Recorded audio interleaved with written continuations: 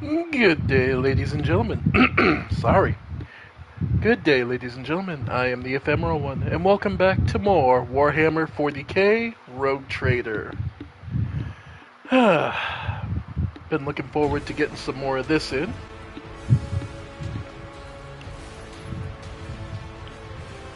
Last time, we began our exploration of the first planet we had been directed to, where there's a uprising, a rebellion going on.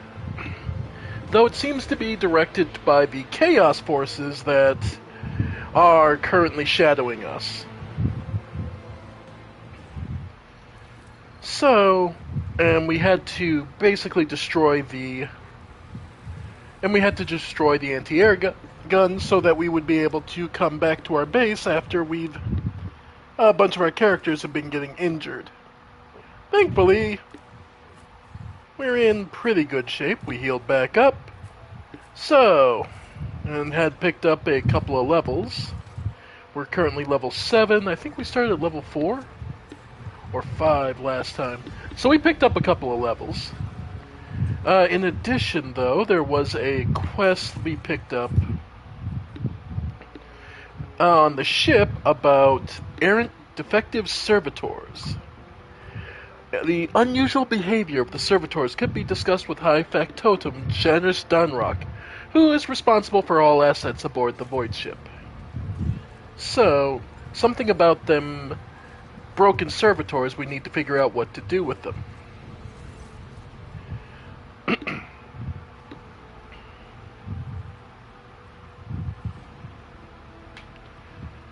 Oh, okay.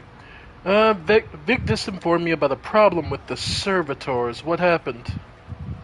You see, my ladyship, the ship's servitors have been malfunctioning of late. They violate protocols, interrupt their tasks, observe crew members for long periods of time, and move erratically with no meaning or purpose. Generous Dunrick nervously pulls his luxurious frock coat as if he were uncomfortably tight. Had it been a routine technical fault, I would have decided the fate of these servitors myself, but I deemed it necessary to notify you. I do not wish to hide such irregularities from the Lord Captain. If you wish to observe this servitor's unusual behavior before you decide their fate, this can be arranged. The majority of defective units have been delivered to one of the storage compartments, pending your decision.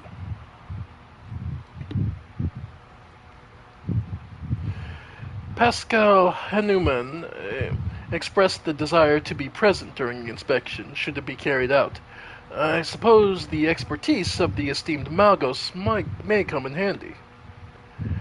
Very well. It's work to be done, so take a look at these servitors before we decide their fate. As you wish, your ladyship. Would you like the Engineer Prime to accompany? Yeah, it's his area of expertise. I don't see why not. As your ladyship commands. Oh, okay. Sector data unavailable, region location, bomb malicious. Lower decks, material report tech. Okay. When her ladyship arrived at the scene, she found the servitors in the same position that they assumed after they had been corralled into the bay. All standing on a long, spirally line facing the threshold of the bay gate, their bodies jerked into motion all at once, as if obeying command. The servitors turned to face the Lord Captain. The technomats tasked with overseeing the defective units were even reached for their weapons, but then the servitors went still just as abruptly, staring at her ladyship with vacant eyes. All present held their breath. Disturbed by this sight, we waited for the Lord Captain to speak. Her ladyship, Reflem von Felicius, towards the gestured for the Engineer Prime to study the service, demand a report, ordered one of the servitors be disassembled, his components investigated, turned to me to announce her decision. I gestured for the engineer. He wanted to come, so let's have him start. The Engineer Prime slowly waded into the motionless ranks of the servitors, peering into their faces and checking the readings. There was no haste in Pascal's actions. With mesmerizing diligence, he inspected every single unit in his path. and Binharic prayers were his companions in the investigation. The examination confirmed the Technomat's initial hypothesis. The servitors' souls, or rather the souls of the people they once were, had awakened. Not yet fully conscious of their past and present, these half-machines could nonetheless feel primitive emotions and sensations such as fear and pain. This undesirable consequence of shoddily performed lobotomy is most rarely observed, and yet, for some unknown reason, it had occurred in every single one of the servitors gathered in the bay. So they were right. Well, then let's have one of them servitors be disassembled and its components investigated. A group of Technomats hurried to act upon the Lord Captain's command. The servitor's mechanical parts separated with clicks, snaps, and hisses. The sutures between the wrinkled, pale flesh and its augments were laid disgustingly bare. We watched the Technomats do the work and could see every centimeter of the servitor's stiff muscles abounding with valves and cavities pierced by countless cords and tubes. The disassembly and analysis complete, the Technomats concurred the unit was in working order. Nothing in the dissected body that lay before us could provide any insight into the reason behind the defects. I should make note of one more thing. At the moment, all of us present discovered that not just the eyes, but the hands and the heads of some of the servitors were now shaking too. It was as if the mechanized servants were overcome with some primordial terror.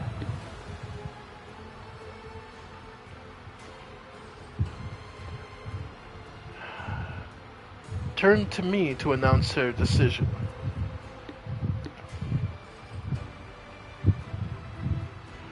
Her ladyship looked down at me, unwavering resolve, and it was that confidence that wrenched me out of the nightmarish stupor that had me tensely observing the scene unfolding before me.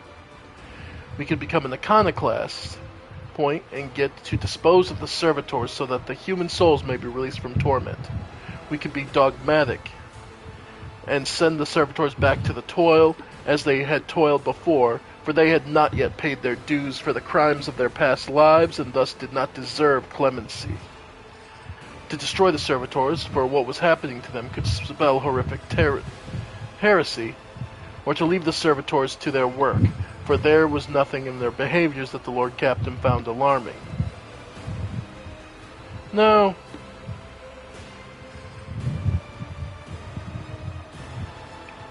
Well, we know that it's just... Well, we know that what's coming then, so...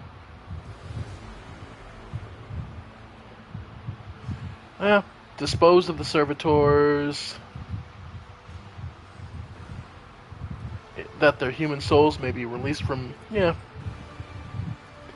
Lord Captain's command was executed post-haste. All defective units were incinerated in furnaces, and their remains were expelled into the void. The crew was provided with replacement servitors and soon forgot all about the destroyed unit's peculiarities. Yet this incident haunts my memories to this day. With the fate of the defective servitors decided, nothing could now distract the Lord Captain from her mission. Alright, so we picked up a few more iconoclast points. Well, and we're pretty much good. I went through off screen and did the modified people's equipment and just made sure everyone was loaded up.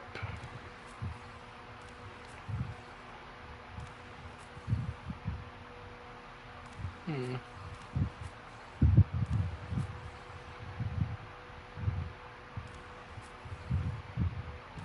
was gonna say, pretty much, I think the only thing I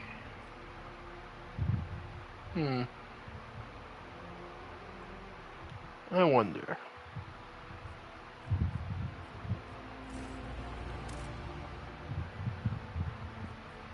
I want to see load.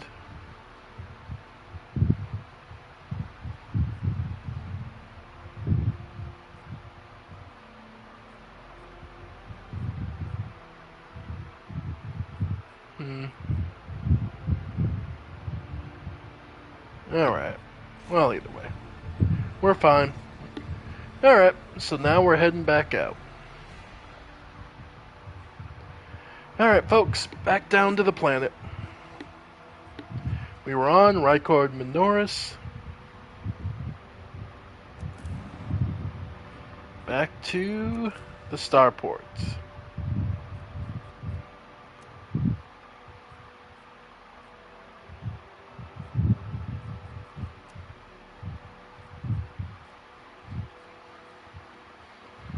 Let's go.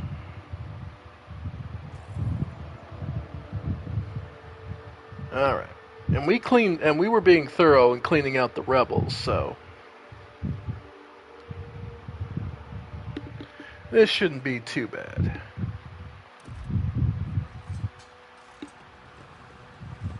Rise to the top, or get left in the dust. Alright. Right. I remember the other thing I was doing.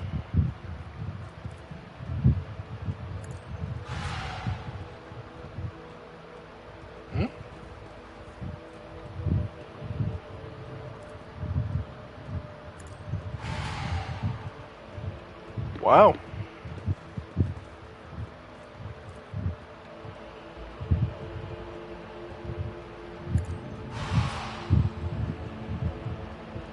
Huh. Okay.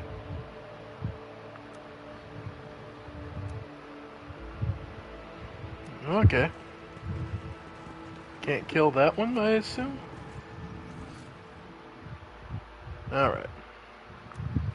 Also, we head to a side room, but where we're looking to get is the streets of the capital. Okay.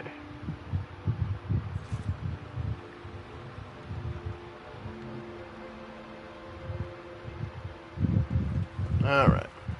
Let us not dawdle. And then we started cleaning out the streets.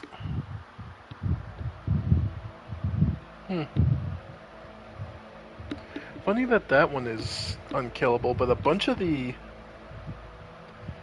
wandering like little wandering blind people, blind madmen were all. Maybe it's just here? Okay. Because we did go through this whole map. Alright.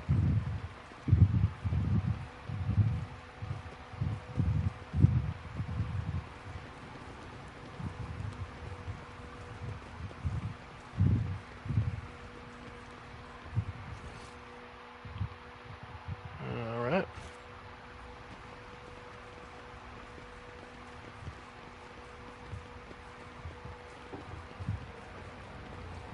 Yeah.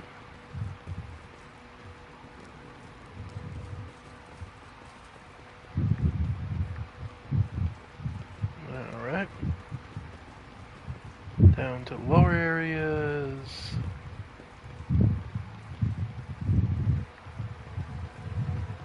Always keep your eye on the prize. Yeah, just making sure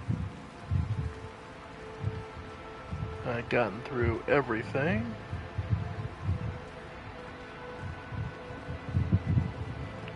Yeah, because that was just an underground area.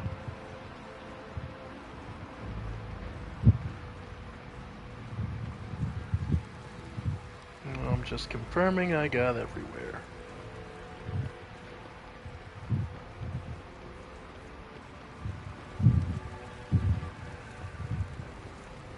Oh. Okay, there's one. Okay, so down there.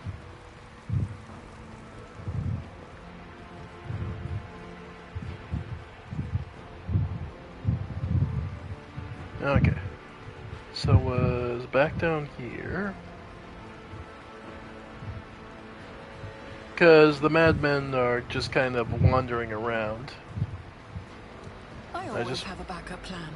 I'm just making sure I got all of them, because I think there was a quest mentioning there was a lot of the madmen just wandering around here. Alright. Because there's that. Then blind madwoman.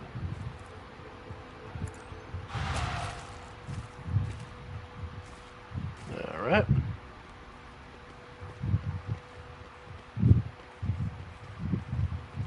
Okay. Wasn't there something about this quest here?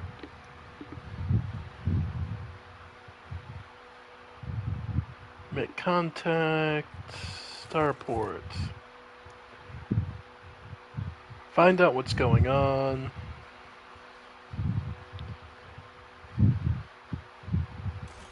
Yeah, okay.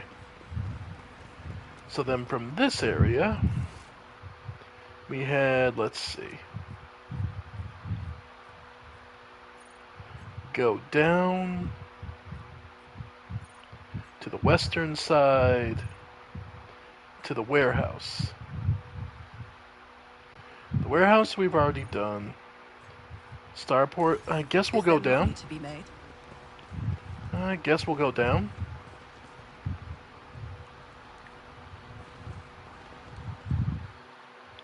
See where that gets us.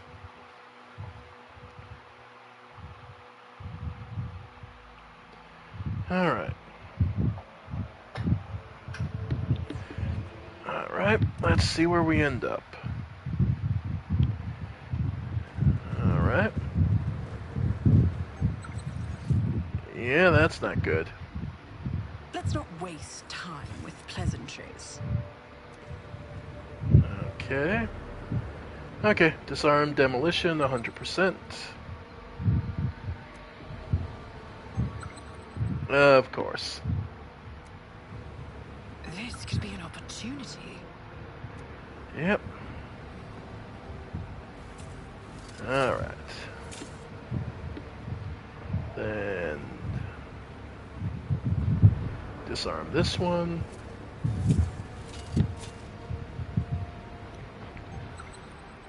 Alright. And to disarm that I one. always keep my options open. Okay.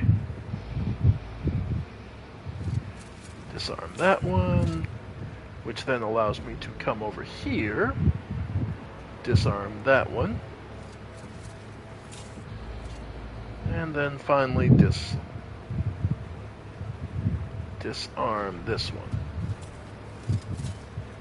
Cool. And the goods we get. That's how it's done. Yeah. Let's see. Books, blasphemous litanies, trank injectors, profane blades. Oh, okay. Yep. Not bad. Single, much larger mechanism supplies power to the whole hive. Okay. Alright. I will lead us to fortune.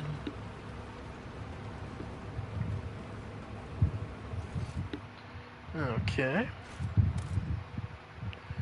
Alright. That looks like the way we need to go, but looks like there was something else about you. over here. Goods. More goods. Okay. Sweet. Okay, so we could open the door there, but it looks like we'll get an ambush. If there's somebody over here, this might be more worth it. Ah.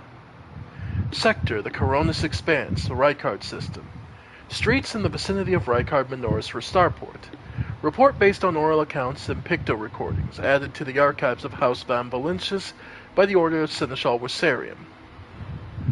On her journey across the world, caught in the throes of heretical insurgency, the Lord Captain accidentally witnessed an unholy rite that transpired in one of the maintenance rooms of an aqueduct. This abandoned nook turned out to be the heretics' gathering place for performing their grim and profane acts. The large group of rebels stood frozen in patient anticipation, all staring into the center of the room. No one moved. Only the murmur of hushed voices against the metal walls. The Lord Captain ran a cursory glance over the room, assessing the situation. The rebels were unremarkable in appearance. They were dressed in shabby clothes of abject rabble, spoke in coarse voices, and had repulsive faces. But what caught the Lord Captain's attention was the look of strange, almost sinister anticipation in their eyes. This was no gathering of loud blasphemers or bored idlers. Only occasionally would they exchange brief, unintelligible remarks. As they stood in a frozen circle, their gazes turned towards the hulking structure in the center of the room. We either get warp or... Well, we know... Surveyed the particular structure with great attention. What are they so focused on? The enormous mounted lens was doubtlessly imbued with the power of the archenemy, inimical to all that is noble and virtuous in the universe. Anyone caught in a corrupted light it emits will face horrifying consequence. Awareness peered into the darkness. Although barely visible behind the closed ranks of the insurgents, the rusted barrels with evidently flammable contents had not escaped the Lord Captain's keen eye. One good shot at those barrels would decimate the number of heretics on Rykard Minoris. The enormous mounted lens was doubtlessly imbued with the power of the archenemy. Okay. Yeah. The Lord Captain patiently observed what happened next.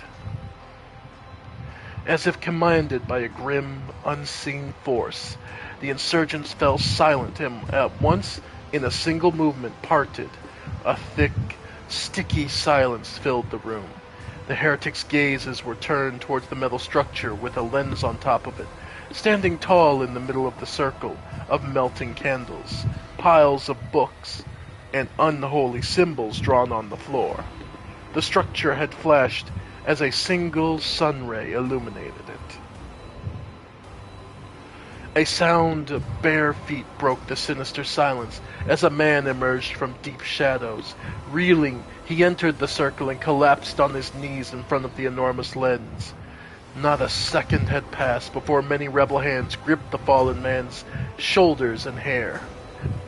"Remember, comrade, the last sun ray you behold will be yours only, shared with no one else. Your holy final dawn!" bellowed a lone heretic's voice amid the silent crowd. By the doing of someone's hands, the lens had turned and found its focused ray feasted on the prisoner's eyes. The blinded man's harrowing scream shook the very walls of the place. Consumed by the right, the rebels had not yet noticed the stranger in their midst. The Lord Captain braced herself and blew up the fuel barrels, thinning the heretics' rays. I assume because we got the observation, we got to see.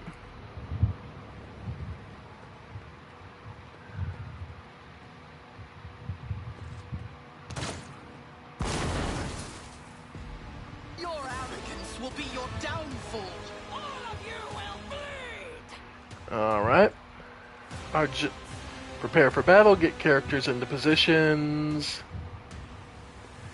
Oh, there's a lot of explosives in this room. That's so dangerous. Oh boy. Oh yeah, this room is dangerous. Okay.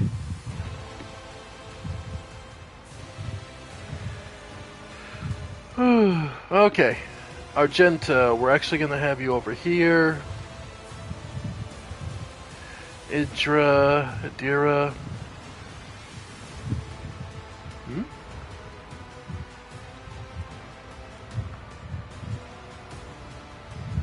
Oh, shut off steam. Okay. Huh. Okay.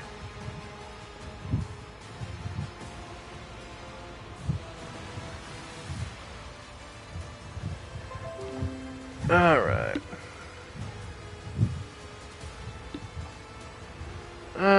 Dira can go there. Magenta's fine. Abelard. As far up as you can get.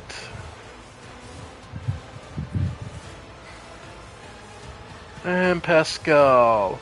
I don't care about you You survived getting blown up before. I'll trust you to do the same there. Okay. Argenta.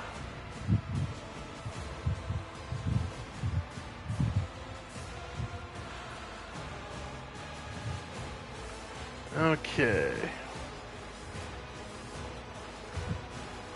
Yeah, go ahead and blow up their cover for me. Yeah, you know what? Actually go for that.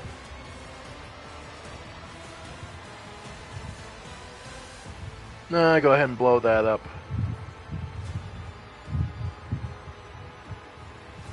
Let's say.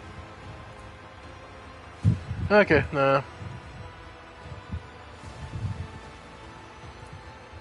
Go ahead.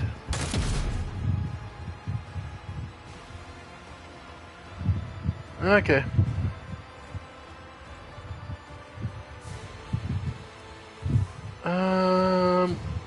Extra momentum. And yeah, we'll just leave you be for now. And for me,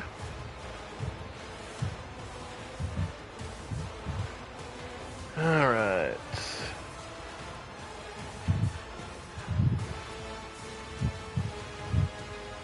Alright. Taking calculated risk is my second nature. Okay. Yeah, try and finish that one off. Nice.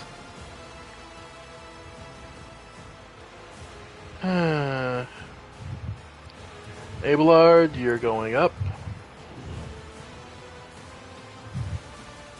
And I can blind. I got some options.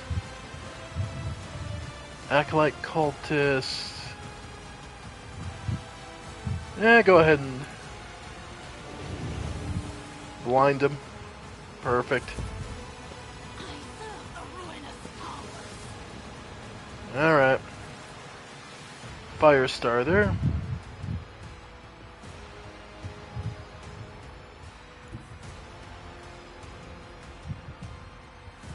No, not there. Oh?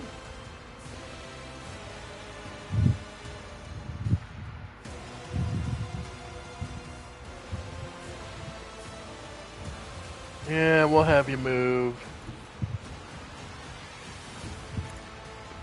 Yeah, we'll just have you move up there. Then endure. And call it good there. It did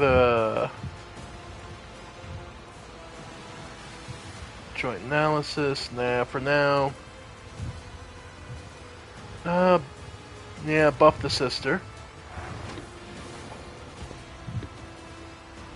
And yeah, you're close enough. Wonder. No, actually, psychic. Okay, so we do. Yep, joint analysis. And go.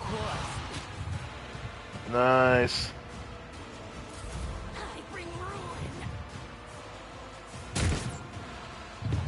Yep. Yeah, you idiots can start.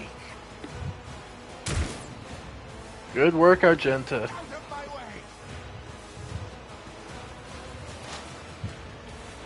Alright, Pascal. We'll just have you move up.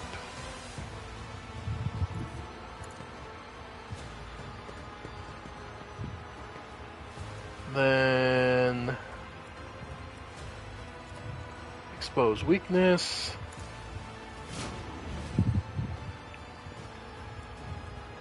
Analyze enemy. And go ahead and shoot. Yep. It was worth a shot. Machine Spirit Banish.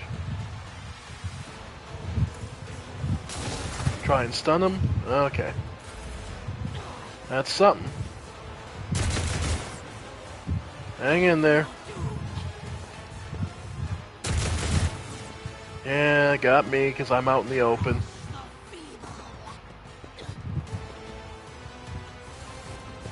Okay.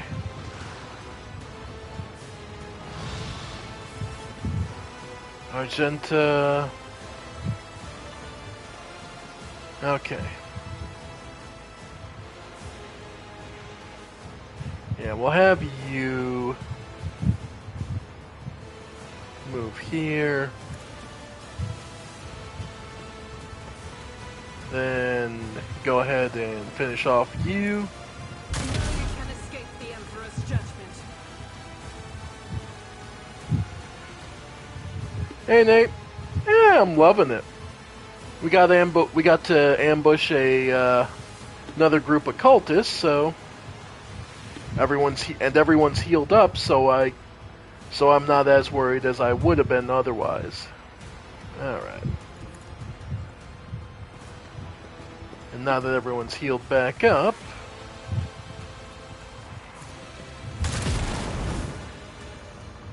well, damn. Oh well. Missed the shot. Okay. So, definitely gonna move up.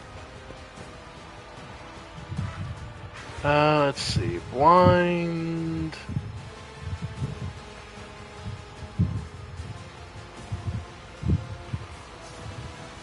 Oh.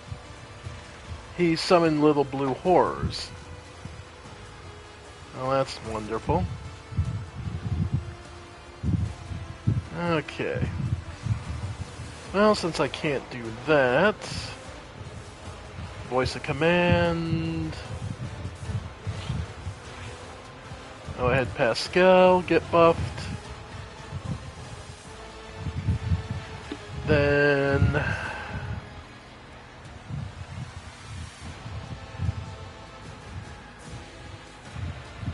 yeah, go ahead and put some blind on one of the blue horrors. Yeah.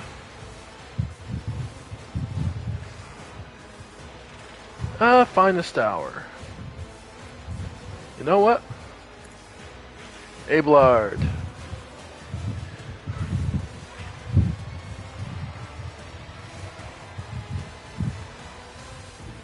Alright. Then gets his charge. Love it. Endure.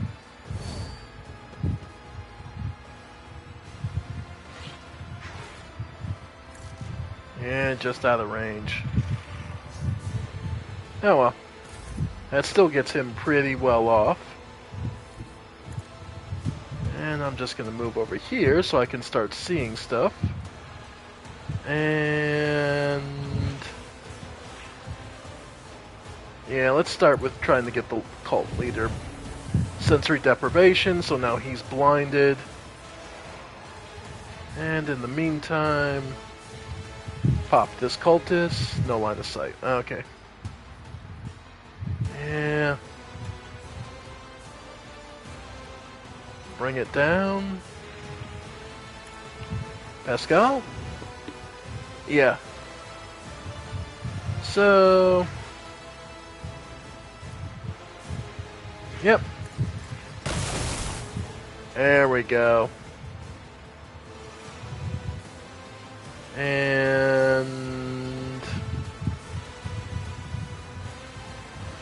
analyze enemies. Start on the blue horrors. Because they've got enough HP that they'll be troublesome to kill. Yeah, I think getting two people into good prime position to fuck everything over. Just checking, that was a miss, right? Oh, lost its will test. 1 damage. Okay, no, it did 1 damage to Pascal. Okay. Okay, so charge.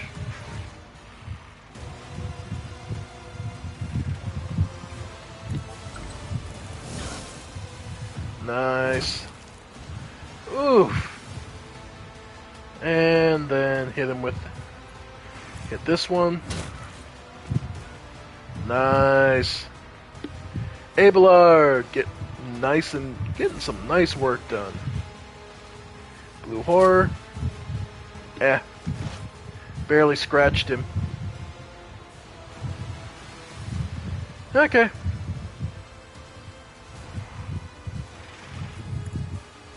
We're getting in pretty good position now. There's not that many of them left. Let's see, and if I wanted to do... Yeah, nothing's left in position, so we'll just buff Will do. us. Psychic Scream.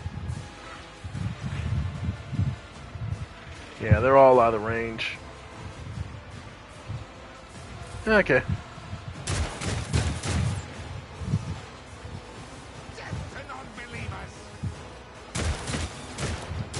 Hang in there, Adira. Alright, Pascal.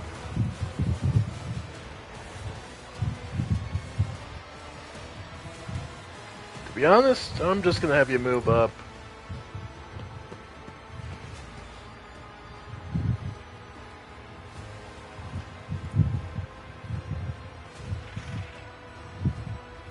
Yeah. Yeah, go ahead and get... Nice. Machine Spirit Communion, Analyze. And again, blue horrors are not that dangerous, but they do need to be handled.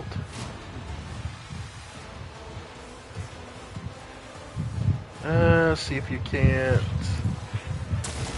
stun that one.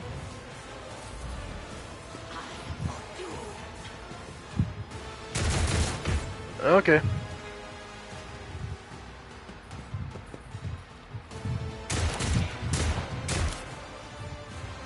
Okay. And the blue horrors start acting, but they're going after Abelard, who is just going to constantly parry and counter. Fucking love the man. Okay. By the way, this one just shuts off. Yeah, this all just shuts off steam. Which is nice, but... Guided by faith. Alright. Go ahead and take... Honestly, take your burst shots. I'll do it. Nice. And run and gun is on cooldown. And that's just far enough, it won't. Okay.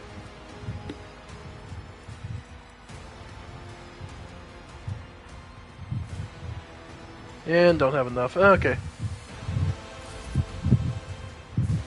Then for me...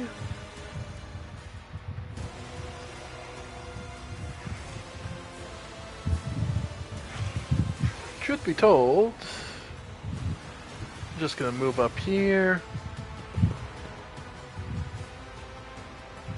Let's see.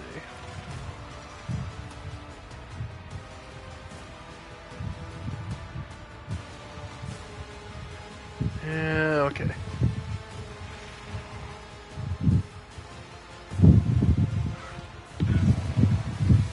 Yeah, Pascal. I won't compromise my principles. I Argenta. refuse. Anyone else need it? Dira? Nice. Okay.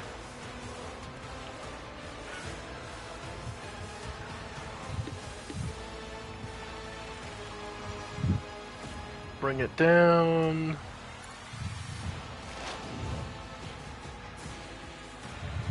Alright.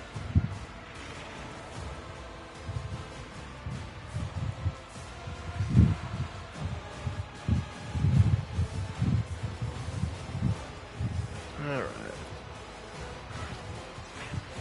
Okay. Oh well. Analyze.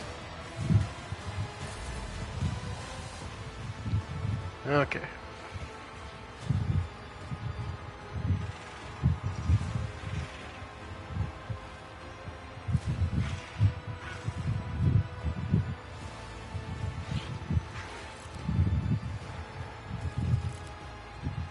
Okay.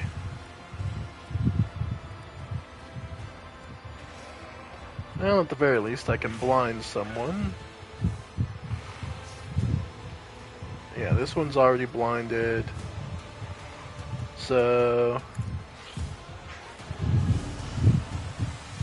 Alright. Missed. No, I just did chip damage.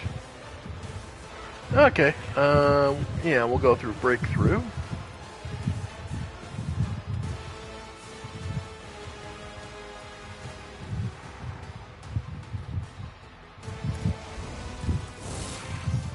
Nice. And... yeah, I can get all three of... Nice.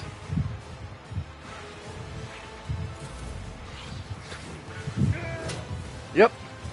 If he parries it, you take damage. I love this ability. Alright. And Adira...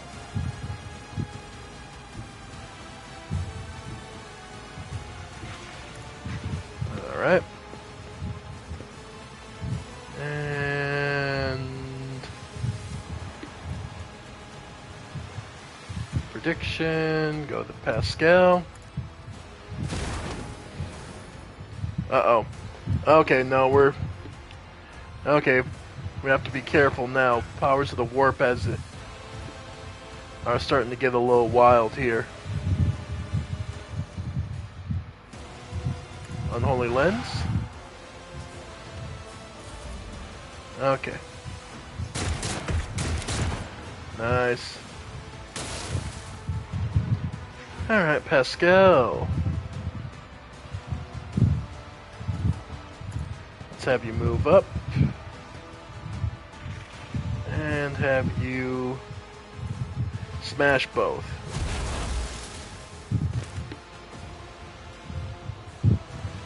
Yeah. Because nothing good will come of just letting that stick around, so... okay, Argenta. I took care of this one. Yep. Better hope he dodges and doesn't parry, because if he does, you're kinda fucked. Oh well.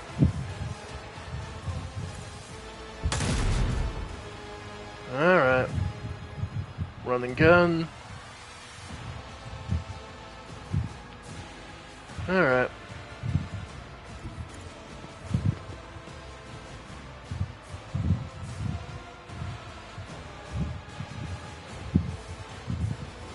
Oh, yay. Well, take the cheap shot. Good gods. Okay.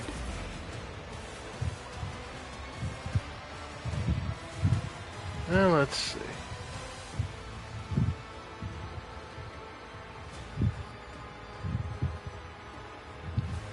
Yeah. Let's just move along.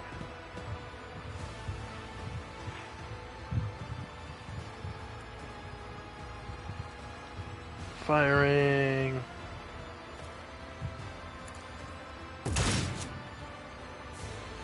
Really, nothing.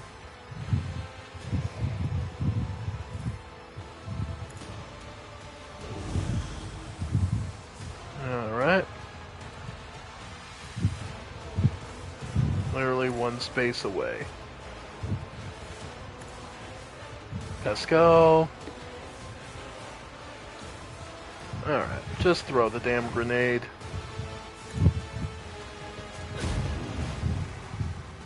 Yeah, that'll help.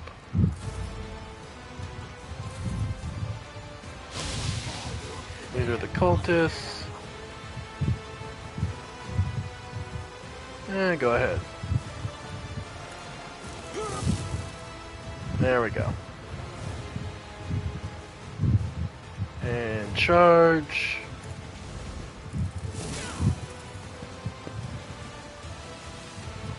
Alright.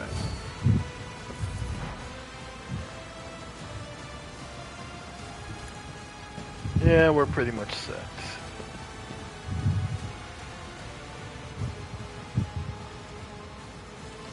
And just Psychic Scream him. Not again. Yeah. Yeah, Pascal couldn't give less of a damn.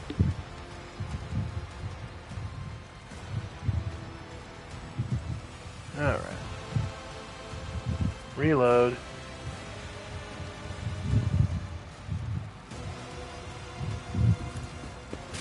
Alright.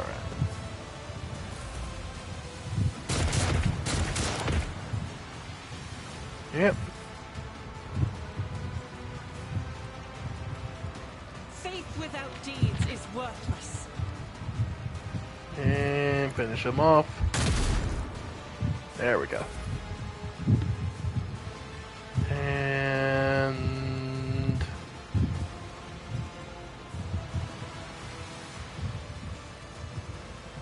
okay.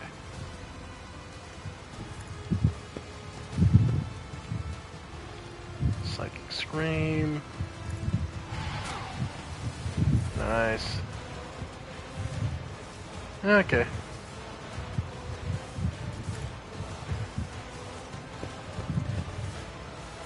Okay. Dira. Cover me. Yeah, just gotta finish him off. There we go.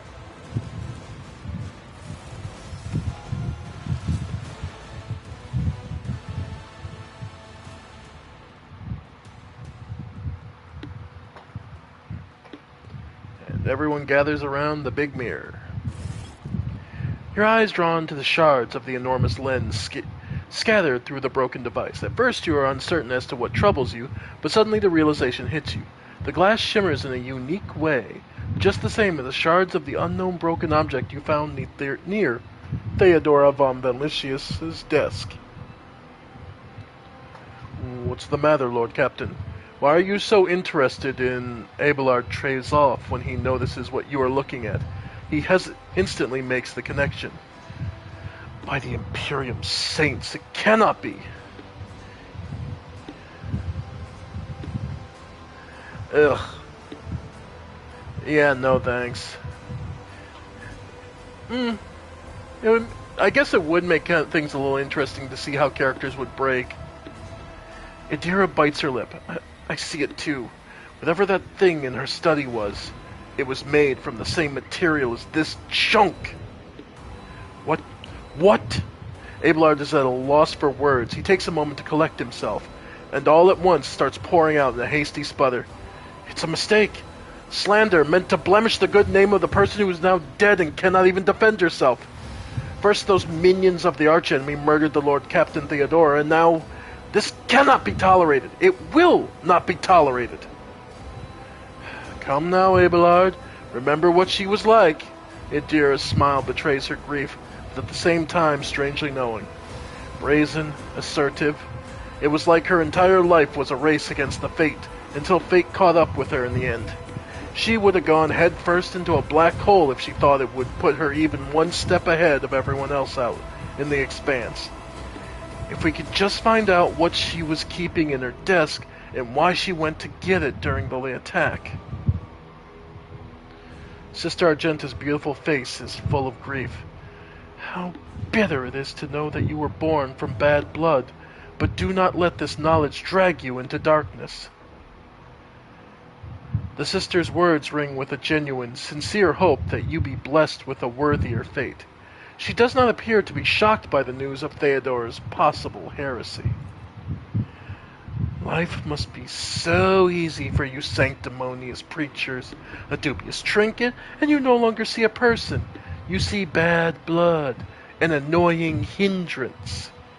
There's enough venom in Adira's voice to poison an entire regiment.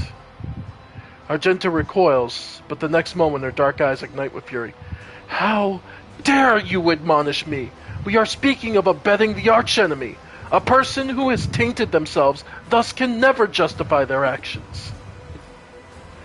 Sure, why go through all the trouble of trying to make sense of anything when you can just label them a heretic and call it a day?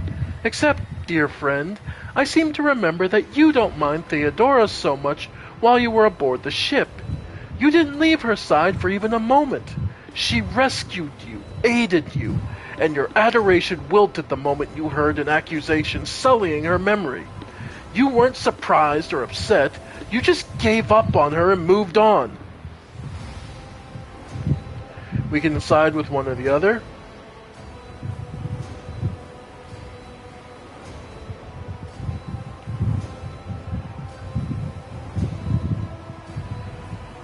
We can defend our family honor, side with one, or chastise either. This is basically a decision of who do you side with. And unfortunately, we may be a sanctioned psyker, but we're still a psyker. But we need to defend the family name. It's clear that it means a lot, and, well,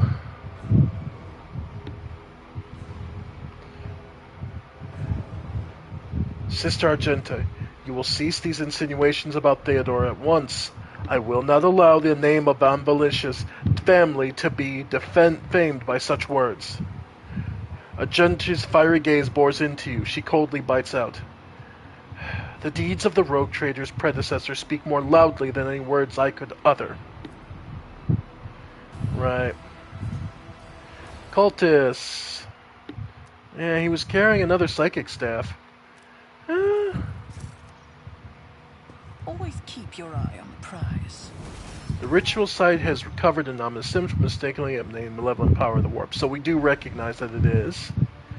Nothing of the pile of shards remains. Sinister lens heretics used to burn out the eyes of the devout cultist. Okay, so this is how they've been doing it. So we've got that confirmation. This is how they've been burning out the eyes and blinding people. It's a whole ritual.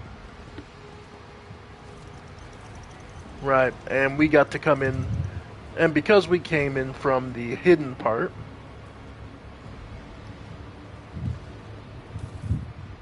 yeah, because we came in from the hidden part, they didn't get a chance to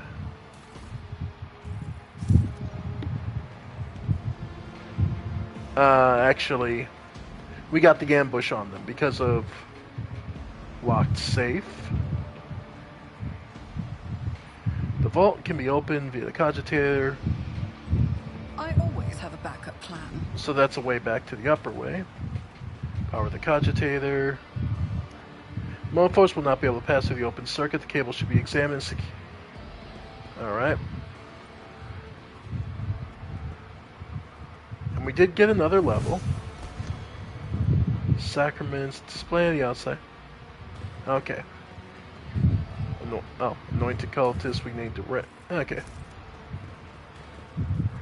Unlatch the dampener. Machine spirit, may they blind. Be forgiven for their ignorance. Okay. Well, let's see. We do need to shut off the steam. Oh, there's a... Okay. Alright. Shut off the steam valve. Okay. Okay. Then disarm the demolitions. Yep. Okay. Imperium.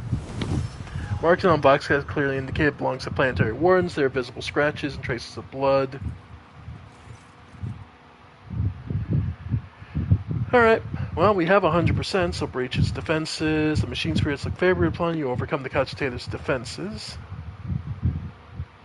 A message archive loads up. Judging by the accompanying notes, the messages were meticulously transferred from paper to the sacred machine storage. So these, okay. They used to eavesdrop on planetary defenses. New missive. Heed the words of the Harbinger of Aurora. Let it be known that you have prophesied the hour is nigh, and the faithful must triple their efforts. Those who stand in the way of the salvation must be swept away. Let it be revealed to you that the enemy is about to receive reinforcements. Remember the name. Remember our name. Her ship has already entered the system. We should expect the enemy to appear near our positions. Whoever rids our comrades of this threat will be granted Aurora's special blessing, a chance to stand on the Prophet's side if the hour comes. Be vigilant. And dispatches. Tell the Harbingers we've intercepted a convoy of the Governor's underlings who were supposed to meet the only one out of the whole convoy. Got away, but he's not long for this world. Oh, okay, so he was legitimately just a guardsman, just scared. Oh well. Our comrades have got hands full in the guards' box aster. These fools have no clue. We hear all their comms. We know their every movement. And we're going to throw them a fine welcome. Yeah. So we knew that they were getting... Okay.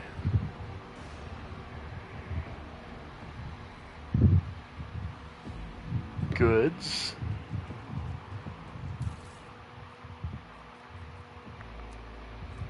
It's coming and coming and drawing even nearer. Hating the words of roar. Oh, okay.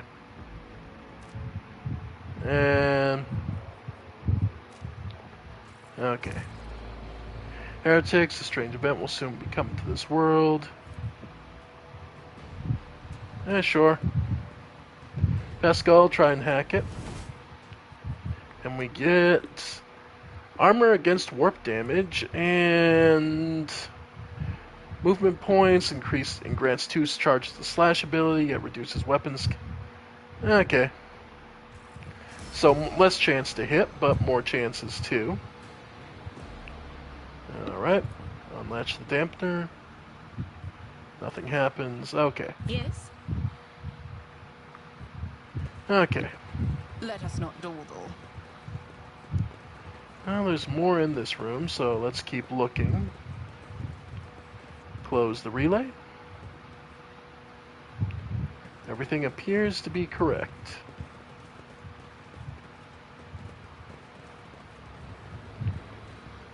Alright. So unlatch the dampener. Everything appears correct. Unlatch the dampener. Nothing happens. Okay. Then in here, distribute the supply of the motive force.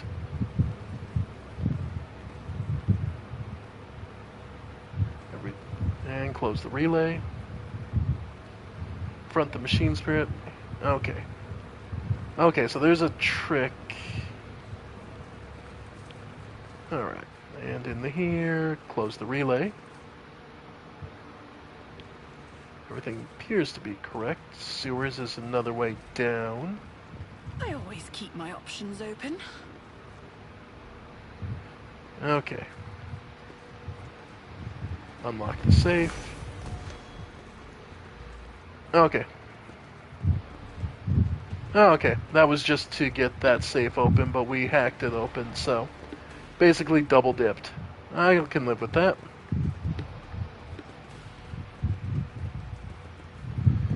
Alright. And now we got another level, so let's go handle that. Officer. We're about halfway through the officer ranks, so we get Blood of Martyrs whenever a heroic act. Focus. Increases perception and ballistic skills, inspired courage, personal oversight, steel resolve, armor of contempt.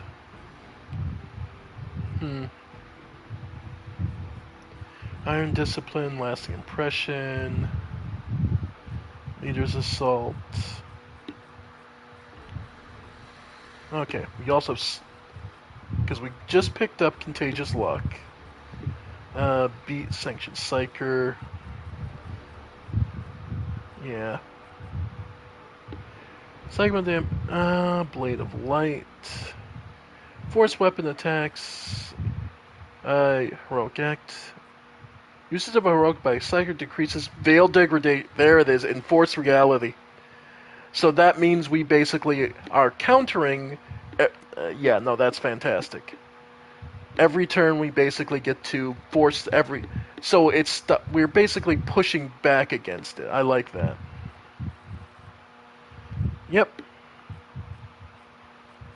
Yeah, and I can't. Yeah, we're Psyker Minoris.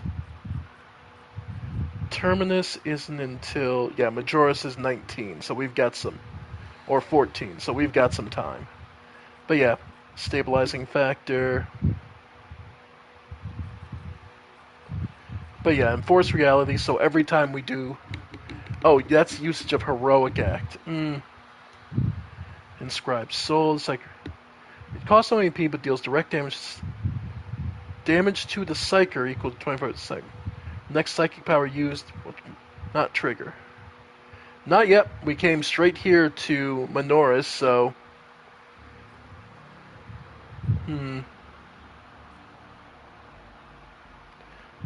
Each turn it increases Veil. 2 points less if this talent reduces the effect on Veil to less than 0, instead but 1. Still Mind. Subtle Manipulation. The Psyker can use a damaging psychic power while being threatened by enemies in melee range.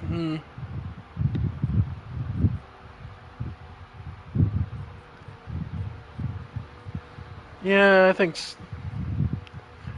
stabilizing factor, yeah. Anything to try and reduce the amount of buildup. I came here first, so I don't, and this is all blind, so I don't know what's going to be good or bad. And skill, persuasion, yeah.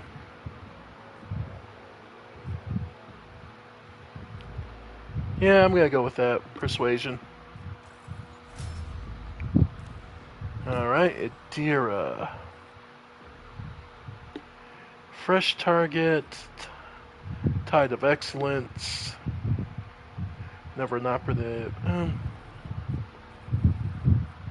We also have Flawless Plan, every 9 successful dodge or parry, Psyker, Edge of Fate, Fatebringer, Predicted Downfall.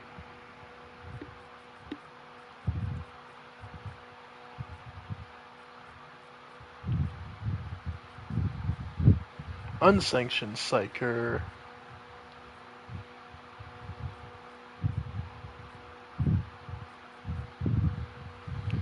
Yeah, we still got some time for her, so Thriving in Peril. Subtle Manipulation. Again, stabilizing factor to reduce the amount. Because we are getting to that point where Psykers are going to start being real dangerous to us as well as the enemy. Then, second skill.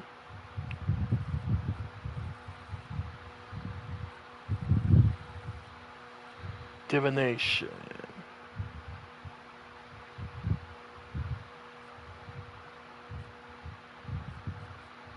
Let's go.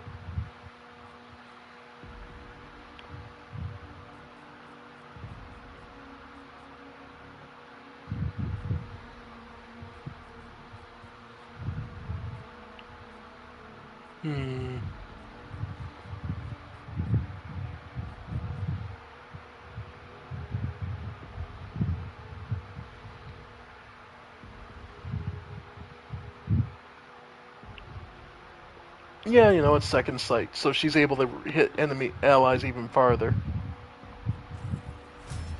Yep. You can't escape Adira. I like that.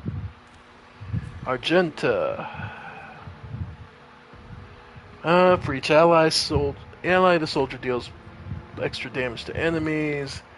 Whenever the soldier deals damage, or critical damage, rack and ruin. Deal damage to 3 different enemies, they gain 20% damage. Reloading costs minus 2 AP. The first reload in combat does not cost AP. Unpredictable, the soldier. Yeah, you know what? Rapid reload is fantastic. That much I can very much see. Awareness, demolition. Nah, go ahead and get better at blowing stuff up.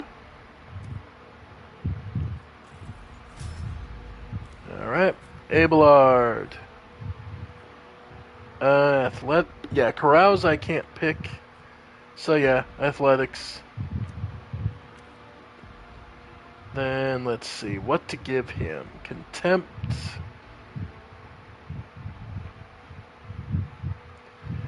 Contempt is definitely very nice, especially with his counter, because that probably stacks with the way his counterattack does. Easy target.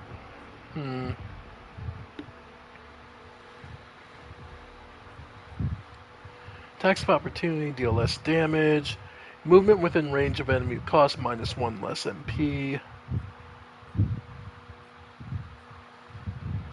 Disarm could be nice.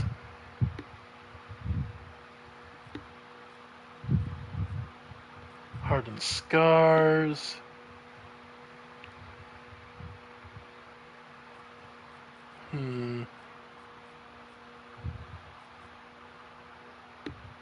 You know what? Increases charge distance. Yeah. Him being able to hit from farther away will be nice. Pascal. Oh boy.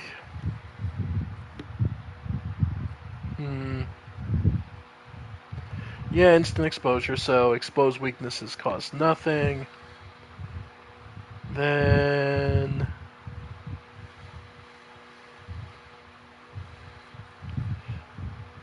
kind of tempted to steal of the Forge, but he doesn't have... heavy armor to give him yet. Resistance to the Forge, gain the stacking, chance to dodge protection against enemy hit with single attack. You know what? Calculate relation. Yeah.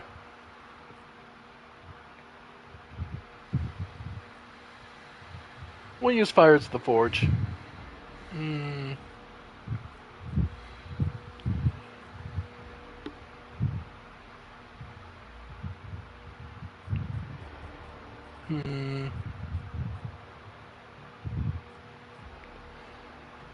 Text used to restore wounds of an ally once per combat, and this increased shock damage dealt to Ferrum Stratum effect is written. Okay. Scanner, Mechadendrite, Perception, Utility.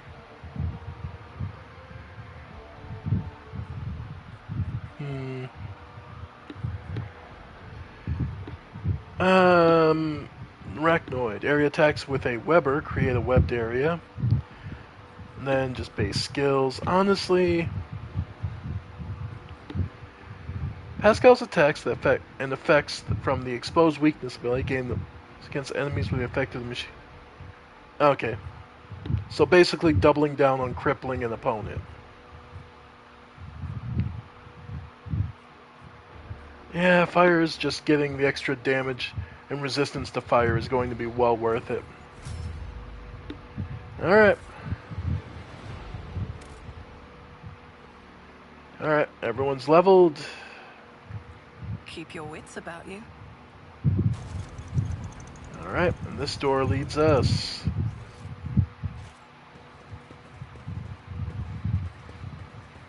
Back to the upper way. Okay, so this is just one of several ways we could have gotten down here.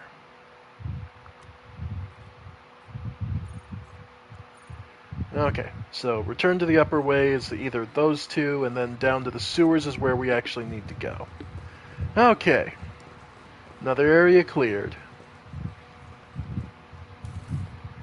And we picked up a stub carbine, hand flamer, Daemon tool. Whenever the wearer deals warp damage, the damage carrier suffers burning. Okay.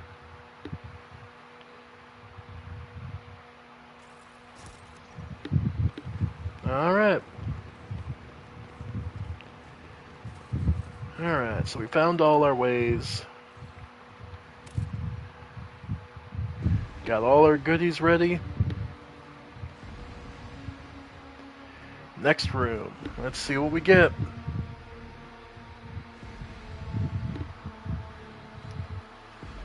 Alright.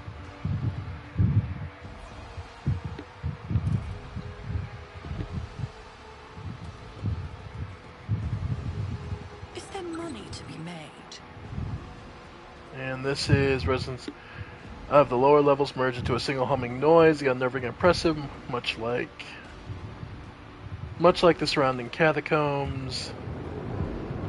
You feel a slight prickling sensation back home. The words are grown so thin you can feel a breeze to the side. Okay. Oh, actually someone here? Alright. Toxic flow of murky liquid comes down from the higher levels via ancient rusted pipe. Okay. Abelard, I've been meaning to ask, how are you keeping it together so well? Don't you ever feel awful without her? Oh? Enough, Tluss. We have a duty to the new rogue trader. You would do well to focus on that. If you keep your mind busy, you will have less opportunity to fill it with awful things. Focus on the job, huh? Delay is certain. You'll notice a symbol scratched in two. Yeah, someone is watching you. Okay, so we're being observed. Rise to the top, or get left in the dust. Mercy, I've been robbed blind. Yep. And consisting corpse stench, the filthy dinner consisting of algae corpse stench. Okay. So the residents don't have give a damn about us, which is perfectly fine. Idira, is there something you wish to tell me about? Namely, the mess in the wardroom last week. Ugh, stop blaming me every time one of the officers flies off the handle, old man. Not every brawl or disaster on this ship is because of me. Okay. There's a ladder. Ladder. Hello. Yeah, saw that coming. Herald of Sneech. Okay. Well, this won't take long. Okay. I'll move back over here.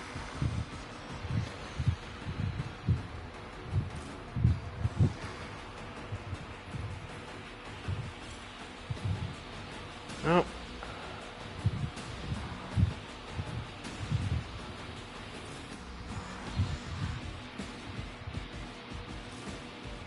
Alright. Idira. Yeah, just go around the corner. Okay. Argenta.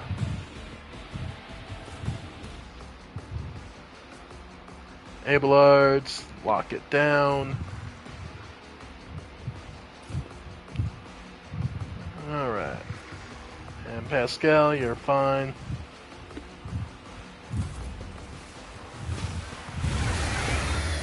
Alright.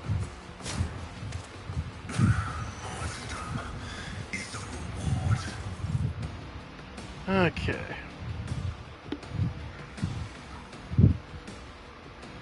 Yeah, I can definitely appreciate it.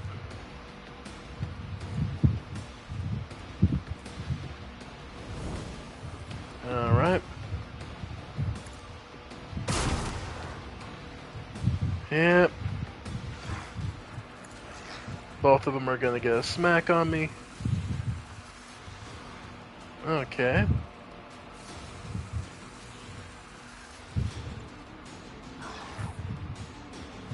Yeah.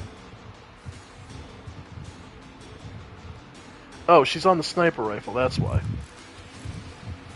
There we go, flamer.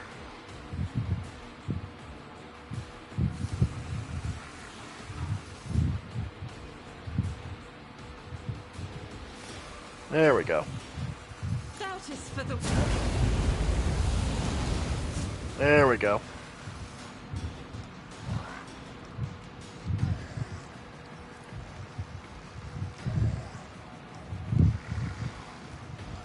And we'll have her move back.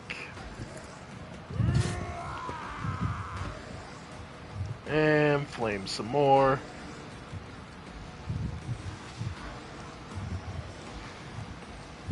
Yeah. Eradicated. There we go. Hold on. Yep, they're going after Pascal because he's by himself and alone on the floor. Of course. Alright. Let's make it quick. Yeah. Here we go. Okay. They all got mind control or were cultists. Oh well.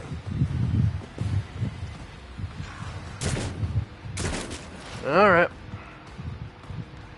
Well, this is gonna suck for all of you.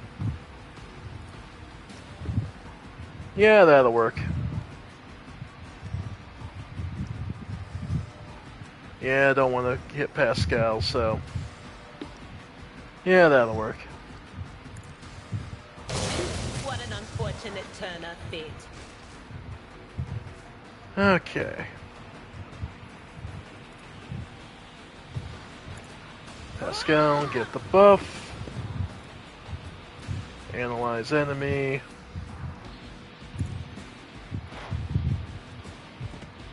And go ahead and make it worse. Okay. Abelard.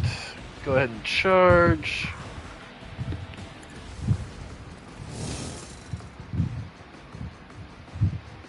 Then endure.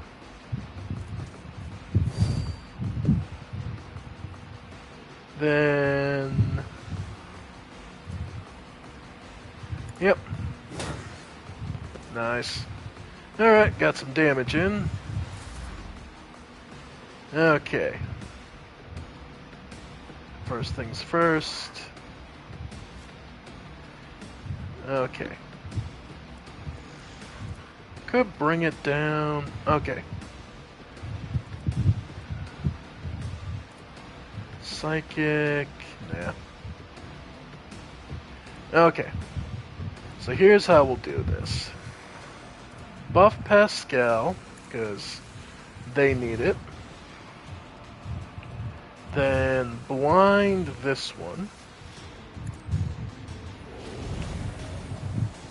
Then finally bring it down with Abelard.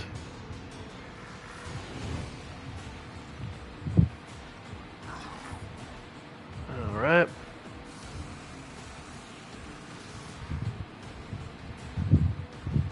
And go ahead and keep hitting it. And it ran away. Of course it did. Then mind jacked a bunch of other small fries. Of course. Oh no, whatever shall I do? Anyway, endure. Good work, Abelard. And we're good. Show me what you've got. Let's get to it. Yeah, we're in pretty good shape. Let's get to it. Let's make it quick. Yeah.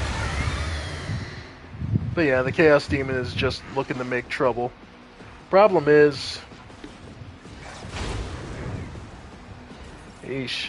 Okay. Well, Argenta... yeah, you can just move up.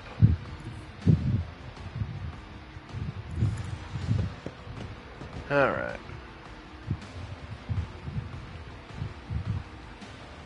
Switch up to the sniper rifle. Alright.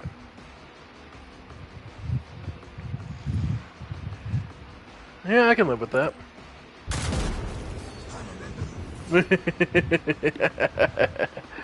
That sniper rifle is so good. Alright, and we'll save firearm mastery for next round. Oh, we could switch guns. We do have... oh yeah, we do still have...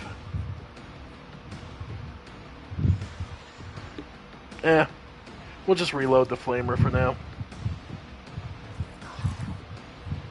And reload.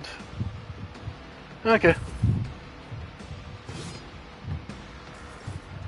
Pascal parries.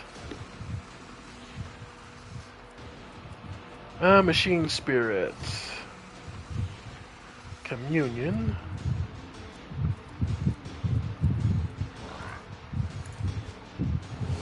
Alright.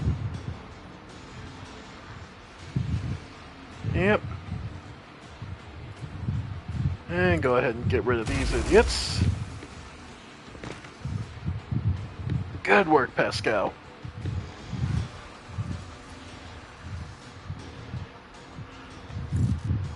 Can't for you, but can for you. Okay.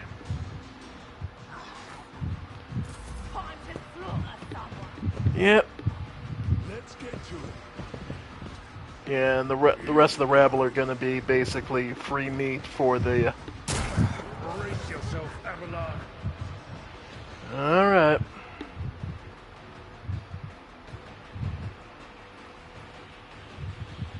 Alright, so you can't see it from there.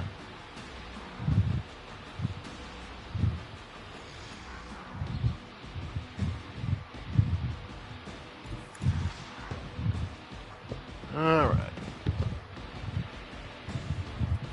Then let's expose weakness.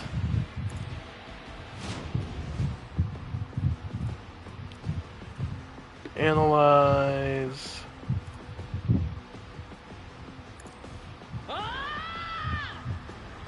Do I wanna, let's see. If I do the lightning, or just the straight up psychic, 11 to 26, yeah. Just go straight psychic damage. And he runs away again.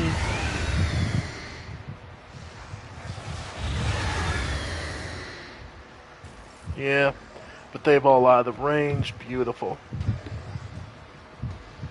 Okay, and then finally... Adira, go ahead and put on Pascal. Okay. Abelard. Charge. Oh, she's in the way. Okay, well then we'll just have you move up normally.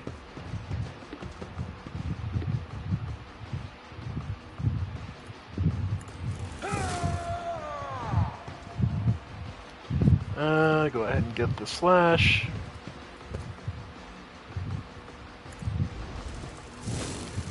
There we go. Nice. Okay. Endure. Alright. We're holding on. Okay. So there's a bunch of small fries over there, and then the actual demon is back over here, but everyone's out of range of the mental interference, so let's have me move up here.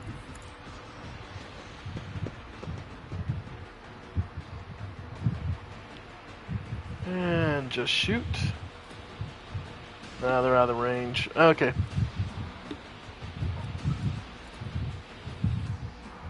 Yeah, go ahead and blind the shooter.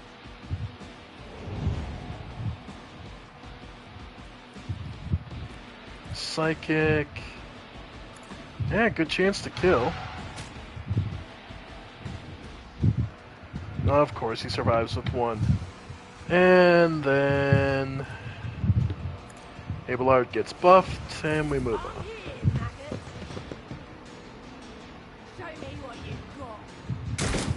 Yeah, that blind ability is so good for so cheap. Yeah. Let's make it quick. I just love that basically we have the Underhive. Because they were in the wrong position, they got to... nope. Yeah, no, he's got to fight him outright. Oh, perfect.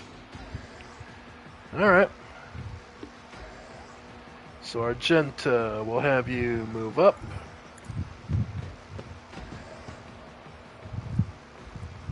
And take a shot.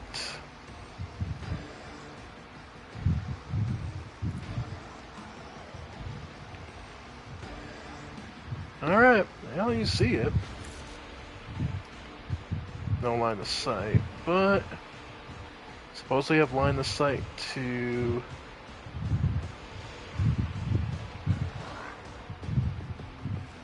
Alright, we'll go...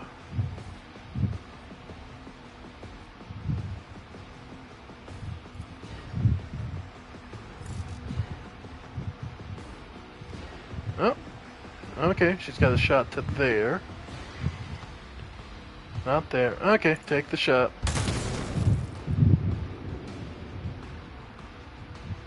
Alright, then we're gonna go move and shoot.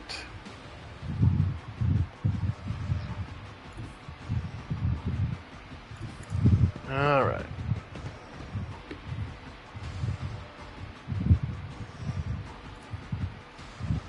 Yeah, go ahead. Picking them off one by one. Nice. Okay.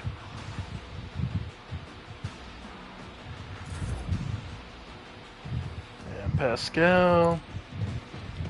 Just looking to move in. Let's get to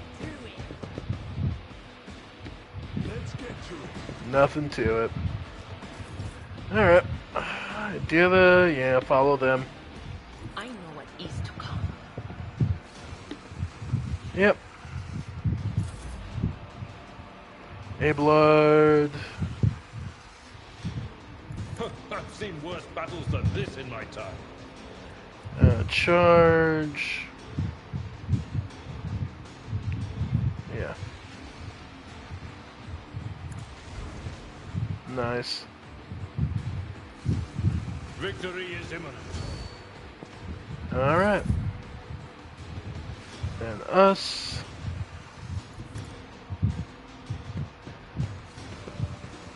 Yep, just...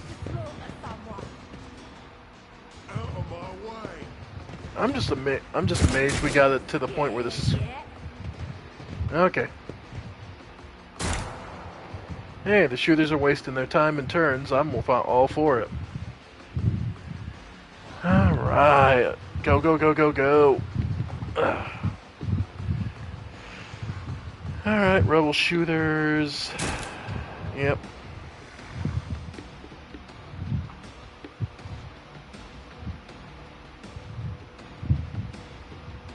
Come on.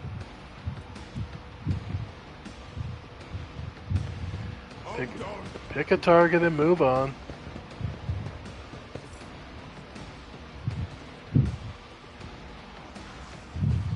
Herald the Snitch. Okay. Argenta, you got a good shot from here. Alright. Soldier gains the ability to make a number of extra attacks equal to the weapon's rate of fire. So...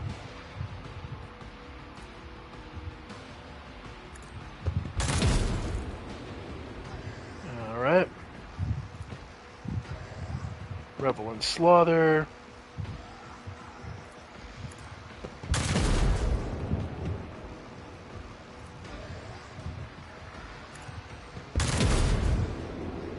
Alright.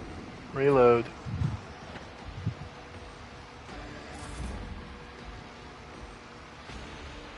Alright. Yep. And we'll have Pascal move here. Machine Communion.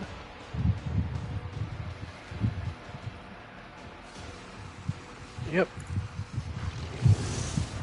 Show me what you've got. Yep. Hey, that's less HP I have to work on them off them when they get mind controlled.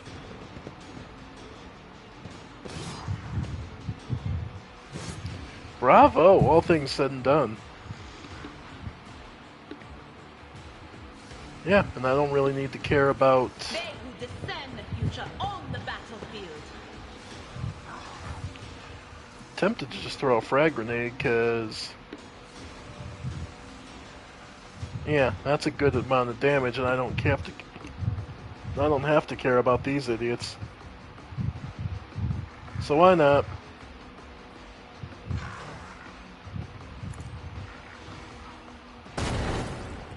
Nice.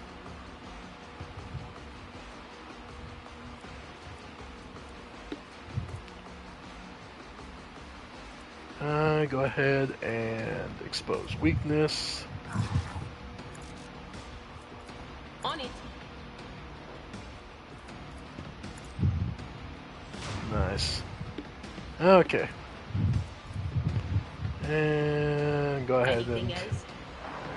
forewarn yourself. Abelard. Charge.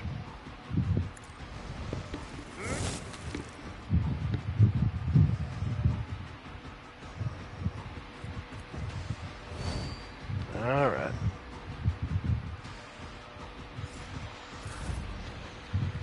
Alright.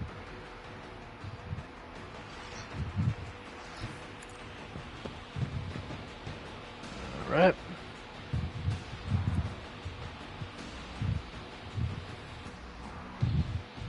Alright, we'll do blind. And then psychic.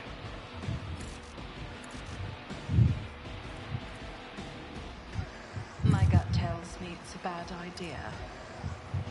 Okay, Argenta. It's as good as done. Yep, and then we'll have him charge again.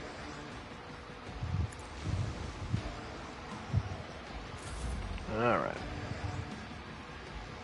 Let's get to it. Yeah, we're fine. Oh.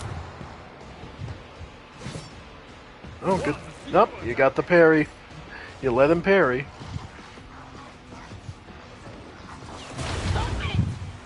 Oof. Okay. Yeah, Dira's fucking voice actress. Jesus, they put their whole heart and soul in that. Okay.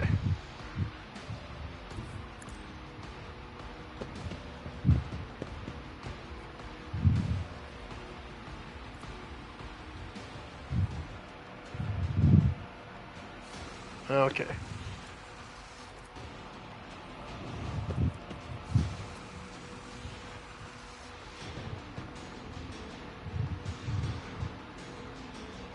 Alright. Well, she can at least get there.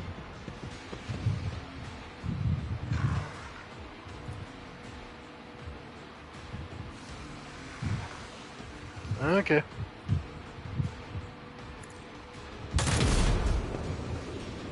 Missed a 95% shot, of course.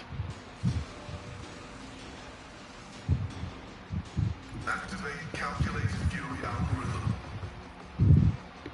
Alright.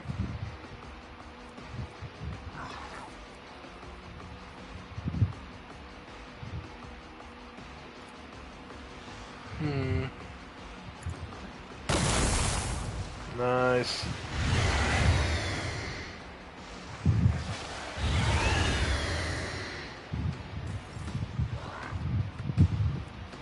Let's try and stun him. Alright, and go ahead and Machine Spirit Communion. Alright, I'm ready under it. Time to slaughter someone. That's perfect. Waste. Alright. Yeah, honestly, at this point, just smacking the damn thing. Anyone see that? Yeah, we saw it.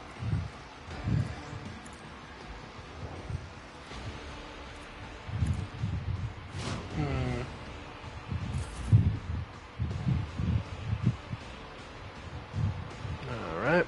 Abelard.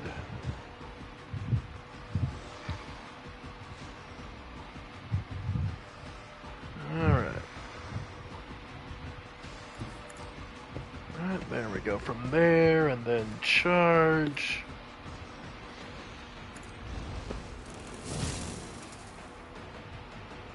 Nice. And if I tried... Yeah, there's no way to hit them both, so...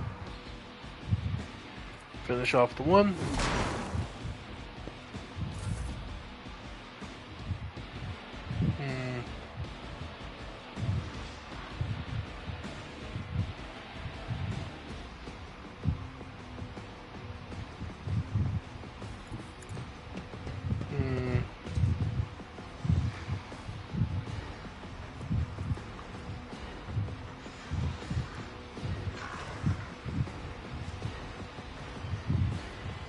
Can't shotgun him. Go ahead, Nablard.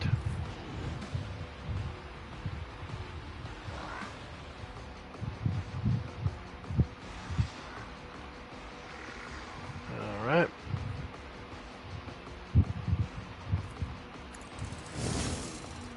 Yep.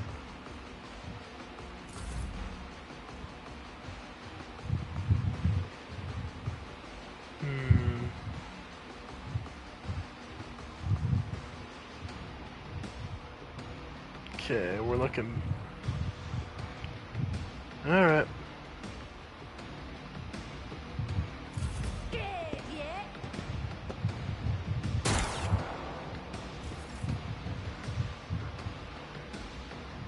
Alright. Finish it off. Escape the Emperor's judgment. There we go. Pascal.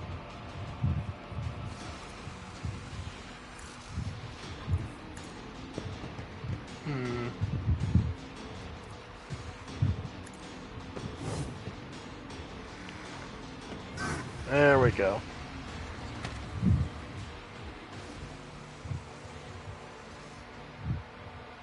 Is there one more? There's one more.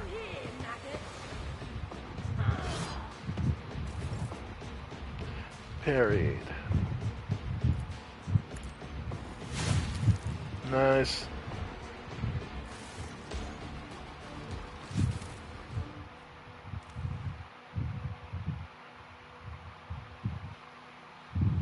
Oh, wait, shit. I hit the wrong button. God damn it. Sorry, I blanked out there for a second. I got distracted. God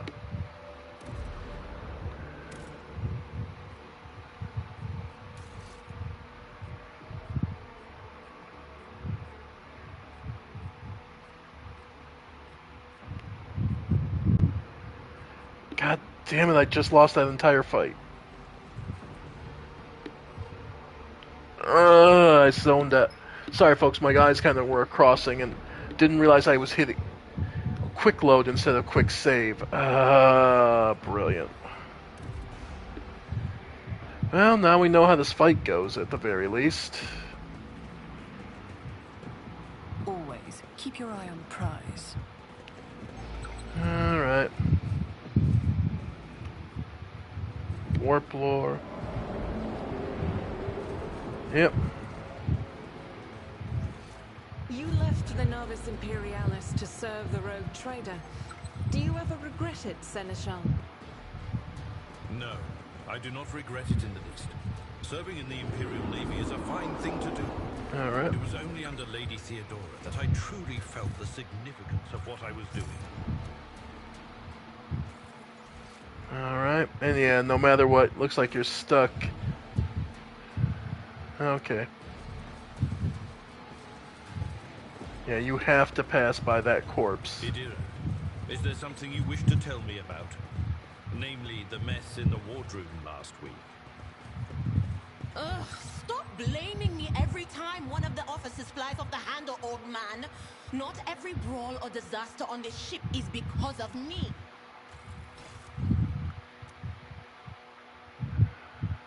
Destruction. Should I Join me in prayer.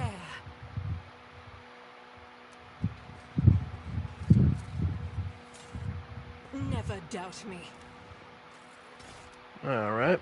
Did I mention that my whispers tell me jokes? Jokes that, once said aloud, make your eyes bleed and blood curdle. Let us not dawdle. Talk about black comedy. Yep. Tech use, Pascal. Ooh. Blessed Cape. Melee attack damage against daemon enemies +2 if the wearer's conviction dogmatic. Okay. Oh. Alright. Alright, so that's as far as we go here.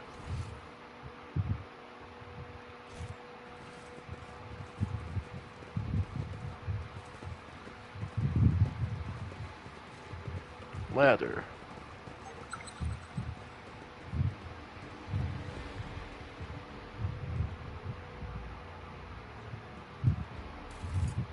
And just more random goodies.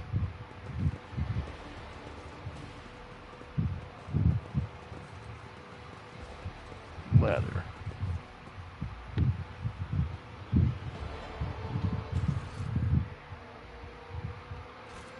Okay. I always have a backup plan. Alright.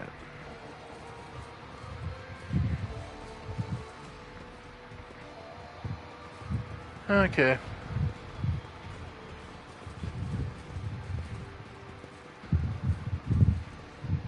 So there is no other exit?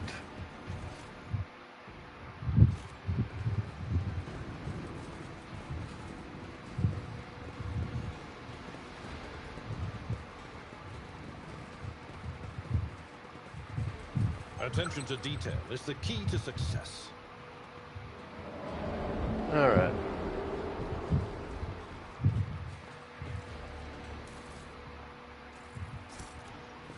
Alright.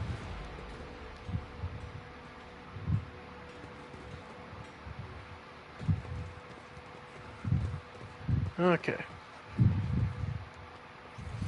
So, nothing else and no other exit. So this is just a side area. Is there money to be made? Kinda don't want to do the fight now. Back to the warehouse. Okay, if that's just a side area and nothing major, it's an optional boss fight, basically.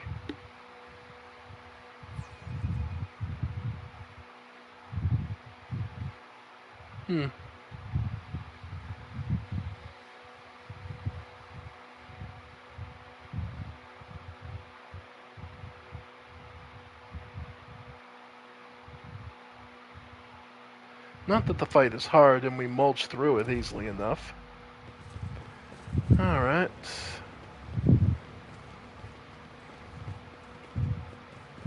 Turn to the upper way. Yeah, because we cleared all this out.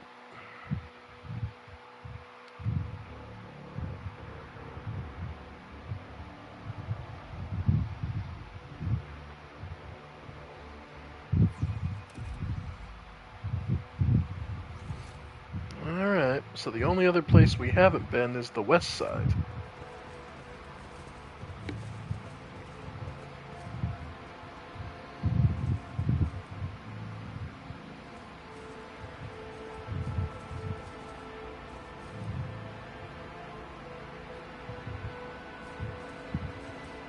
Alright. Let's see, I believe this is it. Alright. Keep your wits about you. So yeah.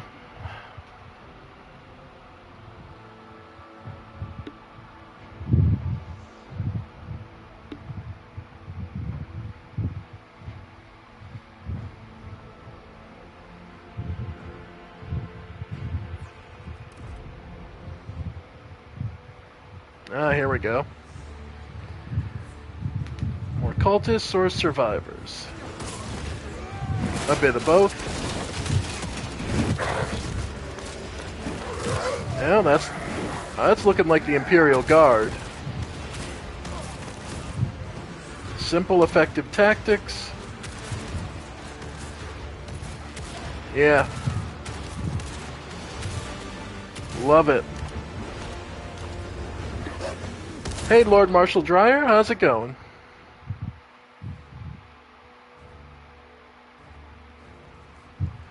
Brought good work. Arbitrators, secure perimeter. Formation 4755. Later, heal. A powerfully built man among the fighters quickly surveys the battlefield. His face, determined and impassive, recalls those seen on statues of heroes of the Imperium. His gaze remains trained on you as he raises an iron fist.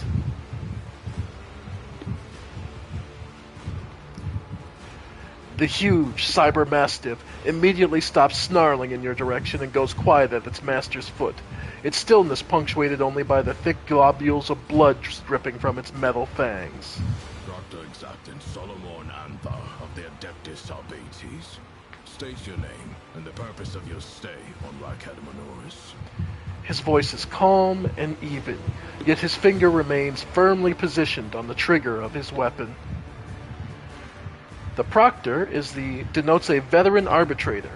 In the hierarchy of the Adeptus Arbites, Proctors act as sergeants under the Marshal's command.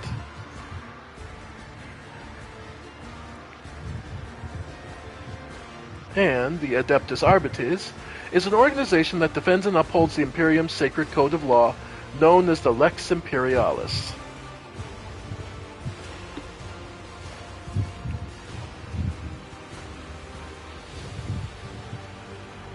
Well, we're a former officer. We understand the necessity of identifying ourselves and making clear who is and where we stand. I am Reflim von Valetius, successor to the recently deceased Theodora von Valetius. I have come to this world on personal business. So, Theodora von Valetius is dead. I will deliver this tragic news to Marshal Strax. I honor the pact your predecessor made with the Adeptus Albates. I won't keep you any longer.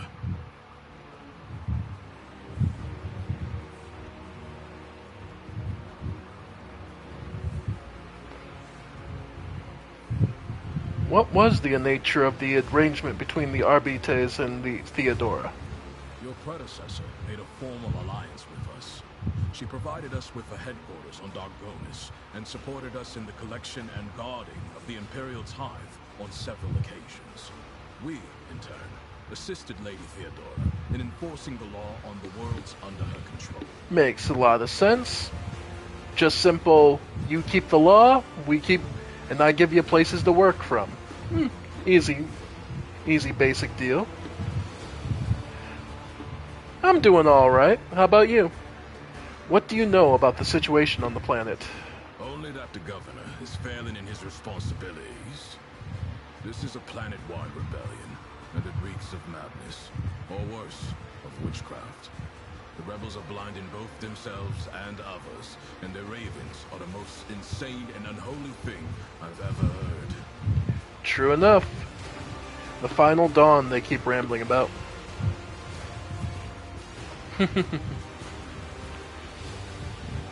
What do you intend to do next? Fight our way to the local administration palace and ascertain whether a fire or some other disaster hasn't destroyed the documents related to the investigation. I hope the clerks were smart enough to put the records before their lives. If the Emperor favors us, we will extract the data we need, or else interrogate the survivors before we pay a visit to the governor. The questions we have for him are beginning to pile up. Indeed. The Cyber Mastiff lets out a low growl and leans forward somewhere to the side. Solomon fires a shot in the same direction without even looking. You hear a stifled, gurgling rattle.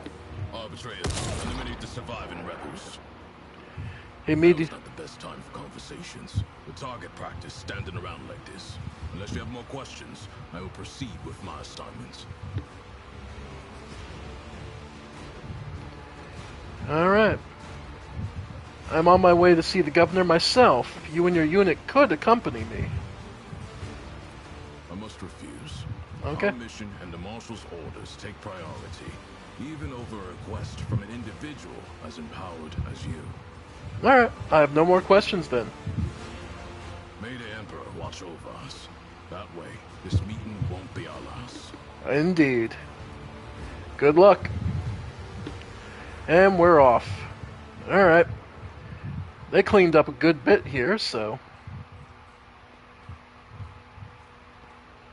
Serve the Emperor in your heart and deeds, and you will join in the ranks of his illustrious army, the Astra Militarum.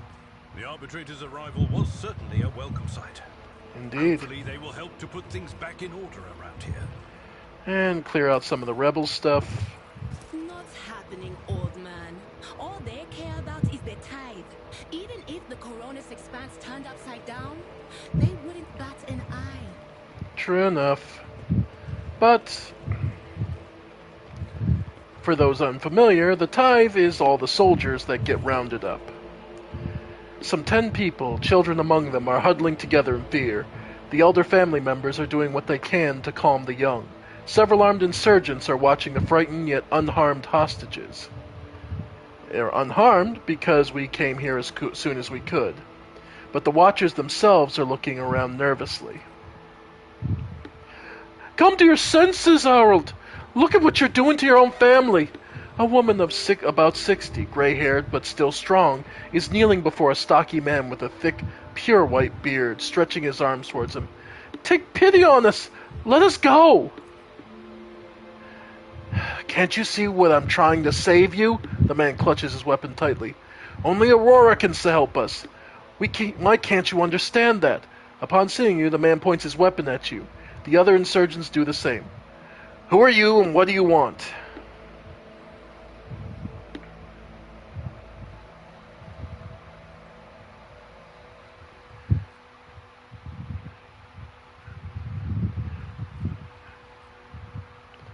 What are you trying to save them from, and who is behind all this? At Aurora's behest. Aurora is the great prophet and the great warrior. The face is shrouded, but the gaze pierces the veil of time and sees the future. I always knew the governor's dogs were hiding the truth from us, and now the day has come. A prophet has come to Rykard Minoris and opened our eyes. The end of the world is coming, the final dawn, and only those who accept Aurora's truth will survive it. Pascal hisses furiously. Layperson, cognition is not your primary function. You are saving your kin by holding them at gunpoint and believe that burning their eyes will grant them sight. It is evident that the author of the demagogic teaching that confused you meant to make a mockery of your deplorable intellect. Abelard's face turns a deep red. To cast your own children into the thrall of heresy. To drown your progeny in this filth with your own hands. Are all these people your family? All of my adopted blood and children are here. I raised them as my own, and now I must protect them, help them see. No, you tell me, who are you and what are you doing to these unfortunates? I'm the chief.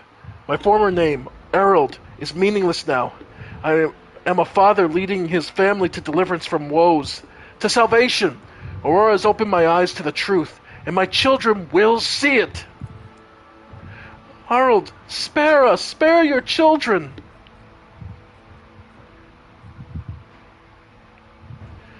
We can attack them outright. We can apply logic. You have been torturing your own family in order to save them. You have been blinding them so that they could see the truth. Or we could be an iconoclast. What you're doing is no salvation. Stop taking your fear out on the innocent. It will neither ease your suffering nor rid you of fear. The man, but all I wanted was to save... The man drops his weapon and covers his face with his hands in desperation. You hear several short sobs. The old woman rises from her knees and approaches her husband. I know you were trying to save us, but there's still a way to set things right.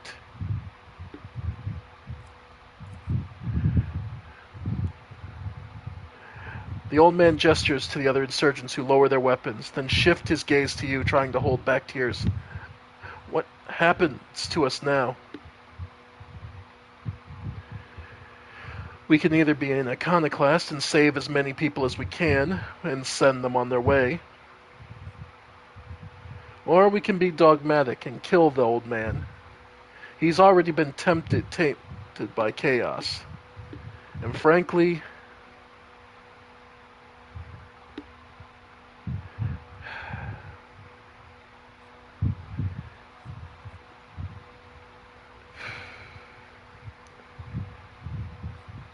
I killed the soldier because for suspecting him of being a plant and being a problem.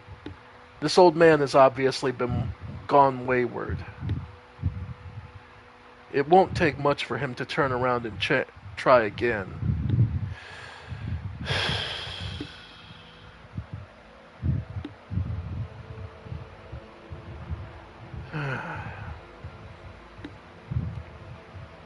Yeah. Your family will be taken care of. As for you, I condemn you to death. The old man's body falls to the ground. As soon as the hostages see it, they start moving faster and soon disappear around the bend.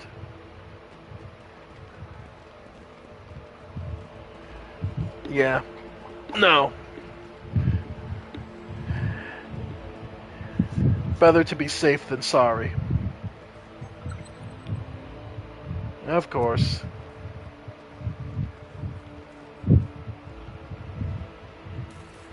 And he had a couple of grenades and a basic bolt pistol. Okay. Disarm. Of course.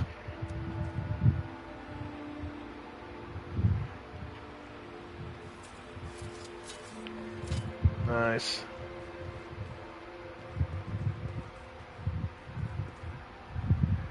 The cover was haphazardly assembled from whatever the rebels could find. Alright. Not the greatest. But, well, we'll find what we can. Let us not dawdle. Alright. Keep looking around.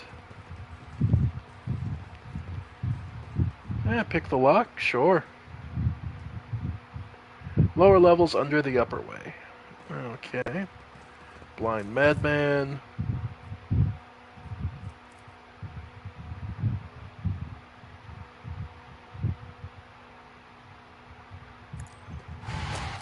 Yeah, just end him.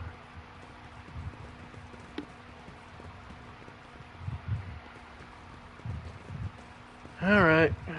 Go to the lower level. Not quite yet. Let's clear out everything here. Because there's obviously plenty more to explore.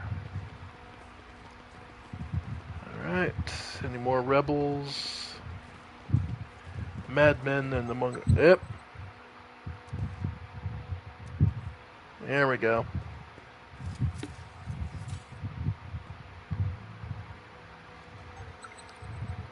Yeah, a lot.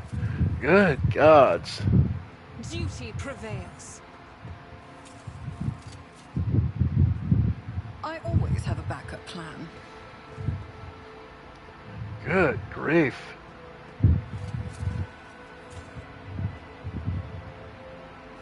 What the hell, man? The Emperor favors me today. Holy shit. Okay. Now, clearly oblivious to your presence, the soldier mothering clearly does not react to anything around him. And lots of goods. Okay.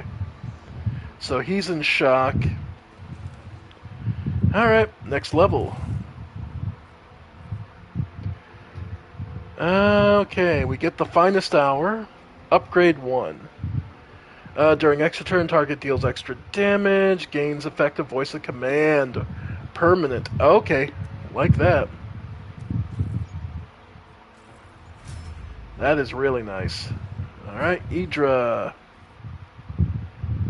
She gets operative dismantling attack. Oh, okay. Also cripples the enemy, reducing their weapon skill and ballistic by 30. The target also provokes up whenever it attacks.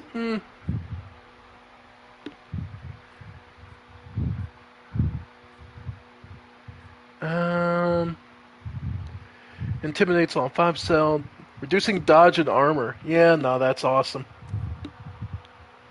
And then I was gonna say her awareness is probably one of the best things. Yeah, so I'm gonna have her continue to up awareness. Good work, Idra. Argenta.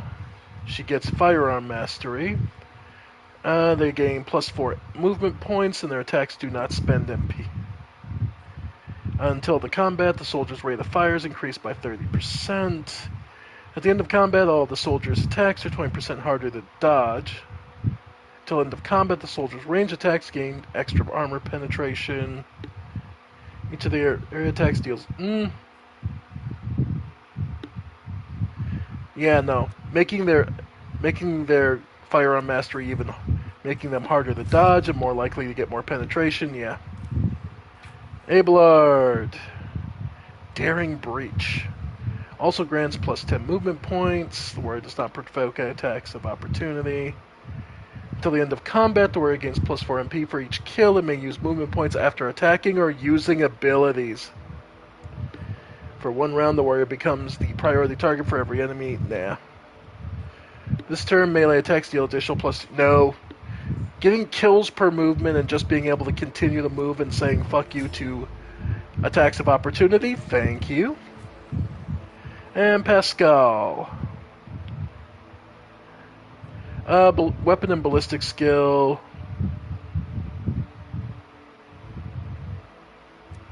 Yeah. And then tech use, of course.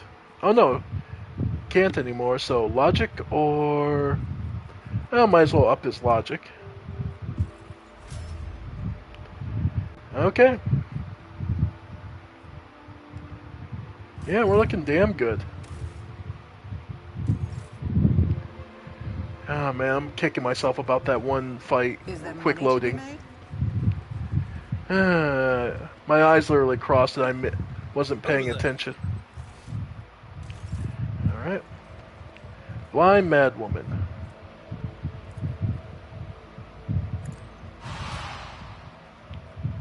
Yeah, didn't kill her. That did. Let's not waste time with pleasantries. Alright. Ooh. Ancient Terra Monocle. Lore Imperium tests depend on fellowship instead of intelligence and gain a +3. Not bad. But as our party is set for the moment, we're pretty much covering everything, really. Plus, this is a tutorial planet, so I doubt the checks are going to be that bad. Alright. So that's both sides for the first half of this area cleared out. Second half... Always keep your eye on the prize. Yep. Alright. There is apparently goods. Okay, it's on the lower level.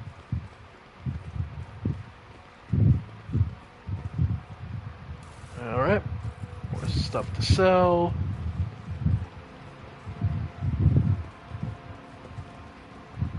Command center. Okay, we've reached it.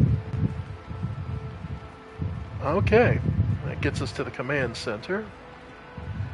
And this way in is, of course, blocked by all the debris, because, of course, the main entrance has been. Here's a stone. All-purpose synth powder. Fills you up no matter what. Yeah. And more goods there. Alright. Rise to the top, or get left in the dust. Alright, and down here. And it's blocked off. Okay. Okay. So... we finally have our endpoint in the command center where the mayor is, where the commanding... Alright. Now that we have that... Okay, that's the command center.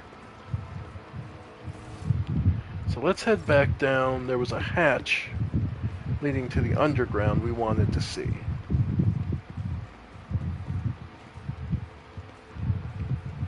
Alright. Lower level.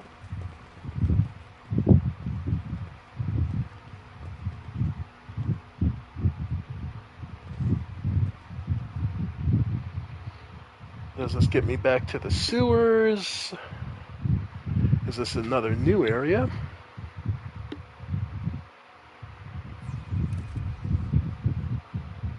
Okay. Another new area.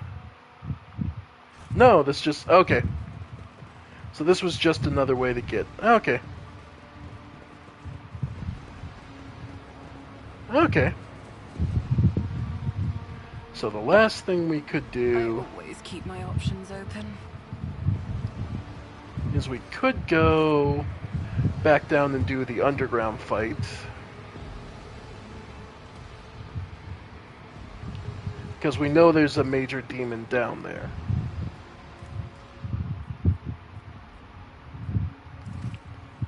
How are we looking? Yeah, we're no...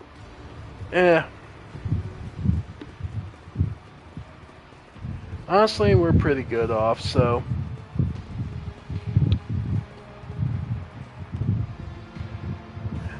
This is where I come to find out there's not enough experience in this game to actually hit max level unless you do every boss fight or something. I doubt it very much so. It's an amusing thought, though. Okay. Well, let's go to the command center. And we'll get to see what all's awaiting us there. Alright.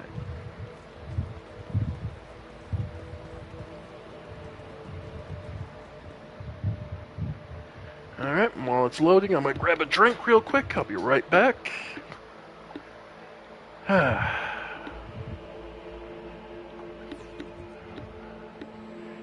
But yeah, folks, this is... we're conquering the trials one by one. And of course, the game keeps hinting that this would have been far worse if I hadn't come here first, which means probably other things I'm going to encounter on the other planets are probably going to be worse because I came here first. That's the way this kind of game is set up, so look forward to seeing it.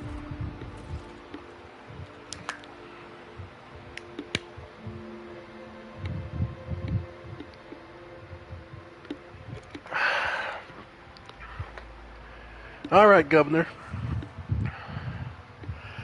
The formidable shells of large caliber weapons are being stored right in the command center. I always have a backup plan. The Rykard Minor's command center. Tech Priest. They're scrabbling around, digging into my skull from the inside. It's like nails dragging down these metal walls. I have conducted a visual survey of the locale. The bunker's metal cladding is fully intact and undamaged. There's something else here, then.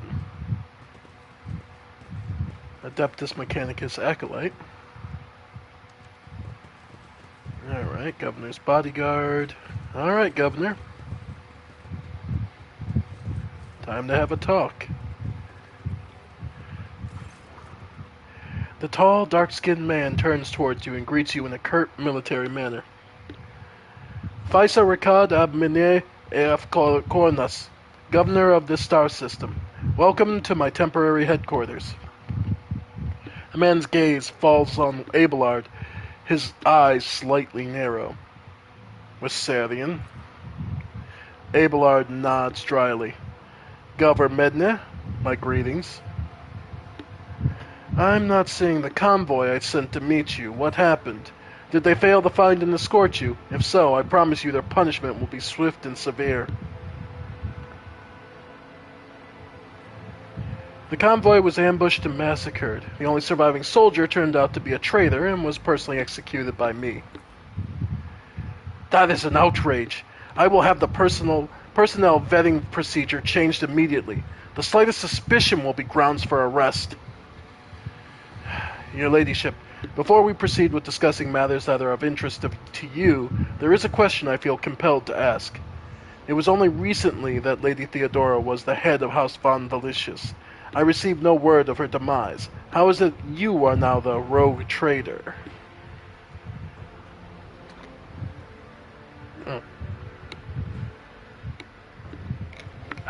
Okay, better. My esteemed predecessor died at the hands of the cultists. May the Emperor incinerate their souls. I should be the one asking the question. Our ship was attacked by heretics. They killed Lady Theodora. My esteemed predecessor died at the hands of cultists. May the Emperor incinerate their souls. The governor frowns and a deep shadow falls over his face. Rogue trader Von Valicius slain! Unthinkable! Please accept my deepest and most sincere condolences. Your ladyship did not hesitate to let me know how I... Your ladyship, do not hesitate to let me know how I may help. Okay, so we can talk business. I need a fresh crew to replace those killed in the attack on the ship, and I need material compensation. So we can negotiate. The governor bows his head in acceptance. Of course, your ladyship. You will be compensated for any losses, and I'll see to it personally that your ship's holds are filled with the finest goods from my personal reserves. Abelard nods in approval and remarks quietly, Excellent, your ladyship. A rogue trader has no use for leniency. I can offer you several thousand fine, obedient servants. However, I'm sad to inform you that I won't be able to do it until we've dealt with the insurgency on the planet. I'm sure you won't have to wait long. The rabble will soon be duly punished for their heretical screaming.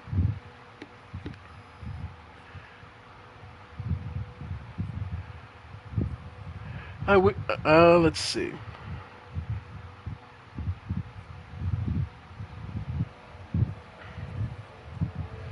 Let's see.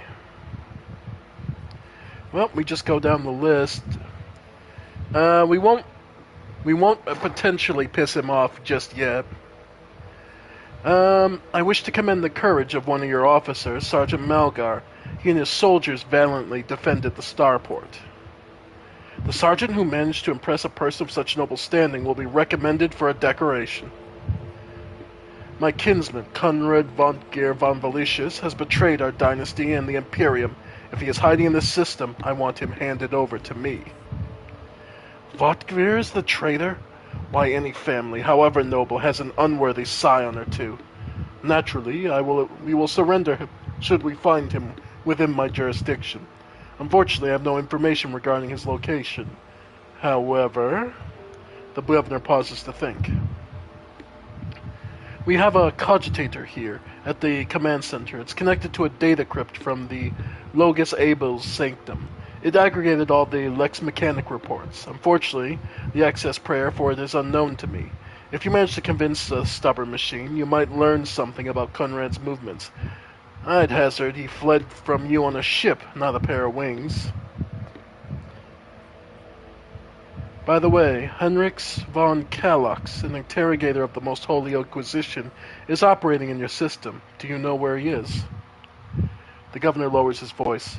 I do. Master von Kalox has left for the hallowed electrodynamic Cenobium. It's an ancient monastery on the Adeptus Mechanicus. I don't know what his objectives are. Needless to say, the insurgent activity has been observed in the monastery's vicinity. But I suppose that's too petty of a problem for an agent of the Most Holy Inquisition. Besides, I've already sent a small detachment of reinforcements there. The weapons the insurgents were using to shoot down the shuttles over the cities has been destroyed. Now nothing is preventing you from returning to your ship. If you wish to find Master von Kalox, you could go to Cenobium of the Adeptus Mechanicus. Notes of anxiety creep into the voice that rattles the Pascal's voice. On behalf of the priesthood of Mars, I, Magos Hanuman, am officially initiating my participation in the operation. I must inspect the state of the relic and assure myself that it is under zero risk of falling into heretic hands. According to the Catechism of the Maintenance and Operation, my tech comrades were supposed to lock the monastery gates against lay people and activate the traps. I deem it optimal that an ordained magos should provide his assistance. I categorically object, the governor clenches his fist. As much as I respect the sanctity of your monastery, I have on my hands a whole capital that needs to be attended by the Omnissiah's servants. We have lost many eminent tech priests. Incidentally, one of them perished in the same monastery. Mechanical failures could occur at any moment. Putting it bluntly, you may consider yourself forcibly recruited into the city's defense forces.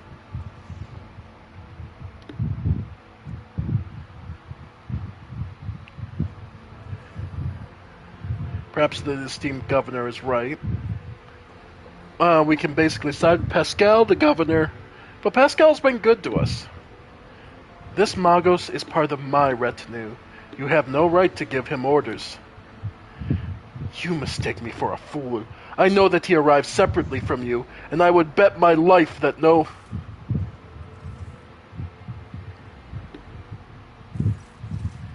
The governor's voice dies down in a low growl of drilling mechadendrite, its tip directed straight at the bridge of his nose. Medina clears his throat and grumbles stubbornly. So this is the negotiation techniques you have resorted to? Do you think it is the first time I have been threatened with a weapon?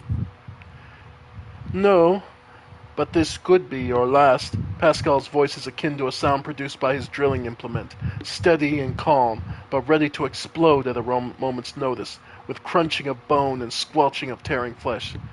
I am heading to the monastery because I must. Is that clear? The governor mutters through his gritted teeth. Abundantly so, Magos.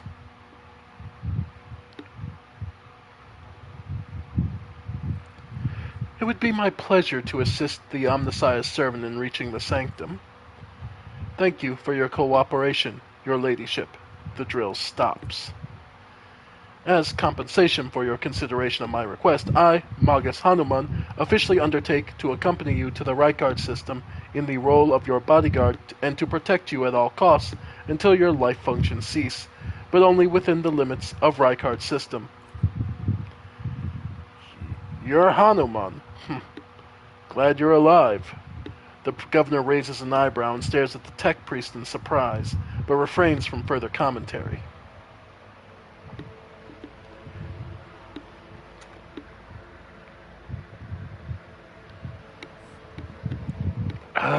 Okay.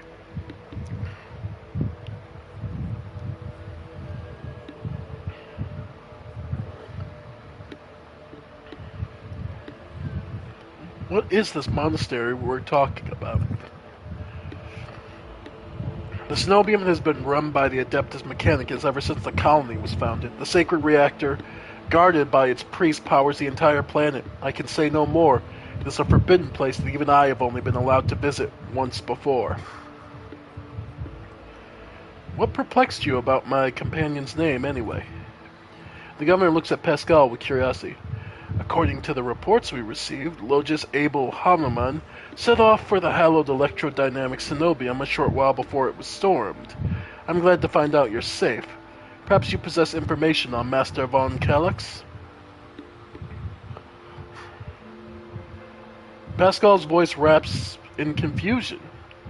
My name is Pascal Hanuman, not Abel. I know nothing of such a person.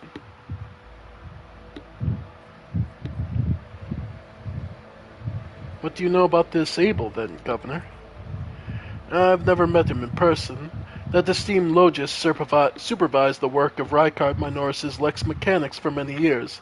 However, he rarely left his cyber chapel, and I never had the honor of making acquaintance. A true anchorite. I see. Governor Medina, I intend to gather further information on the person calling himself Abel Hanuman.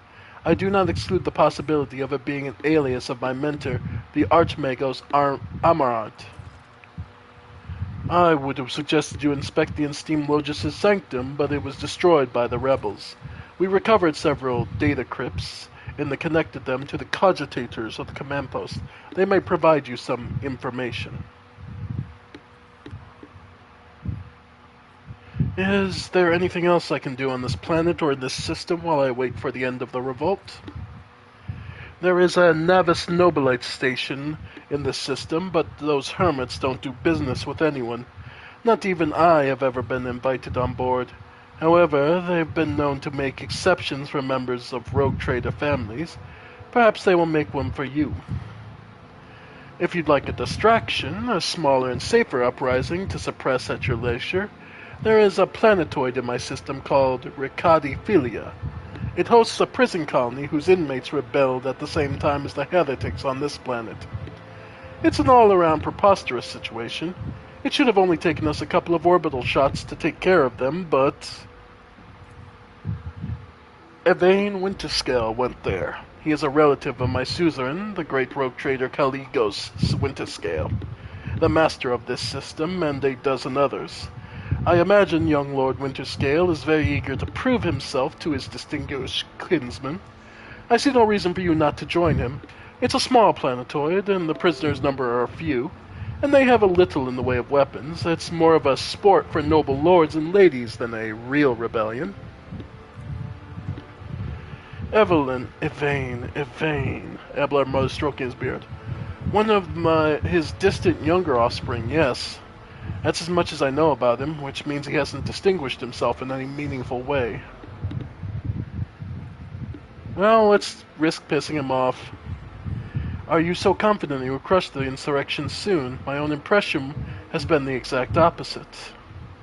Is that so? The governor maintains his composure. I'd like to hear your reasoning. The rioters are too well organized, too well informed, too well armed. There are signs of indoctrination into heretical beliefs. They are clearly being directed by someone competent and charismatic. Governor, you are dealing with the archenemy, a cult that is growing at an alarming rate. The insurgency is headed by a certain Aurora, a prophet who, according to their followers, possess mystic powers.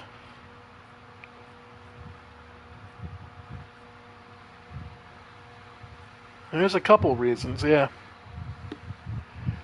Are too well organized, too well formed, and too well armed.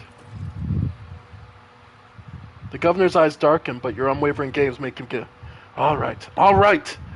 Perhaps I've underestimated the mutiny, writing it off as Rabble's usual nonsense. However, if it does involve corruption and an underground cult, this needs to be investigated. I'll assign additional resources to it and take the issue seriously. You have my word, your ladyship.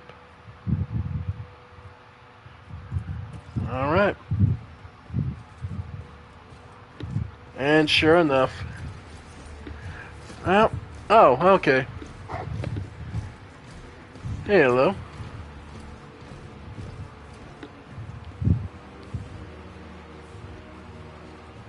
The Adeptus Arbites are assuming command of this area.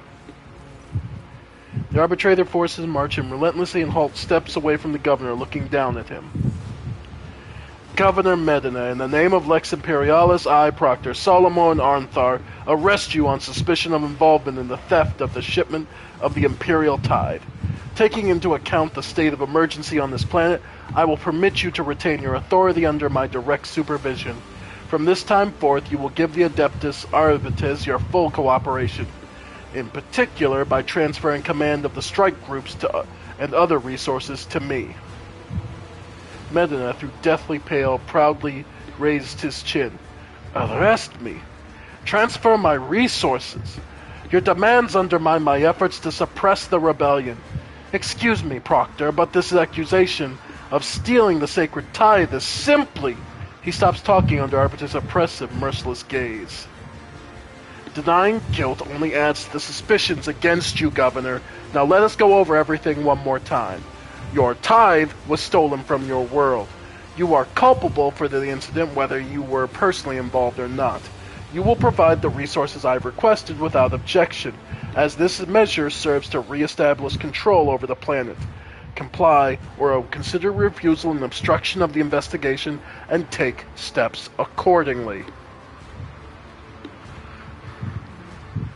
It seems I am left with no other option than to obey your will as his law-abiding servant. I honor the word of the Lex Imperialis. Medina shoots you a quick glance, unless her ladyship has anything to say on the...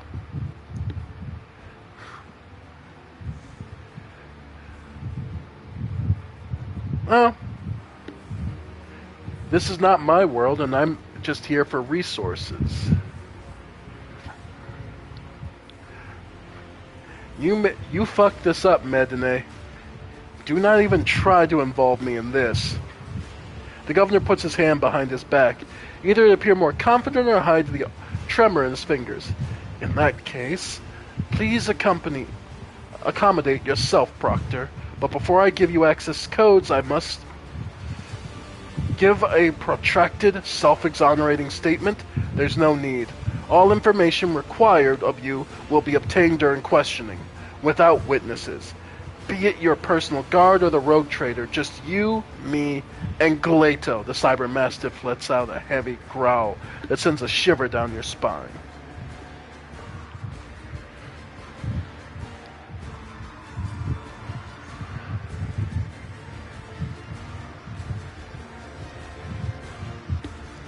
What is your plan, Proctor? Stop the heretics from taking over the starport and other locations critical to the investigation. At the same time, we will crush the heretics' resistance. Most of them are hiding among the commoners, and a series of concentrated strikes against the residential districts and infirmaries will send them running. That is when we finish off the rebel carrion. Blood of the throne. I'll be governing over nothing but ruins and corpses by the time you're done. Have faith in my methods, Governor. I am not going to depopulate your world. After all, it needs to be able to continue playing the tithe.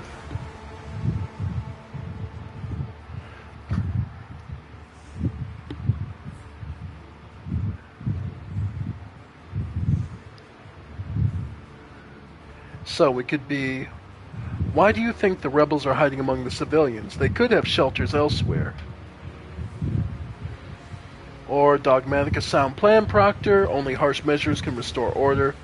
Killing civilians, innocents, even for the sake of saving a world. No, definitely not that one.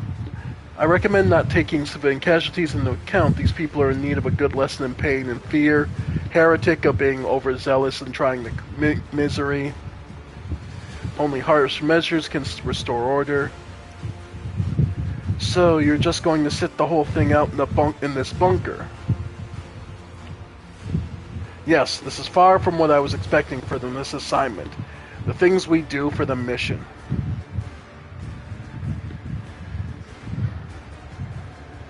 And why do you think the rebels are hiding among the civilians? They could have shelters elsewhere.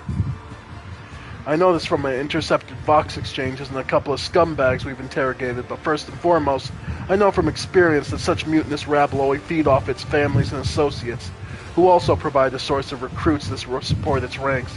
And of course there is the heretics' contemptible habit of using the local population as a shield. We need to flush them out in their nests and starve them of resources. Well,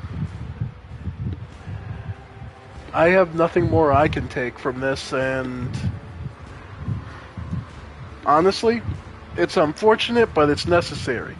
The Empire has subsisted this long because of measures like this. It is a sound plan, but I'll wish you luck in your investigation, Proctor.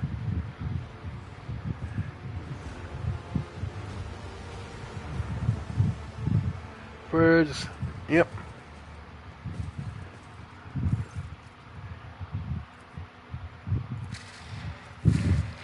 Alright. Okay, so I just kind of zipped through this because tech priest, commercial transaction. Profit factor is a measure of your status, wealth, and power as a rogue trader. Its value is determined by your trade connections, income of your holdings, treasury reserves, and the value of profit factors displayed. Okay. When traveling with your character, use profit factor for buying items and completing colonial projects. Profit factor is not spent on purchasing transactions. Instead, its level determines your ability to make a trade deal. Profit factors can grow or diminish. Its growth is influenced by major trade deals, and it's decreased by investments in colonial projects. Equipment, weapons, and others can be found in vendors, various factions. Cronus expands the trade with them. Profit factor and reputation required. They are not spent on purchases, but on the level, reputation. Okay. Okay. So, yeah. Sure. Received item, multi-key. Okay. So, we could buy an analyst helmet. Used with a exploit or a single deadeye shot. Your semi gains exploit. Reflective shield. There it is. Stalwart defense. Deflection allows to wear the block attacks. First attack of a shield and attack in a turn costs -1 AP. Yeah, no, that's really good, actually. Oop. Alright. Sorry, folks, give me a sec. Somebody wants my attention.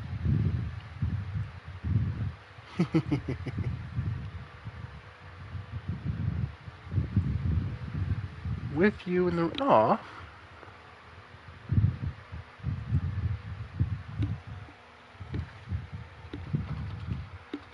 Oh, that looks sweet.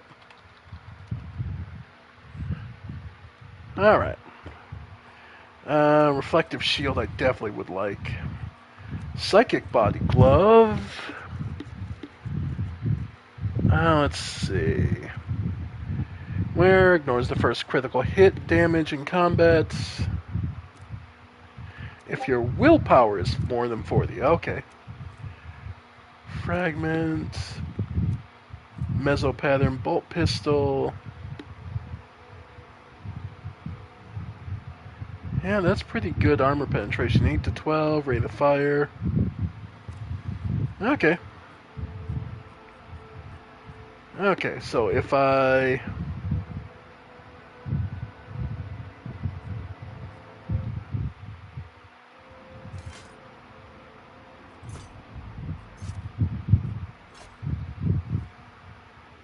Okay. Reputation.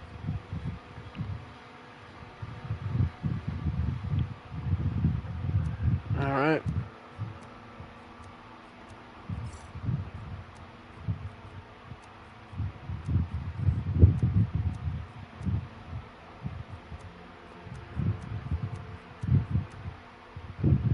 Alright.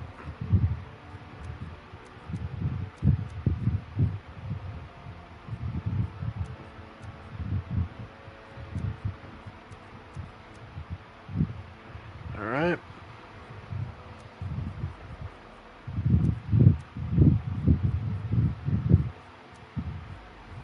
Alright.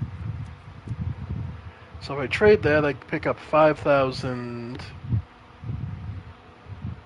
Alright.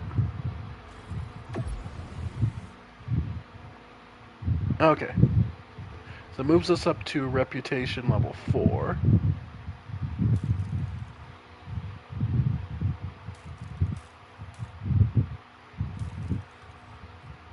Alright. The reflective shield I did want.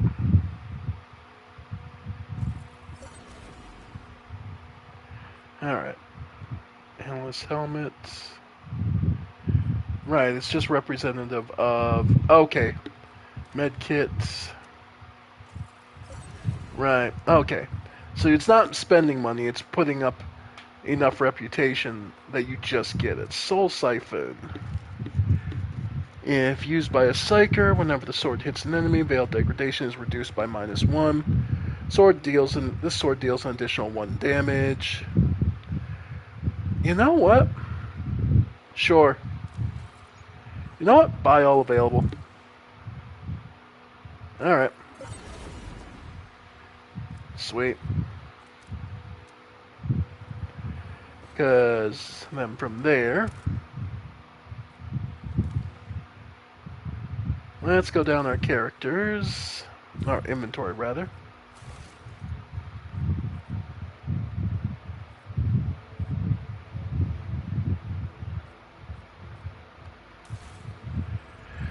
Okay. So... Could get us...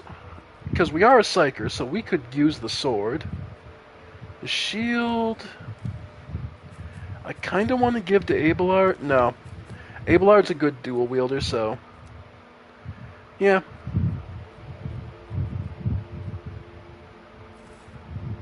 Right, but then that limits me, so I can't use the... Right.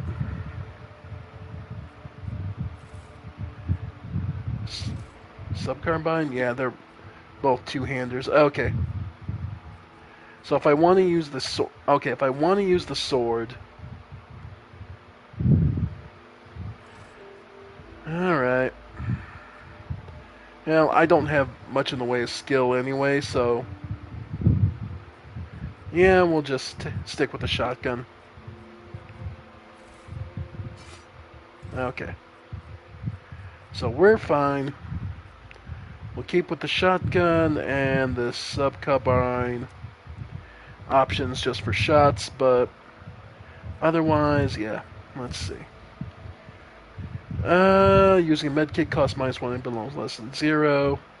If the wearer did not spend movement points, they gain +10 to... Yeah, no, that's... If I'm hiding in position and just buffing everyone, that's fantastic for me. Let's see. Any armor? Yeah. The only problem is it's less dodge. Yeah. Psychic body glove. Yeah, my willpower is 55, so you know what? We'll take the psychic body glove. The hat was... Okay. Whenever the wearer deals warp damage, the damaged character suffers burning. Burning effects inflicted by the wearer veil have their... Yeah. Nah, we're good. Theodora's, Operator's Glove.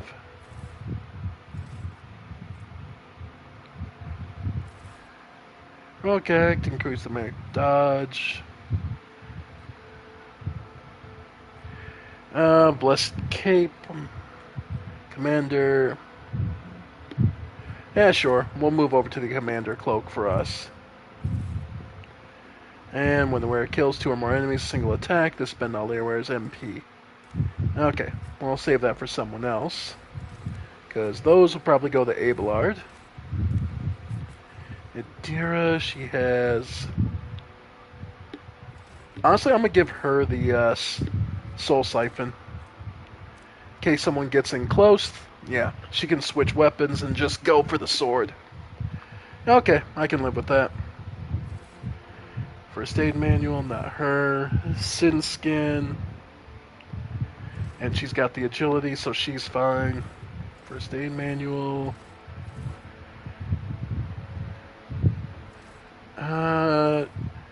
Lore Imperium test fellowship instead of intelligence. Nah. Yeah, we're good. Where is it? Where kills a target with an exploit using a Deadeye shot or single or a Deadeye shot. Yep. Light flak armor. Don't have anything else that's majorly going to make a difference for there. First aid manual, sure, she can have it.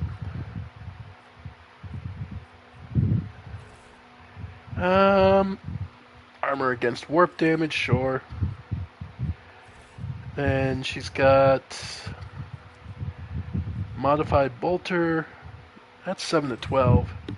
Don't think anything else is going to be 7 to 12, but 4. Yeah, Wraith of Fire 4, recoil. Far more recoil, but more shots. Yeah, I'm going to say that's more up her alley. Alright. And the sniper rifle, and yep. Okay. Throw on another med kit for her. Abelard. Okay. This is where I'm going to have to just admit it. Yep, I want to give him the shield. Because that's just going to make his life easier. And basically it's the sword for your major parts, and then you've got the shovels for more damage. Okay. No. Daemon tool. Helmet of... Grants a mirror immune to critical hits for the first 3 rounds of combat. Nice. Trusty carapace. That's heavy. Heavy leather armor. Okay, so there is some. Let's give him... Okay, heavy leather armor is 5% more, same deflection, same decrease. Yeah, so it is just a... The only difference is the bonuses.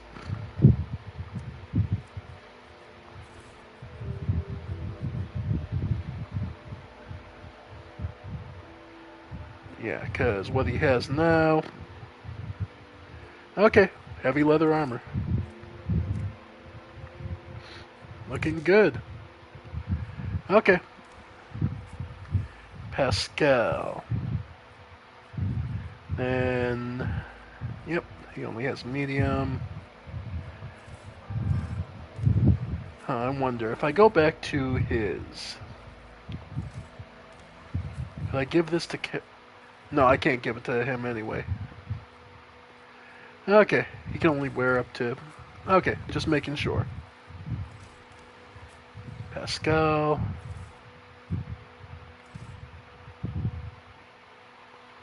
Lore Imperium, 20. So he could use intelligence. Nah, okay. And 20%. 25. But he has a base armor. Yep, okay. And his Omniscient Axe. And his arc rifle are still probably some of the best. Where, I mean, my critical hits. Nah. There, and we'll have Pascal take them. Okay.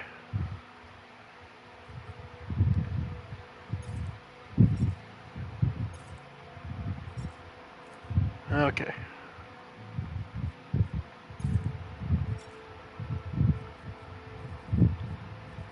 Okay. Then the rest. Add to cargo. Add to cargo. Huh. That is...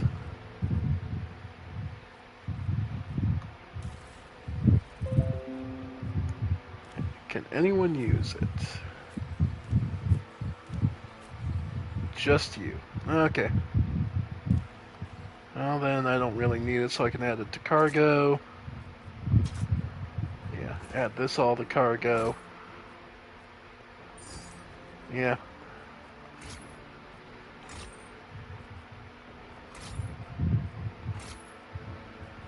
Alright.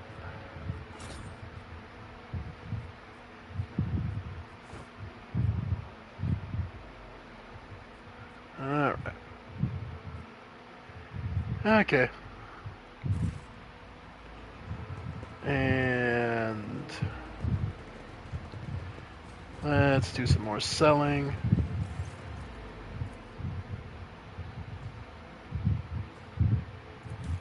Okay. So then reputation, cargo list. There we go.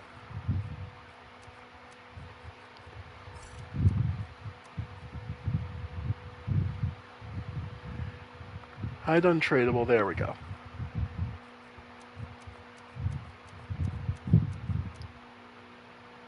Okay. Go ahead and trade it off.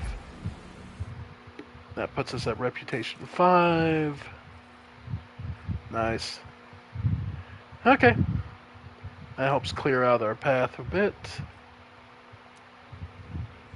Okay. So now... Alright, let's see. Tech Priest Quartz Crane. Unit Quartz Crane requests permission to negotiate trade agreements. Are you open to a commercial transaction?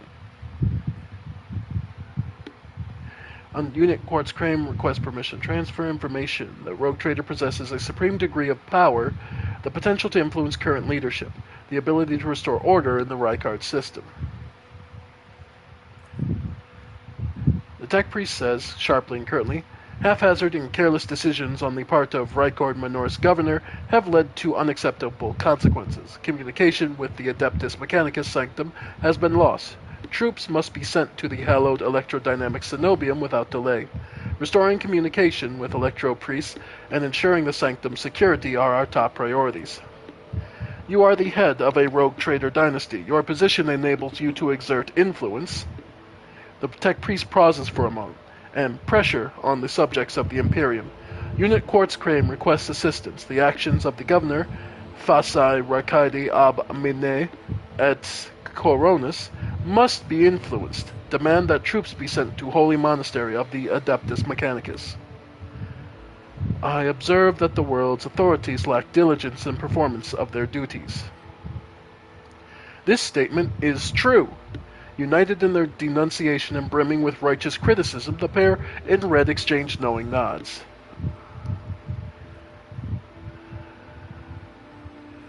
What will I get in return for my help? The Tech Priest stares at you without blinking. Awareness of the fact that the rogue trader did not stand aside and has influenced the future of the hallowed electrodynamic cenobium, including the possible rescue of the most holy Electro Priests. Unit Quartz Crane can promise no more. I will discuss it with the governor. Unit Quartz is grateful. The rogue trader is highly likely to successfully influence the future actions of the local authorities.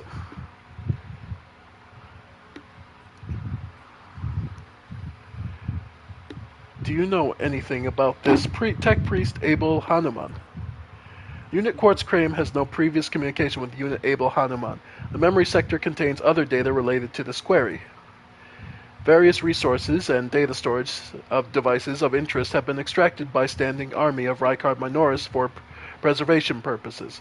The command center currently hosts a cogitator that was used by Unit Abel Hanuman. Abel appealed to cogitator spirits for further information. Alright. I shall take my leave. So, let's see. Miscalculations are for commoners. I don't make mistakes. I make profitable learning experiences. Alright, Salomoran. Without control of the Adarbitus, I can't provide you with amenities, but I can guarantee the security within the perimeter. Governor Med.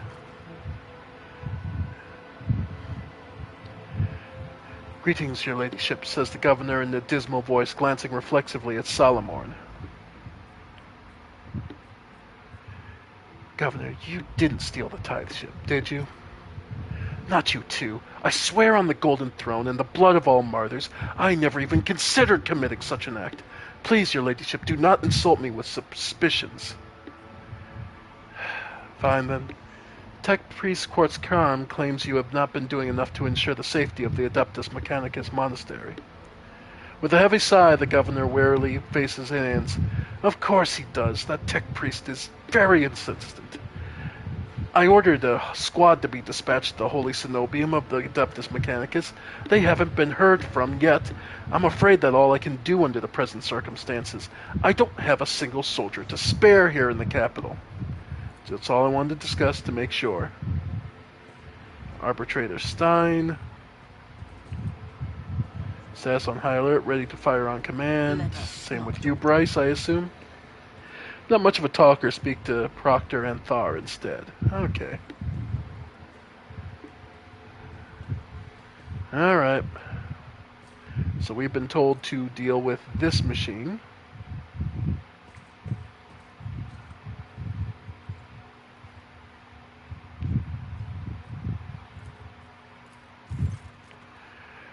The cogitator looks a lot older and more worn than the ones next to it. However, it was evidently been well cared for. Numerous parts have been replaced. Now the single key is jammed, and the fresh seals with prayers to the Omnissiah adorn the surface. One of the side panels has been removed.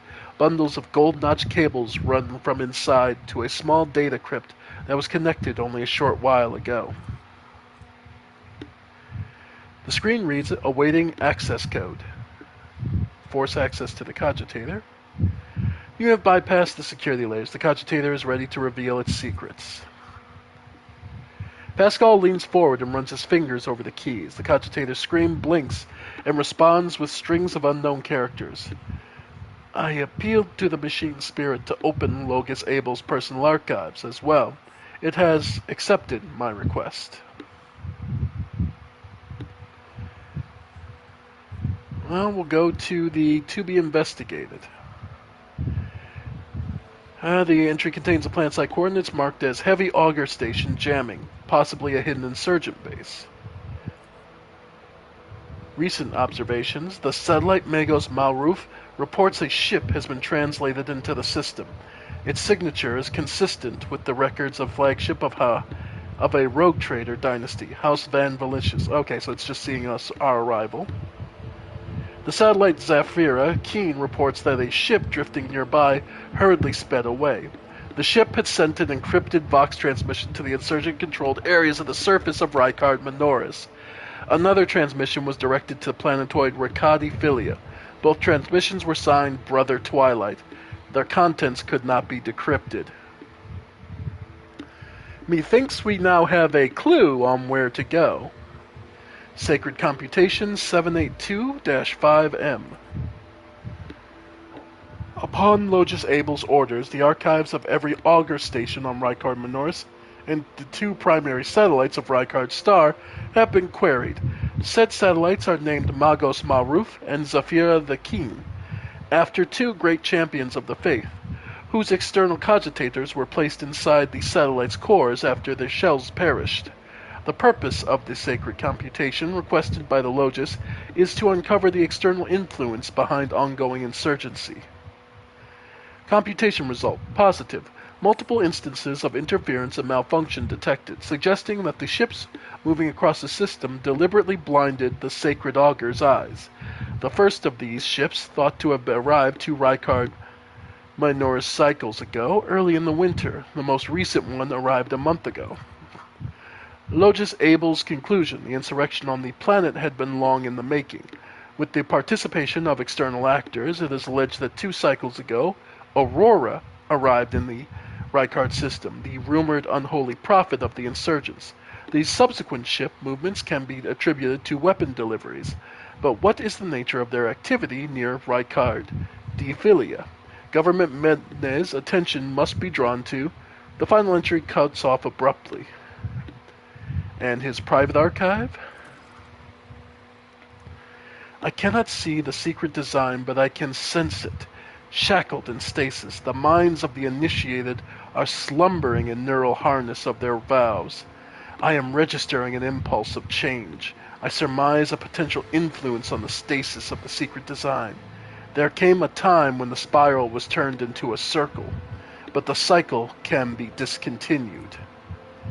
The revelation granted by the Omnissiah to Logus Abel in the course of his data mediation has been recorded verbatim. Logus Abel is seeking an audience with the Venerable Dar Impulse 6, I'm right, who may assist in interpreting the revelation. A request has been sent to the governor's palace for a shuttle flight to the electrodynamic cenobium. A message has also been sent to Ferabundus system. The cycle can be discontinued. I recognize the words. The voice from the Vox is soft and pensive, barely audible over the static noise. I believe I know the intended recipient of the message in the Ferabundus system. It was me. Omnissiah, grant me the wisdom to fathom this mystery. Alright. So we learned a little bit more.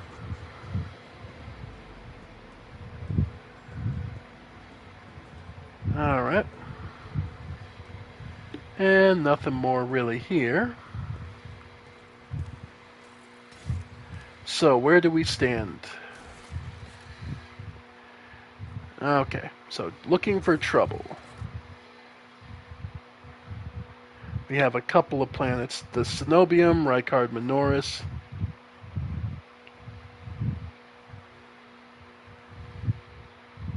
The Interrogator, Gleam of the Final Dawns, head to the Monastery. Data on the Cogitators, yep. And we've escorted Pascal to the Alright.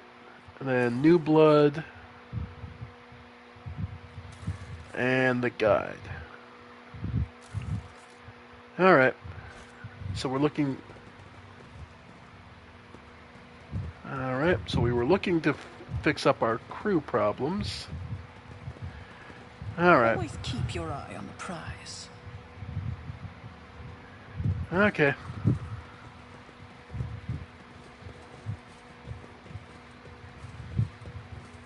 To the upper way. Return to Void Ship. So... yeah, as it stands, Minoris is just going to be handled. Alright. So then we've got a couple places to go now. We've got Urek 5. Alright, that's our next major. But we've got a couple places on this planet we can check. The bunker, the starport, or the electrodynamic cenobium. That's our next place on this planet to go. Alright. Alright. So, let's head there. Except...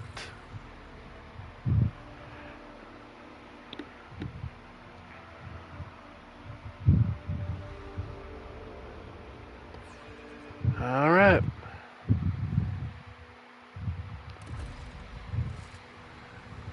We were told that this place would be where we need to check, reach the reactor of the monastery.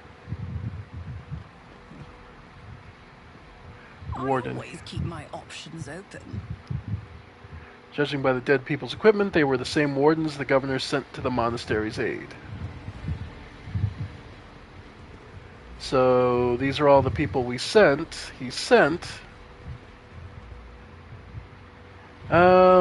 Lay people unworthy anti-assembly said the prayers next to the computation. Okay.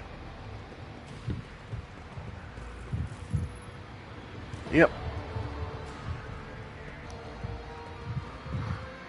Oh. Nothing's impossible for this old officer. And some goods. Okay, nothing too nightmarish. Alright. Pieces of molten edges, statue were likely blasted by a barrage of multi-laser turret, the type found on landing force shuttles. Okay. Open the gate. Rise to the top, or get left in the dust. Alright, just making sure we don't miss anything. Alright. Open the gates and head on in.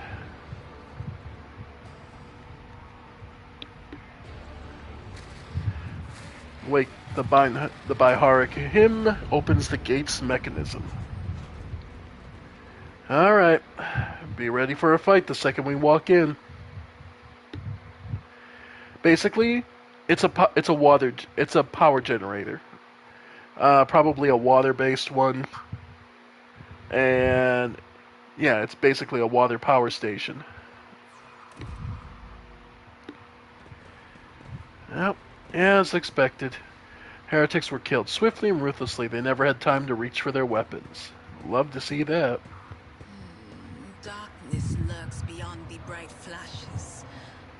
No, two darknesses. Okay. One streaked with red, with clanking shackles and false preaching. The other, a bilious yellow, the tang of roiling blood and screams of pain. So there's two different enemies here fighting over this place.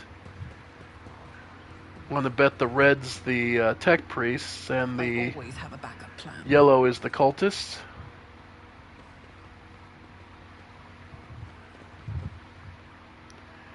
Mercifully quick electric shock was not what killed the cultist. His face contorted in pain as if he was tortured. And no surprise. You note that the junctions are often marked with symbol of keys appear to connect the two lines. Okay. Alright. Alright, we'll just start exploring.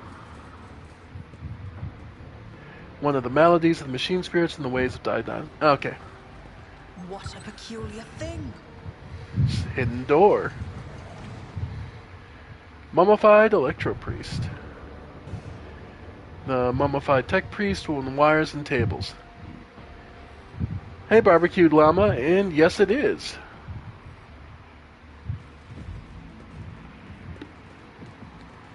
It is, in fact, my first This time. ocular implant was a worthwhile investment. And another mummified. A tech priest's body rests on a metal table, surrounded by sparking spirals of copper coil. A painting of sacred unguents covers his withered flesh. His augmetics have been polished with great care.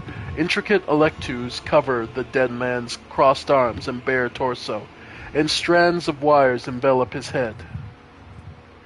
Pascal respectfully bows his head before the dead man and carefully touches the shriveled body with the tip of a mechadendrite. Honored adherent, I thank you for showing us the truth of Fabricator. General Pascovar's maxim, death does not end the service of a spirit driven. 100%, so examine the bodies. The body seems motionless, but you notice slight tremor in the fingertips. This ancient servant of the Omnissiah must be data dreaming. His mind, enveloped in digital reverie, can persist for 100 or thousands of years while his frail body is decaying. The sacred state of trance is a great reward only earned by the wisest and most pious servants of the machine god. Well, next to the table the body is resting on, you see a small amulet crafted from burned cogitator secret boards. There is no dust on these small offerings. They were clearly left here recently. Well, leave the dead man undisturbed. I have a tech priest with me. Am I really going to start raiding graves? No. No, I'm not.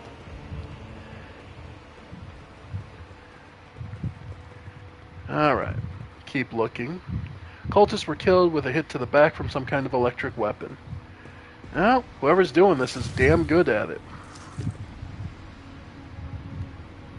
You shall be purified by the motive force, blasphemer. The automatic defenses are still active. You have been ambushed. The battle begins. Alright.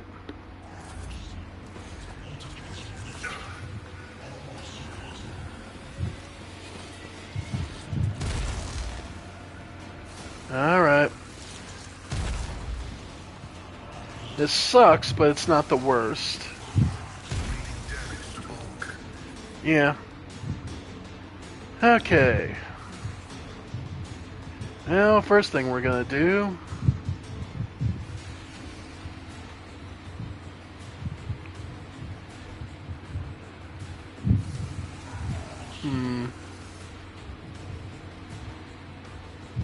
Yeah, just go for the basic swing.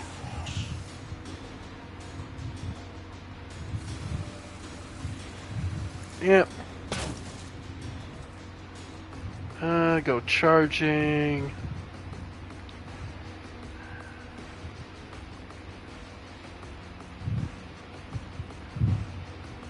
No truth.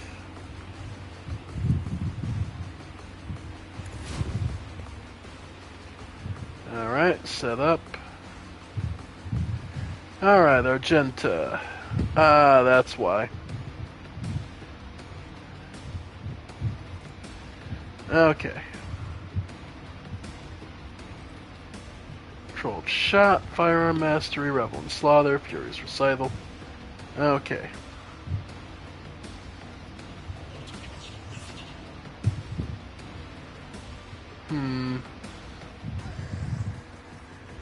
Alright.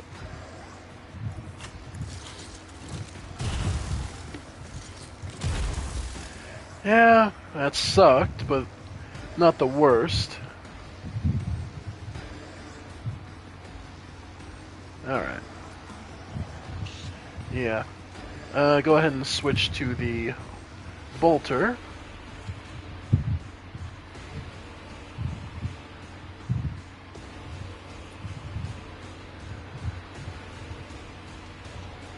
Yeah.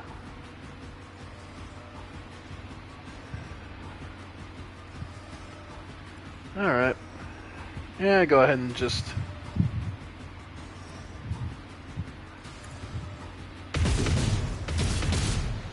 Okay, burst fire.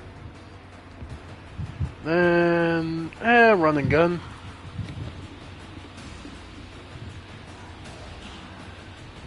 And... over here should be fine. The enemies of the Emperor will be undone. Yep. Alright, we'll just go for the basic shot.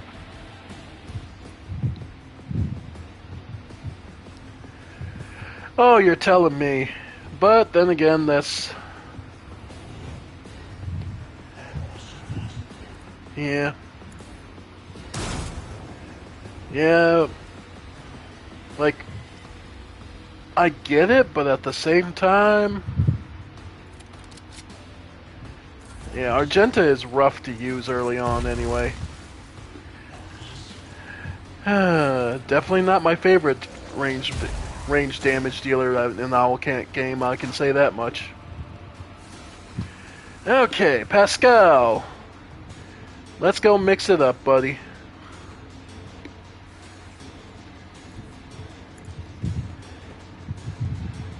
Pascal going to Power X. Yeah, no, if he does it himself...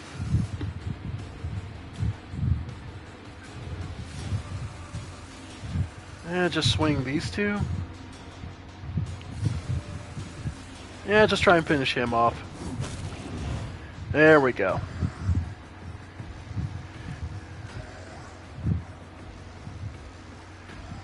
Oh yeah, I'm sure it'll get better, but...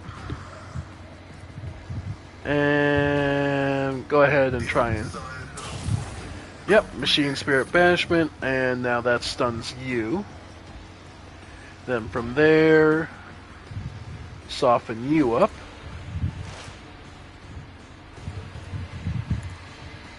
Alright, good work, Pascal. Well, this is all... You know what? This is a perfect situation for her to switch off the... Switch off of there and go for her... Okay, first things first. Go for the big sword. First, do that. Then move up. Well, okay. Analyze target. Soften them up.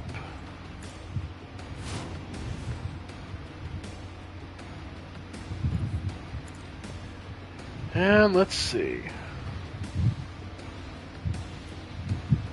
Yeah. Nice. Okay. Good work, Adira. That's some damn good damage.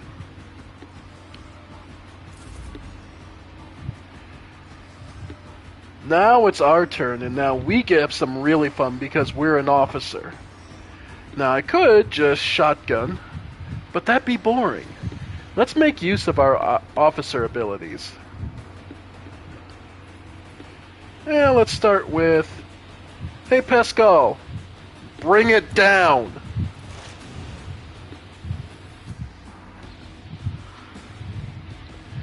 And... Oh, that is so satisfying. And expose weakness. Nice.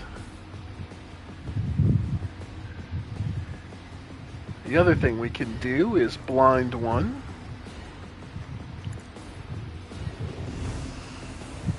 And as ever, Abelard, get pumped up because they are going in next.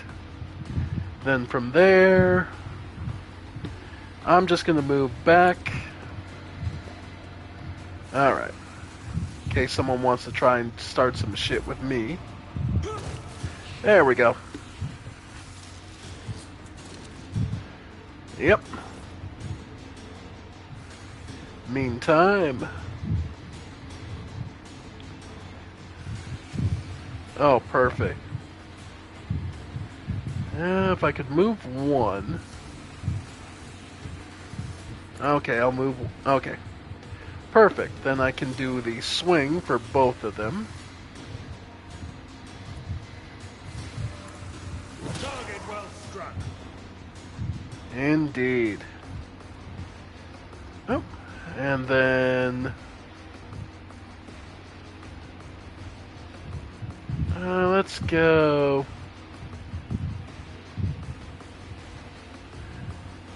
Daring Breach, just to have it on the line. Because I hadn't put it through, but we'll break through. Break through, and... Nice. Alright, so Abelard's in a good position. Oh. Yep. Argenta.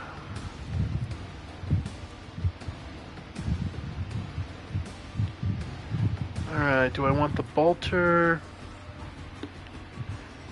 Nah. She's far enough away.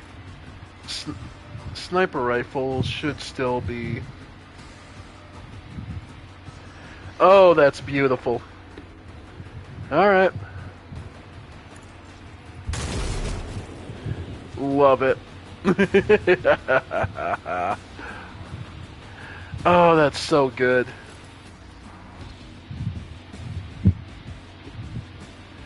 Yep. And... plus 20 momentum.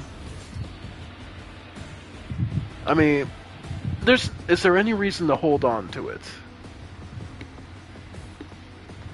Yeah, no, we've got plenty of... They're gonna get one attack and then we wipe them out before the third round's over, probably. Yeah, no, we're fine. Okay. Pascal... Yeah, it almost doesn't matter what we do. Yeah, go ahead. Yep.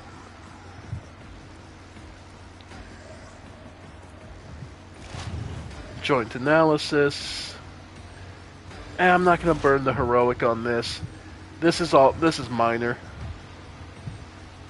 Yeah, Dira, just finish it off.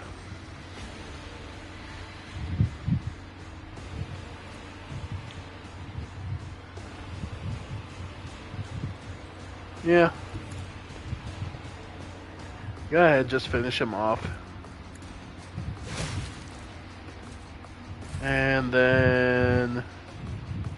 And we'll just Psychic Blast it. There we go.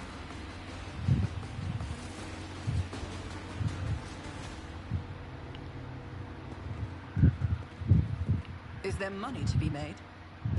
And unfortunately they didn't have anything on him. Well, that was easy.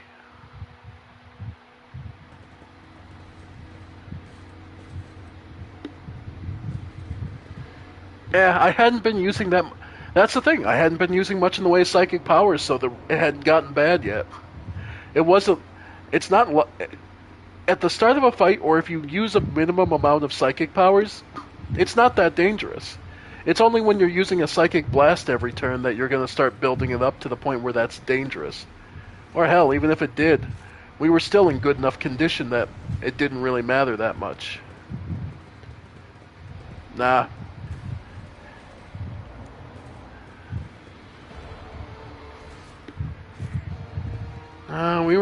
We were safe for that. Okay. There are no wounds on the heretic's bodies, but his face contorted and tear, and his eyes are from ruptured blood vessels. Hello. I'm not satisfied with that answer. I will repeat my question again. The last electro priest you killed, where did you find him? Burn in the fire of dawn, servant of the corpse emperor. Another one meets the limit of his utility. The last of them. Ah, the Inquisitor, I take it. The tall, dark-haired man sizes you up with a quick glance, a supernatural chill making the air around him crackle softly. The expensive fabric of his jacket is stitched with gold thread and marked by several reddish-brown stains. A force sword and a vox hang from his belt, and the emblem of the Holy Inquisition glitters on his chest. You try to focus on the man in front of you, but cannot shake the image of the deadly torture. Ah, right. And he inflicted on his victim. Your pulse quickens, your blood pounding in your ears and sweat beading on your skin. Oh yeah, there's always a chance, but and it'll suck if it happens, but we were in good condition. I only really get nervous about that, and I start to hold off if the fight takes more than like 4 or 5 rounds.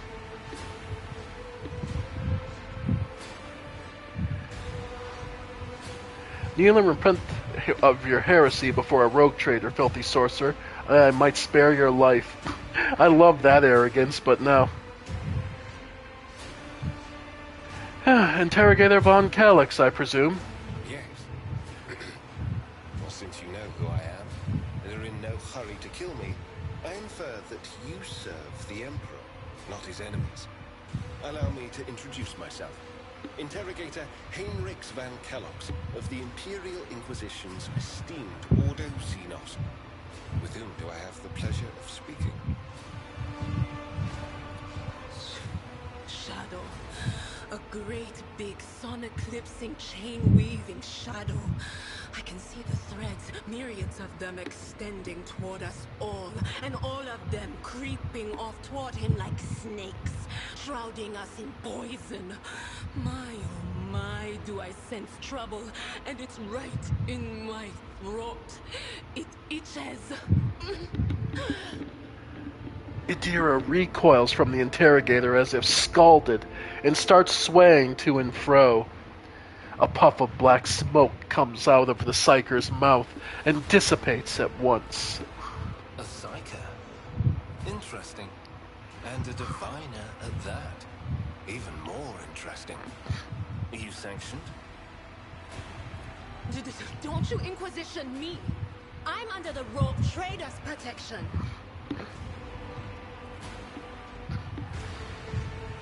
Idira is a member of my personal retinue and is under my protection. Your retinue, you say? Then let's go back to my previous question. With whom do I have the honor of speaking? Rogue trader Reflim von Valancius. Von Valancius? To the best of my knowledge, that dynasty is headed by the esteemed Theodora von Valancius. Has there been a change of circumstances?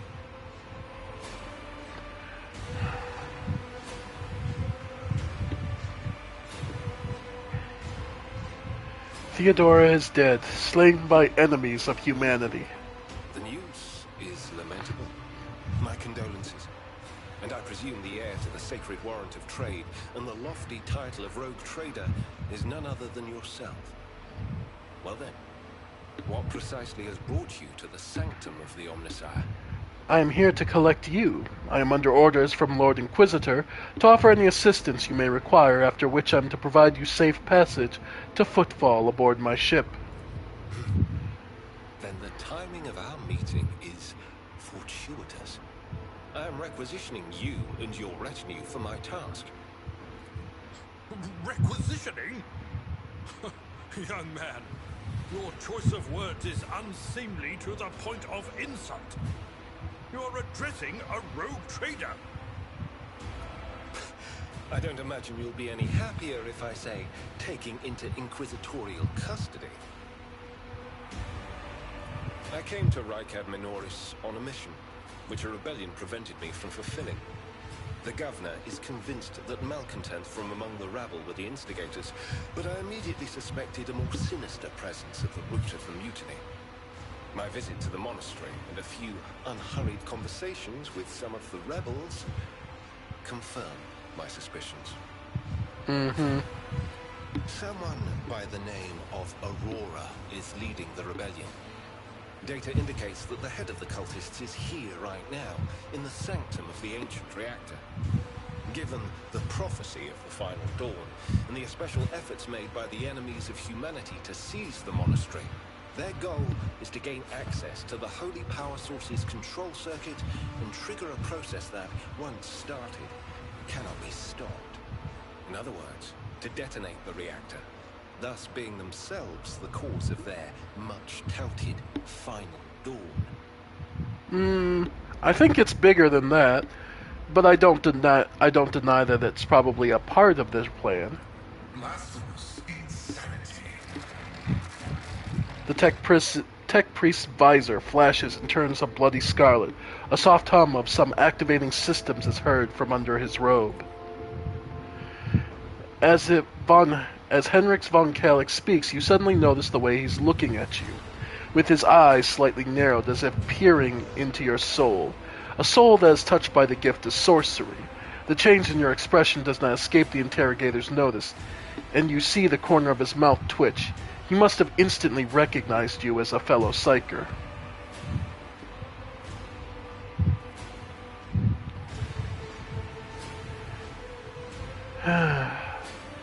I can help you with Aurora. Let's join forces. Thank you.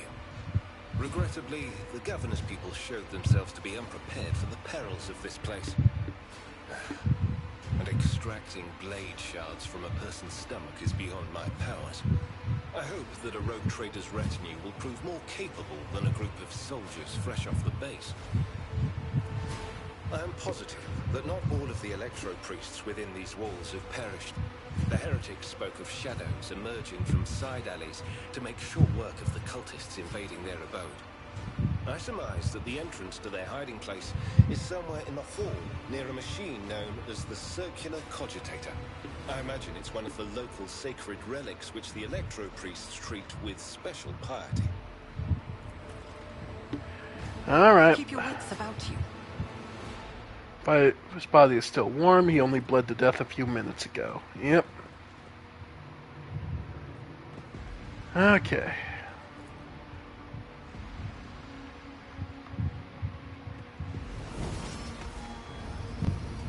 And hidden. Nice. And of course, we've now added on a character. Alright. So he is from a Imperial world. He is a warrior. And picked up 5 levels just by joining us. Okay. Alright.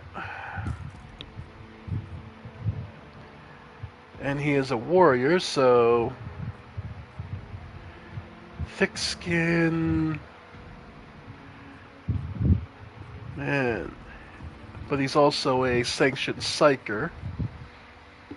Yeah, Henrix is basically paladin. Oh, sanctic powers, here we go. Destin. Armor increased by 5% every combat except the first. Enemies adjacent to the psyker suffer extra damage. Eternal glory. First time momentum reaches 200 during the psyker's turn. Psyker gains +5 to... Okay. Hymns of hatred. Critical hits. Scored by anyone within the psyker's line of sight. Increase the psyker's critical damage by 1% until combat and stacks. Psyker's psi rating is increased by +1 until end of combat each time everyone uses a heroic act. Critical hit chance. More Imperial World generic. He's a biomancer. Yep, and yeah, we're still a ways off from Minoris, so we will give him... Oh, he isn't even Psyker Minoris yet. Okay, we'll definitely do that.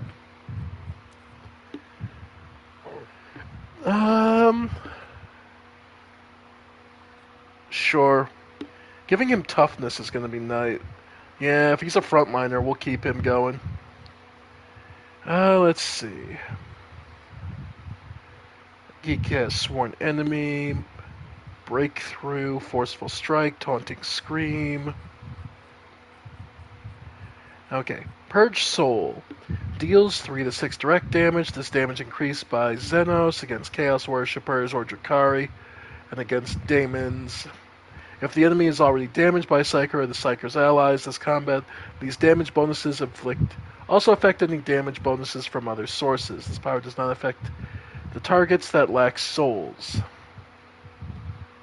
Or Shield of the Emperor.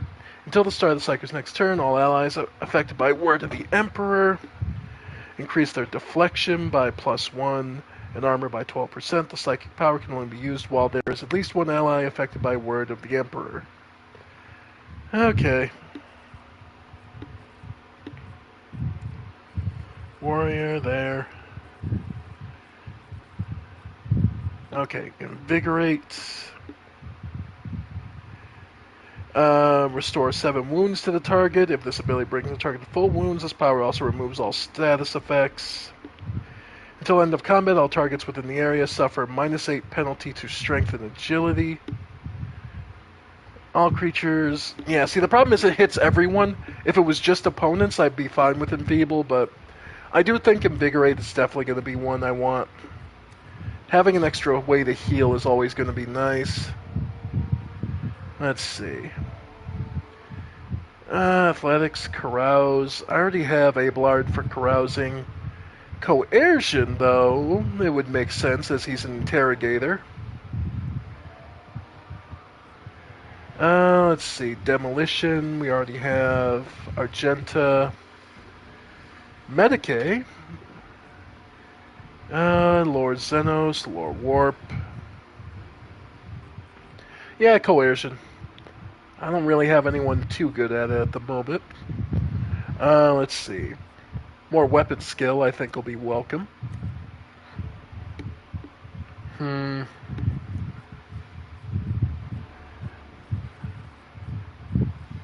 Eternal Glory.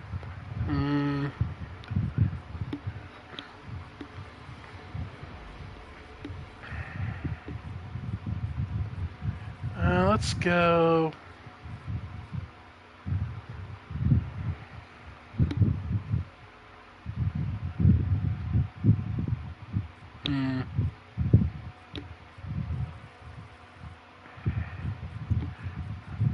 Adrenaline Surge. In the first round of combat, all psychic powers the bottom -1.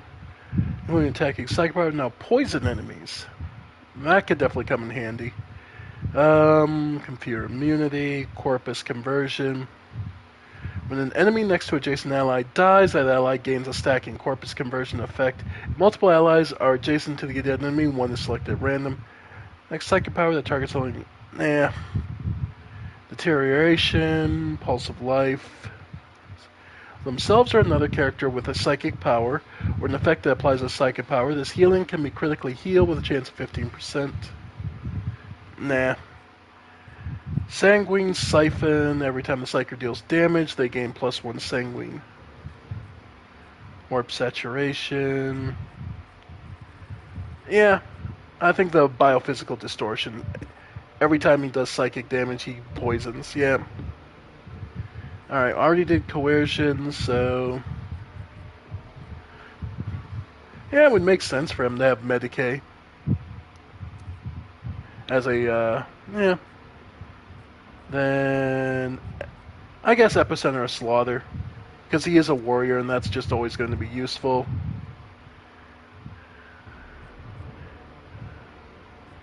And... yeah.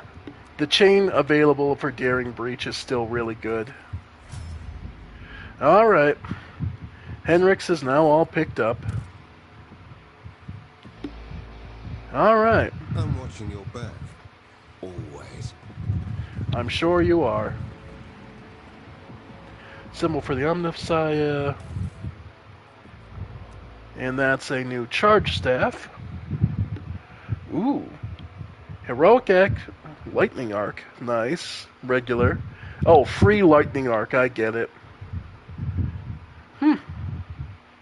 Not bad.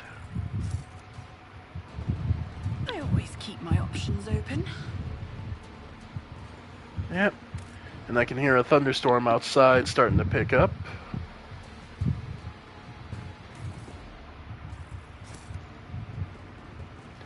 So if I... Oh. Fire and vigor, our emperor imbue us. Surrender to the Yay.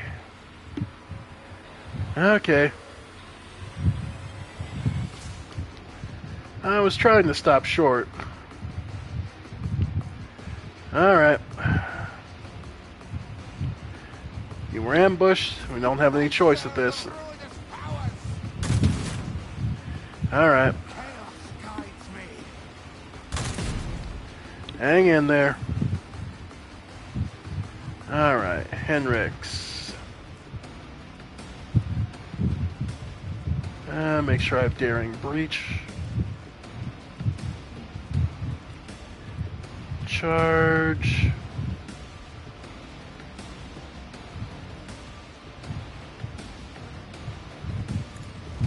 Alright.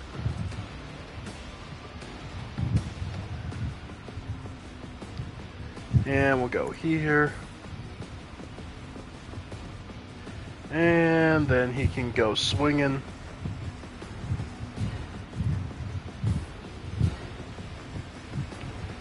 Yep. Nice. And they're poisoned, so... Dumbass. Alright.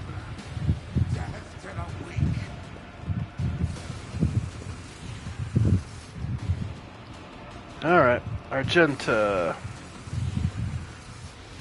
Okay, you have running guns, so what we'll do is... Okay. There. Take a shot.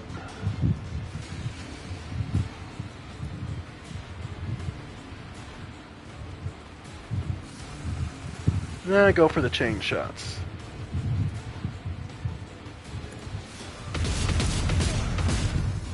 Nice. Then running gun.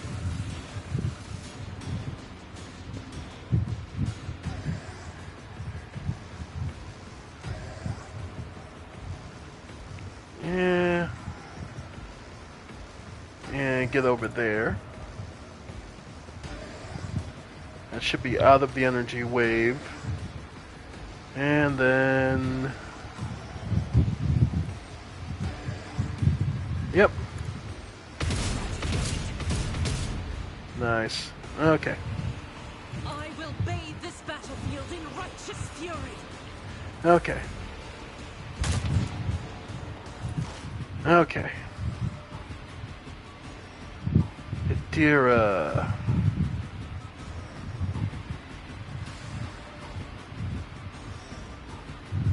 Yeah, I'm just gonna have you... Yeah, I'm gonna have you pull back, because I don't know when this generator switches, so... Though I will have you buff Henrix. Nah. Abelard.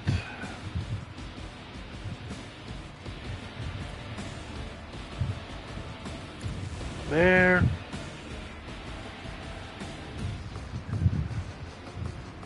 And endure.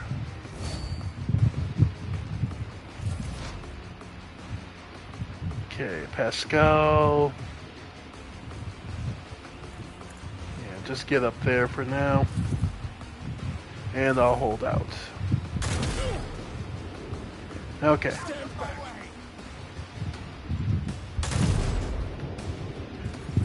Nice attempt, anyway.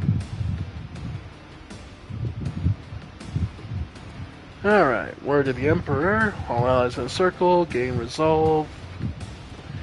Iron Arm.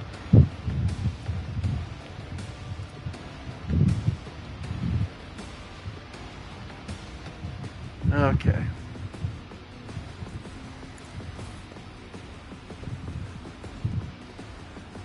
Alright, go for the shot.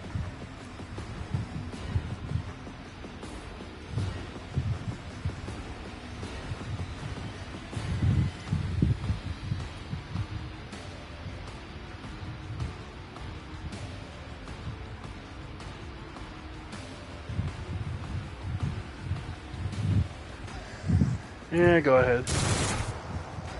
That's about what I figured. Restore 6 wounds to yourself.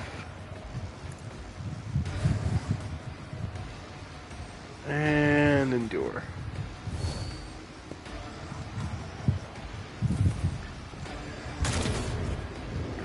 Alright.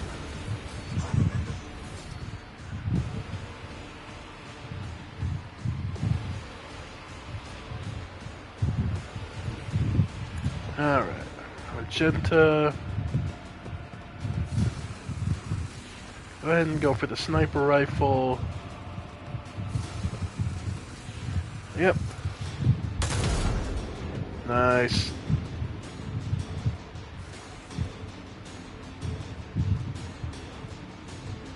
Okay. Alright.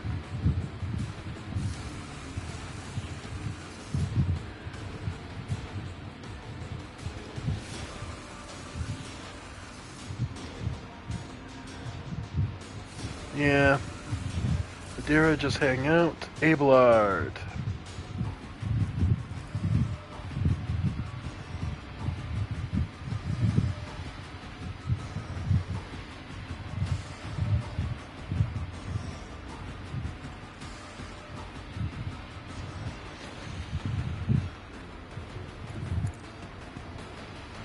Alright.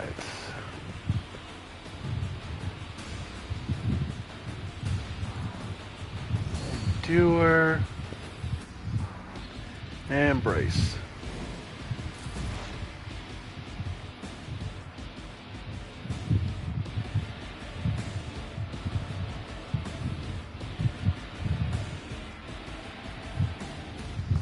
I think Pascal should be able to make it there.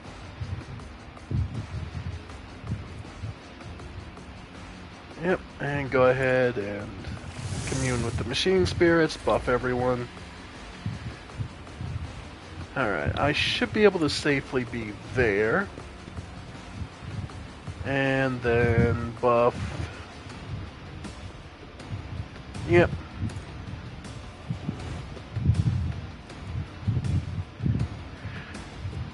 Yeah, I'm not in any position to blind anyone. Unless... Well, yeah, that might be worth it. Blind. Nice. And... yeah.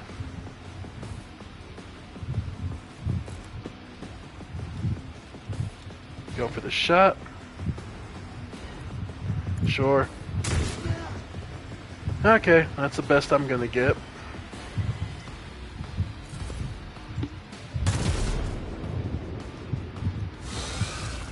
Hey! Okay, finally something interesting just spawned. Okay. 1 AP. The target gains plus 14 strength and toughness until end of combat. Well, this at least is something to...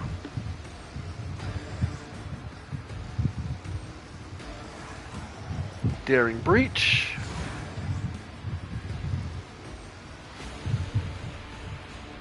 Yep. Big heavy hit on you. Nice.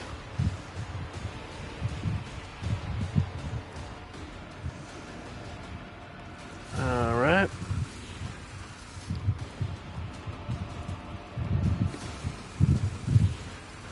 Where's Abelard? Go ahead and put in buff Abelard. And...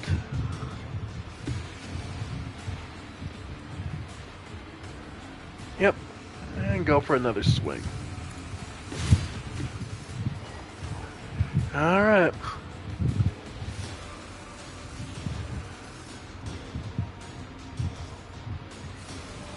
Just gonna move up.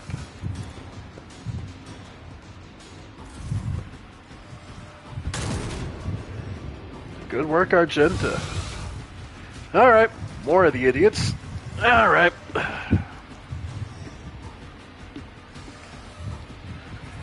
Alright. Argenta. Go ahead and... I'll do it. More momentum. snipe or... Nah, it's close enough. Go for the full barrage.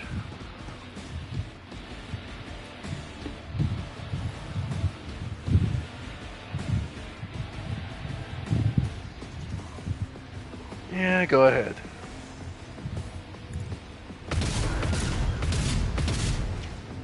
Nice. Then run and gun.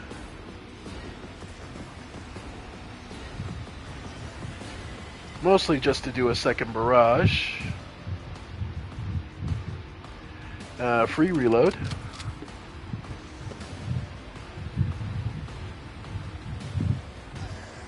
And go ahead.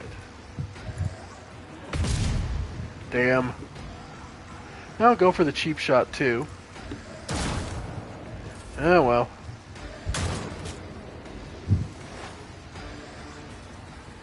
Alright, Adira... She can't make it that far. And I'm not risking her running through the powers, so... We will, though, use her to buff...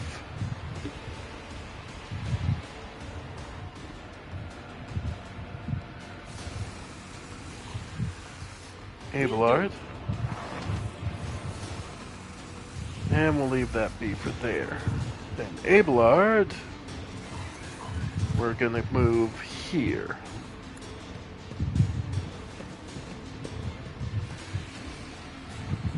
And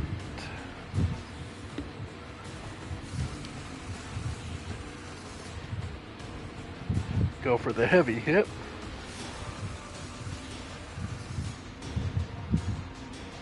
At your beck and call. Nice.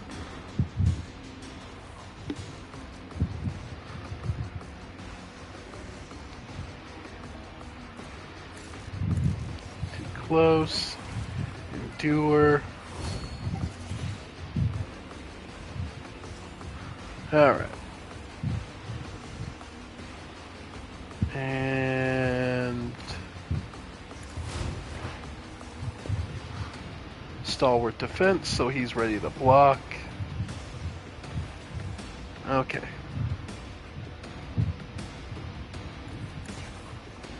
Pascal gets to move up. Let's see. Analyze opponent.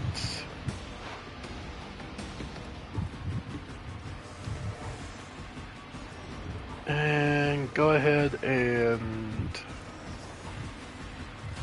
Machine Spirit.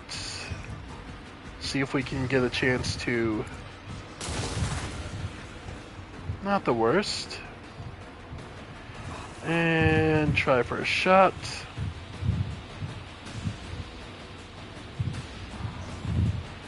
Cool. Nice. Alright. Alright. Unfortunately, I'm kind of stuck. However, that doesn't mean I'm out of options because I'm an officer. Bring it down. Argenta.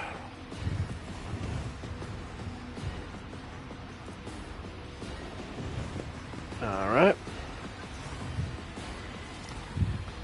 And go ahead and start unloading into the Chaos Spawn. Alright. She's almost there to her 200. Yeah, she's at 155 momentum. Yeah, over 175 she'll... Yeah, so she's almost there. And Veil Degradation is currently at 10. Alright, so I'm going to have to hold off a little bit. From there... Voice of Command. Abelard, hold strong. Alright, and like I said, I don't really want to... Okay. Dodged it. Oh well. Oof. parried. Alright, Henrik's.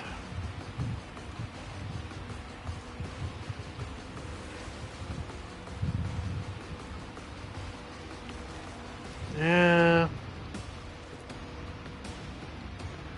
Yeah, don't need the area.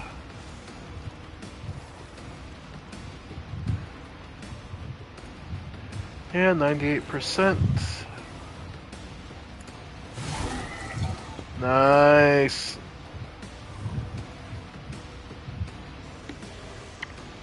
Alright, then all I'm going to do is endure. Okay, and we hold the line. Yep. Okay. Argenta, go ahead and use a med kit on yourself. Because that hurt more than I wanted it to. And see about getting this one dropped.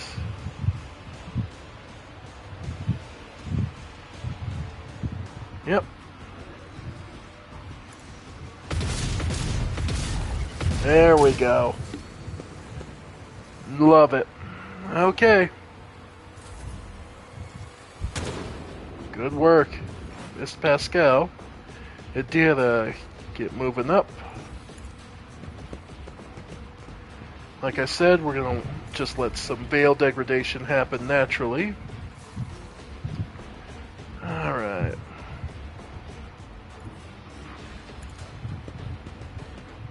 Alright. Abelard. Get there. Okay. Then, let's see. Hit both of them? Perfect.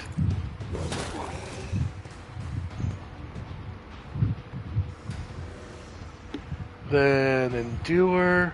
I will do my duty. And we'll save the heroic action for next round. Pascal.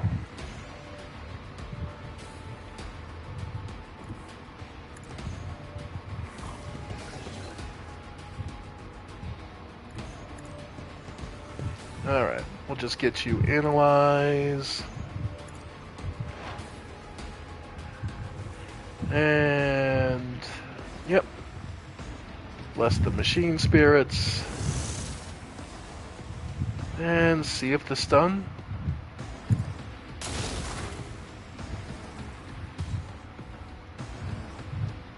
Alright. Okay. I can at least move up to there. And again, we're just letting the veil corruption start to drop a bit, so we will just voice a command. This time we'll hit Henrik. The target has to be under overexerted, voice a command, and printed works. Argenta. Okay. Okay. And pretty boy. Ah, the lightning left off. Perfect. Alright.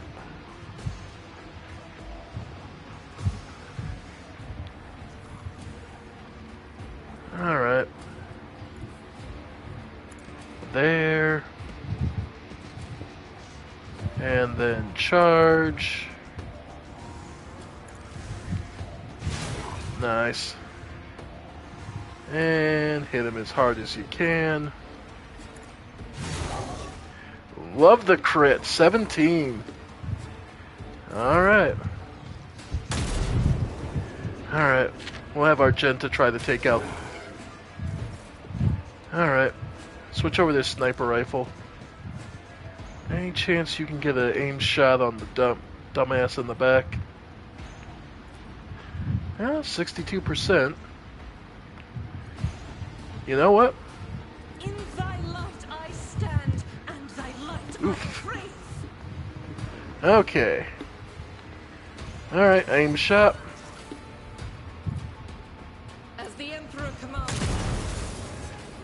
love that. Well then. Aim shot. Yep, 95%. My Emperor!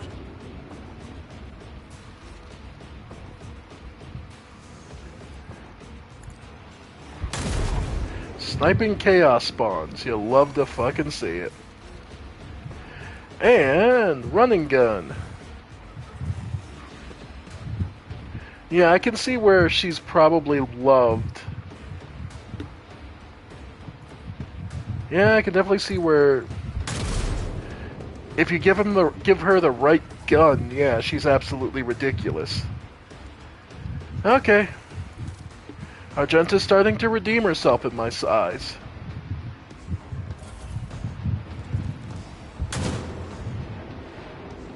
Hang in there, Henrix. Alright, Adira.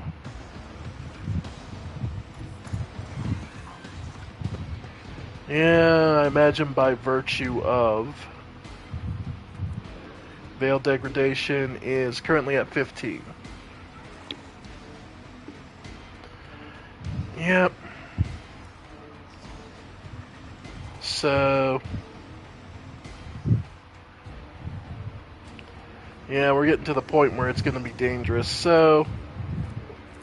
we'll mostly just analyze enemy. Of course.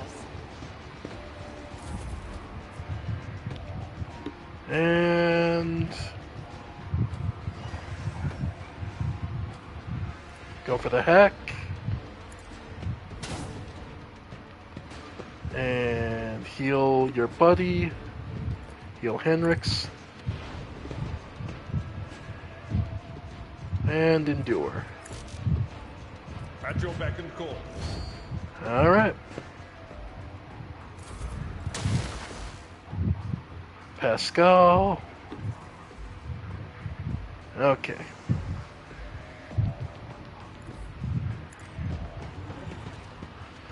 Finish it off. There we go. And last one's all the way in the back.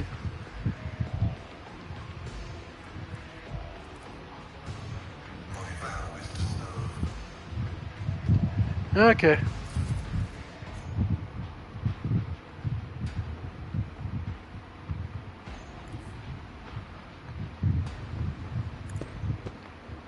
Alright. Henrix. I need a foothold. Yep. Go for the shot, sure. Too far away to even hope to make the shots.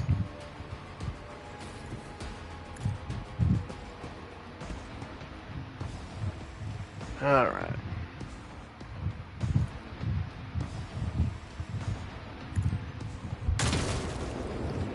Nice. Ow. Great, Adira got fried. Yeah. Okay.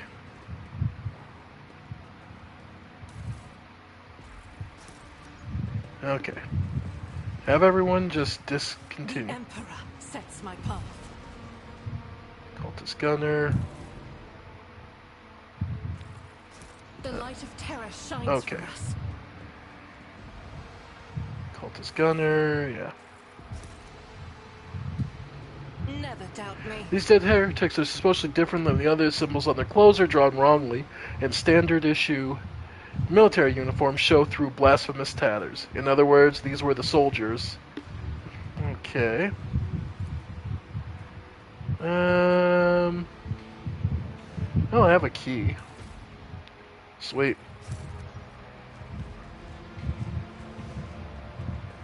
Okay.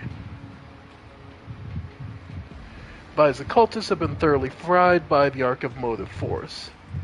In other words, electricity. They've been... okay. Alright. Okay. Cultist Gunners. Athletics, 95%, 85%.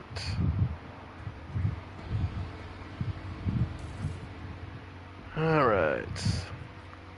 A new... Okay, and a multi-key. Onward. Sins. What advice? Pascal. Sacred technology breaks my heart. Figuratively A multitude of similar you realize they are foundational tenets of Electro-Priest religion. Standing out among them is the triumph of the reason over all over facets. Oh, okay. ready for data input. Oh, okay. And another level is ours. Love to see it. So let's see. Our next officer rank. We can do commerce, persuasion. Can't do any more persuasion at the moment. So we'll go commerce. And willpower. Ballistic skill. Fellowship. Yeah, we're good at manipulating people. Willpower. Yeah. Alright. It did more logic, tech use, awareness.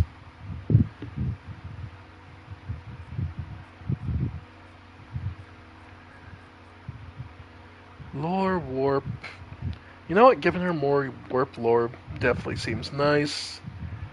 And willpower? Yeah, willpower. She needs it. Argenta. Okay, talent.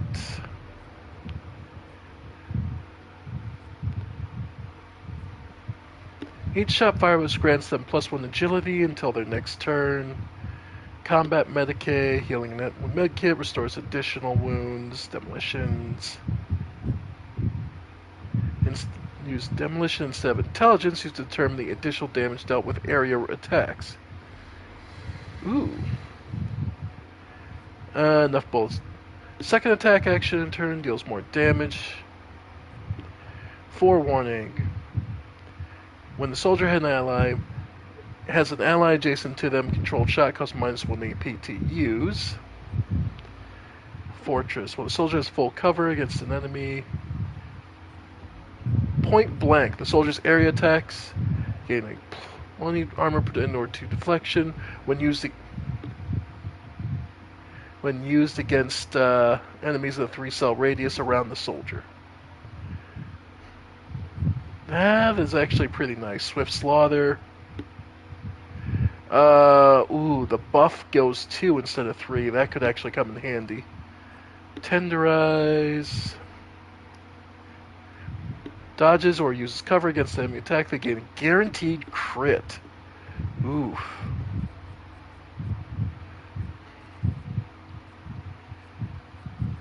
Mister.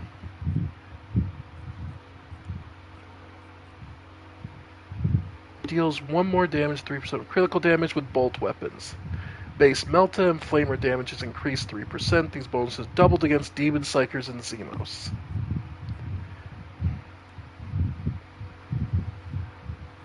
You know what?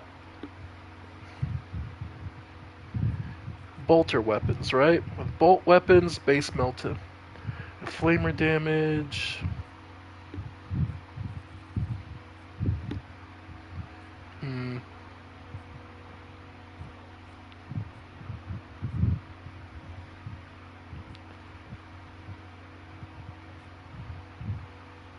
No heresy.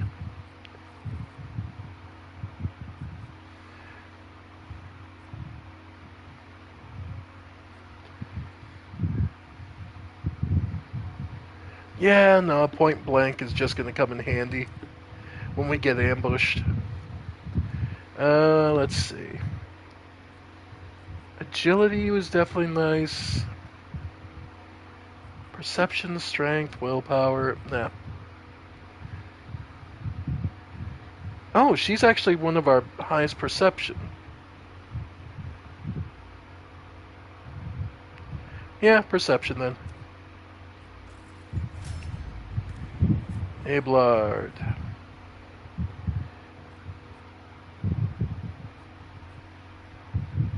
Each use of slash increases the damage dealt by slash by +1 until end of combat.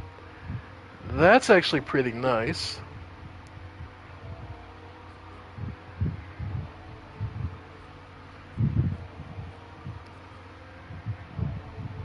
The warrior does not attack this turn. No, definitely don't want that. Hit while the endure effect, their damage deflection is increased by +1 until the warrior's next turn.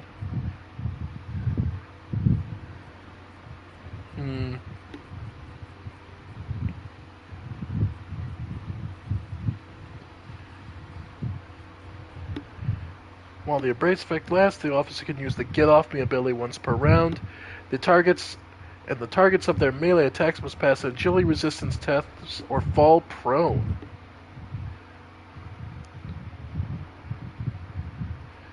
Evasive maneuvers, braced.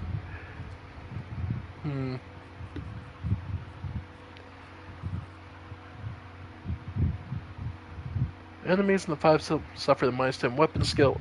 Okay, there we go. That's a good enough reason to use Brace for Impact more. It debuffs enemies. I like that. Then, yep, more toughness. He needs to be the toughest son of a bitch who doesn't go down.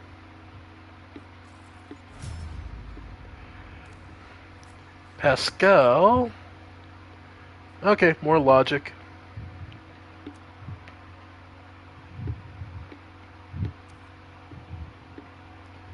And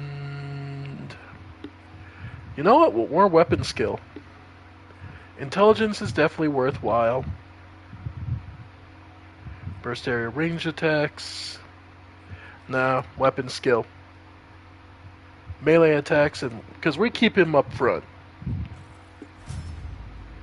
Yeah. Nice. Oh, and almost forgot. I am at your service. Henrix.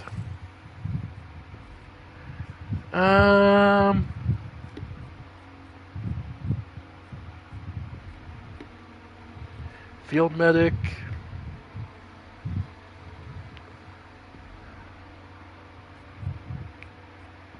Interception.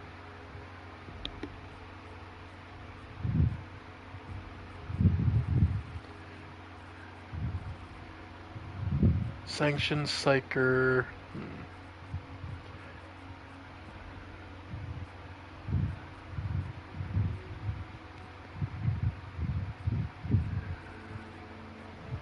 Stabilizing.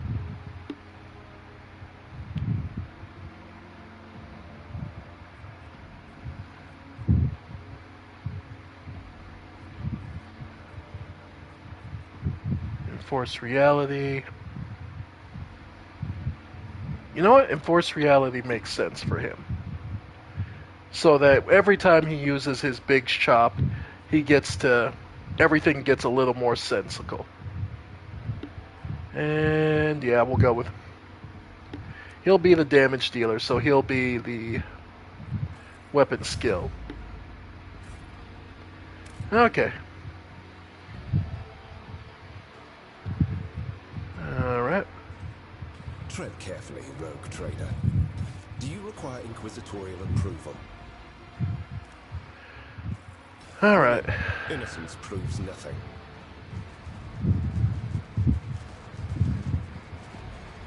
Alright, cultist fighters, I've already checked. More goods. Okay.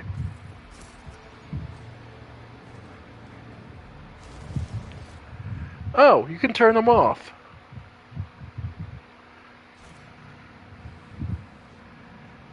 These damage move trap for the intruders.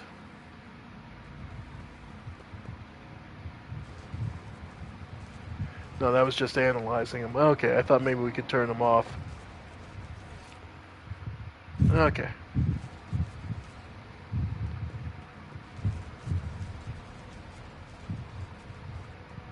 Okay.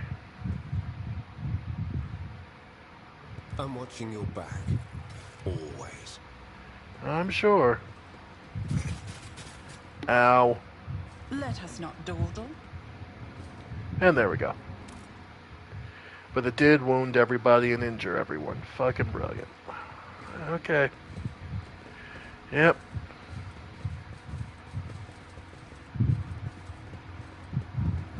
Alright, how bad?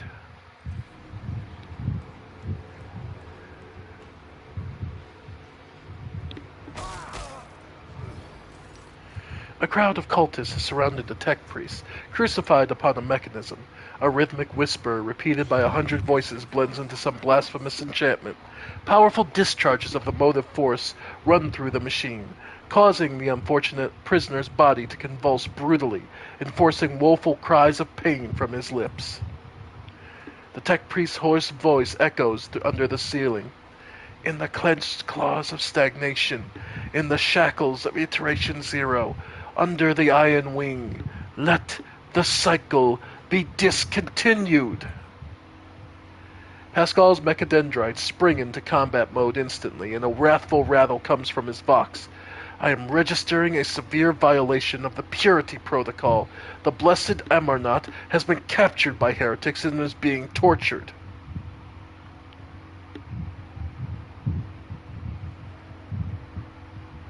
We must save the esteemed tech priest without risking his life. The mechadendrites point to the corpses of heretics lying nearby. We can use the blasphemer's clothing as a disguise. Unrecognized, we can sabotage the power units, overloading them, thus cleansing the hall of heretics. The lightning discharges have charred the cultists' corpses. Whiffs of smoke have risen from the empty eye sockets, and whose contents have evaporated. Their clothes, covered in the blood of innocents, are crudely painted over with emblems of the archenemy, which exude a repulsive air of soul decay. I shudder to disgust at the mere thought of having to touch clothing adorned with unholy symbols, let alone wear it. This is the first step towards falling, a small compromise with evil that will lead to something greater. Is there truly no other way, rogue trader? The signs of the archenemy are not just painted symbols, but conductors of its will. The words of their prayers, even spoken without faith, their coats of arms, even deceitfully worn, all increase the presence of the ruinous powers near you and draws their corruption attention to you.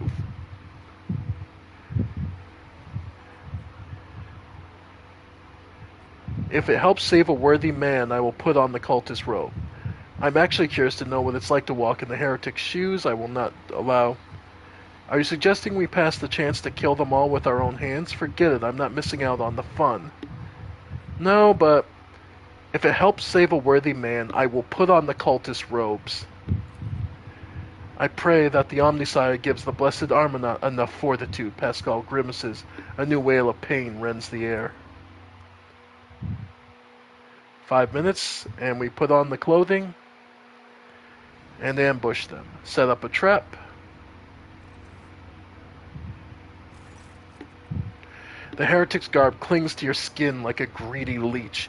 Tingling and foul fever spread over your body as though these tatters have imbibed the vile contents of their former wearers' souls. Commit sabotage. Alright. Destroy the safety system control altar. Alright.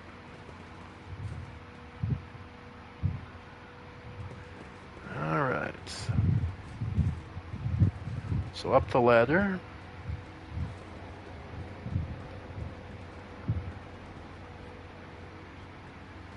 Alright. Always keep your eye on the prize. Okay, so the ladder is pointless. Distribution servitor. Every crown of golden neuroaugmetics rests upon the servitor's head. The crown is bent and broken from ruthless gunbutt blows. The pale body is covered in blasphemous inscriptions carved into withered flesh. I identify the Acolyte as a distribution servitor. I'm registering it upon the traces of a sacrilegious violation of the right of operation. The probability of its responsiveness commands is below average. Address the servitor menacingly. Your function is to serve, and I command you to serve. A shower of sparks bursts from the mechanism. Ready to perform my function. Glory to the Omnissiah. Energize the hall's power units to the maximum. It will be done.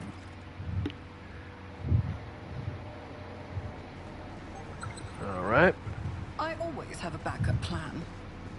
Okay, so can't go there.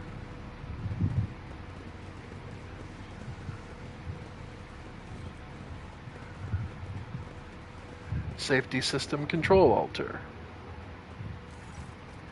The altar is adorned with gilded skulls. Threads of metal that used to be electrodes are fused onto the bone.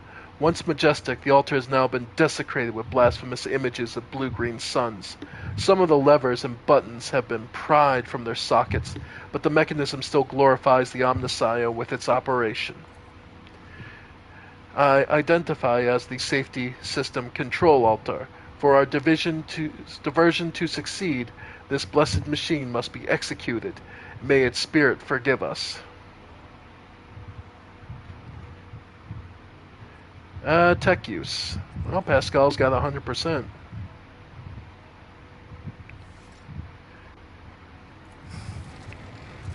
Force it to work. We can't leave it to any chance. Pascal offers a short by Harrick player, then offers the command after command to set up a trap for the machine spirit inhabiting the altar. The code born out of the tech priest's tinkering causes the spirit to flutter confusedly in the snare of impossible commands. The heat up the altar's circuit boards and the perish forever in the showers of sparks that burst forth from the melting wires. May we be granted the Omnissiah's forgiveness for this act. I am registering a general shutdown of the security system. Alright. Utter the litany of actuation from the command throne. Alright. Which is where? Loot, loot, loot. Is there money to be made? Alright. The command throne. Ah. A grim-looking heretic walks up to you, resolutely blocking your path. As he studies your disguise, with suspicion, you note his left eye has 2 conjoined irises and his right has 4. I don't know you. Who are you? Why haven't I met you before?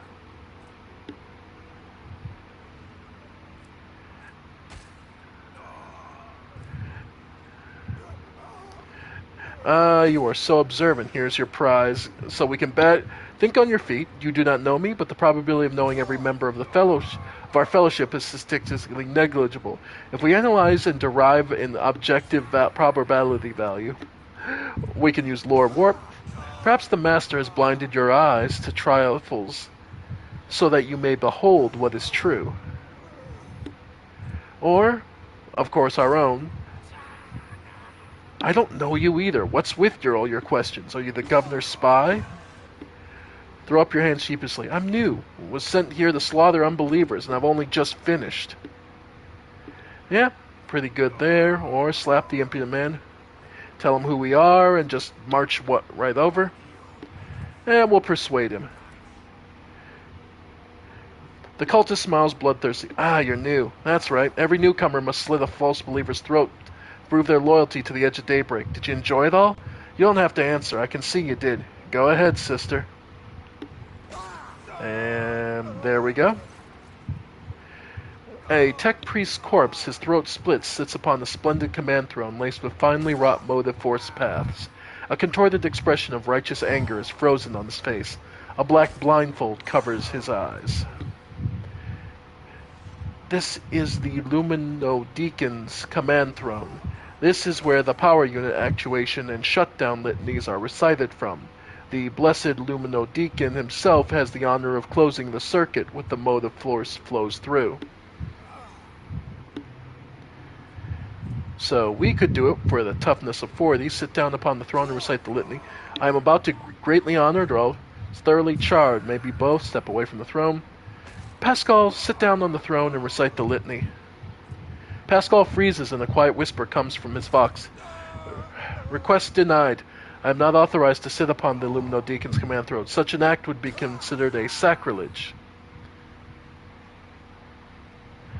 Pascal, saving the relic and your mentor justifies an infraction of the rules.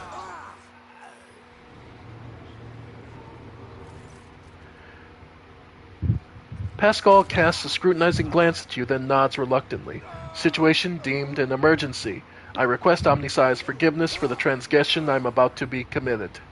The tech priest's body winces from the motive force discharge, but his vox begins to recite the sacred words of the litany as his fingers activate the command runes with precise, unhurried movements. I am recording a successful activation of the power units.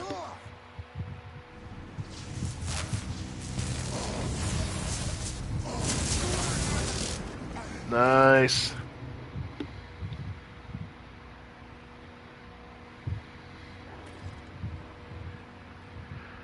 All right. We did it. That was...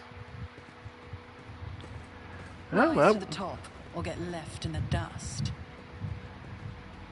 Alright, cultist stuff.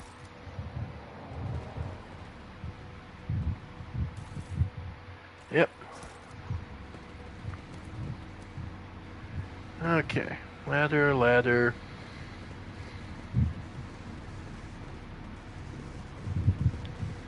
Alright.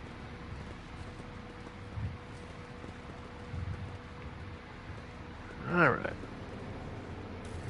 Goods. Just more goods to sell.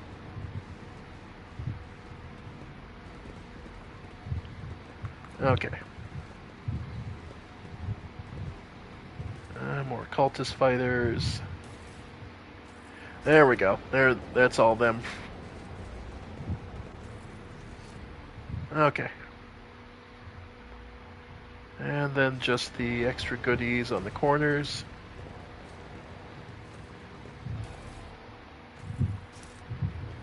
Keep your wits about you. Sweet. Alright.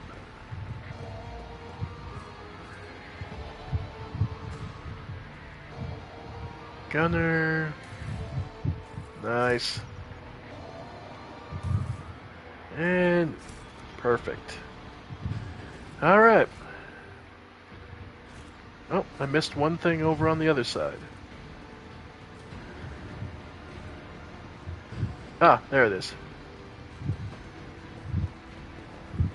Alright.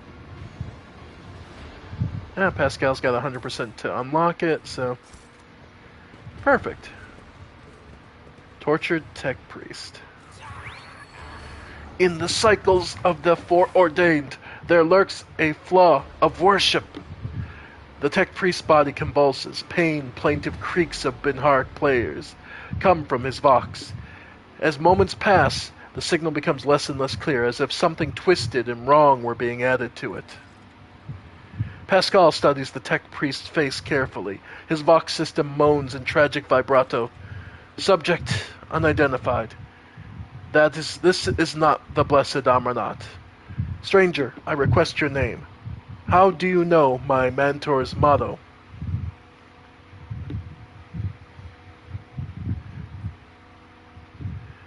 Examine him.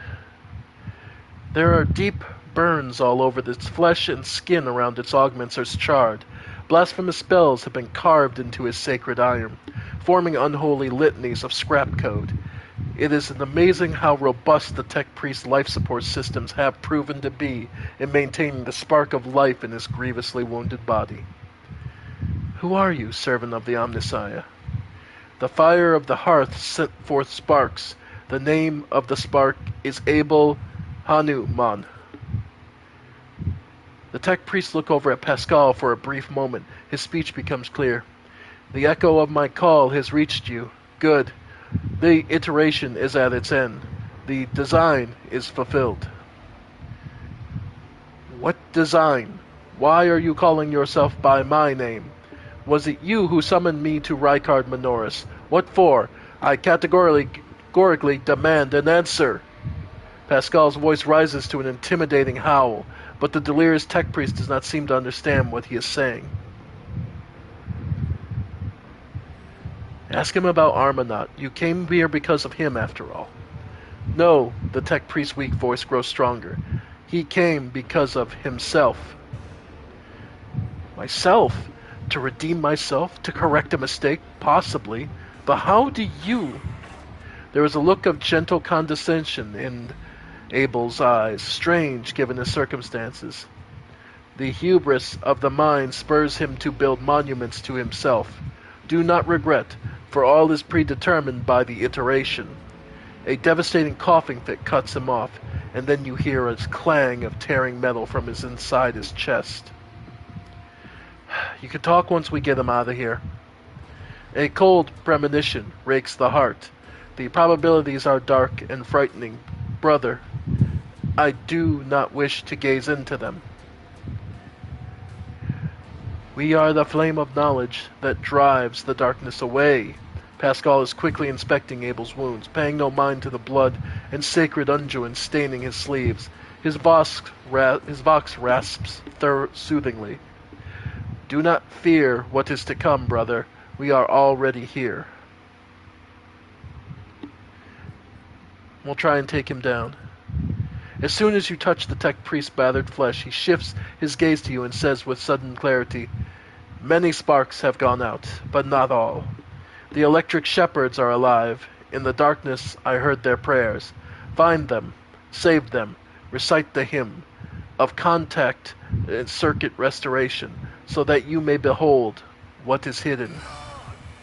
A blast of motive force runs down the tech priest's body, and his face contorts into a mocking grimace.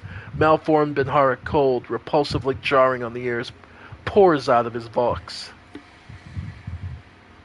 Information archived to the effect that the circuit restoration hymn is the entrance password to the electro priest's hiding place. Pascal responds with a dour rhythms of a containment aria. I note with great sorrow that the cultist ritual has been partially successful. My tech brother has been tainted by corruption. He is in the grip of a schismatical and unholy imitation of a machine spirit. I request immediate activation of the Texorcism protocol.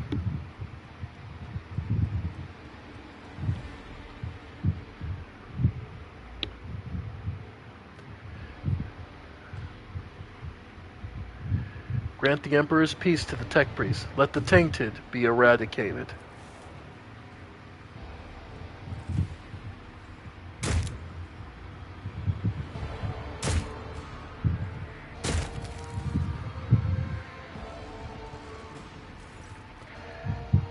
As mangled as it is, the tech priest's body still clings to life. It takes several blows to end his corruption-tainted existence. But even after that, a repulsive giggle is heard over the static from his vox.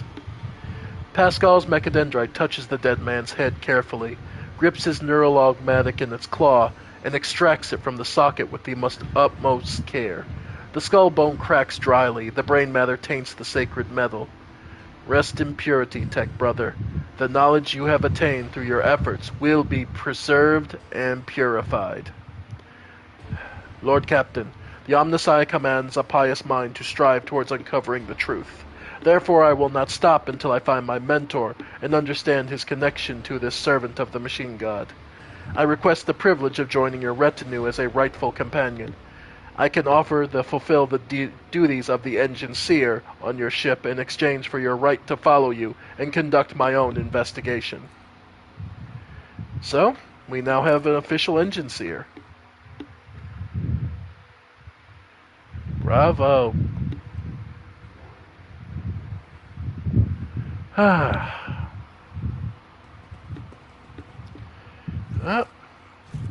We're looking like we're about done here. Guide my strikes true against the heretics who have encroached upon these halls. Let not one villain escape the God Emperor's retribution delivered by our hands.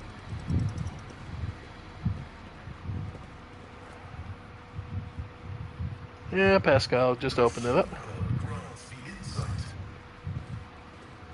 Data altar of sacred analysis. The cogitator's green screen lights up as you approach it and displays the flashing message, Pilgrim. Only the words of the first galvanic hymn will reveal you the gifts hidden behind the veil of knowledge. Now chant with me. Let us sing this canticle too. The device's keyboard lights up, clearly expecting you to enter the rest of the verse. Pascal, kindly remind me how this hymn goes. Pascal's vox let out a noisy groan as if he's clearing his throat, but then stops abruptly. After a brief pause, he averts his gaze and says in a rasping voice, "It is not known to me. Only the high-ranking servants of the shrines of the energetic prosperity are permitted to perform the first galvanic." So we need to look it up. I always have a backup plan. Okay. So we need to know the hymn. We're not done here, but... Okay.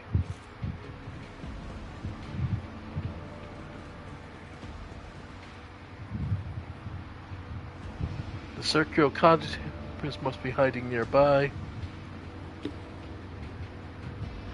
Oh, great. So the ones the priests we kill. Hopefully there's more of them and not just the ones we killed. Alright.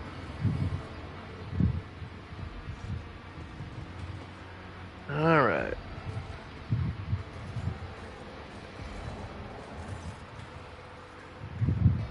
A shortish, muscular man wearing a scarlet colors of the priesthood of Mars step into your path. The wrinkles on his cheeks and forehead point to his propensity for frequent outbursts of fierce anger. But right now he is showing no signs of aggression. Glowing blue patterns of electric tattoos or electus show through his oddly bluish tinted skin. A tight bandage covers the man's eyes, yet he turns the face straight towards you with no hesitation. He has a sharp, screeching voice not unlike a bird's cawing. "May the charge of the Omnissiah's mercy persist in the hands of the faithful. May the motive force persist in their batteries."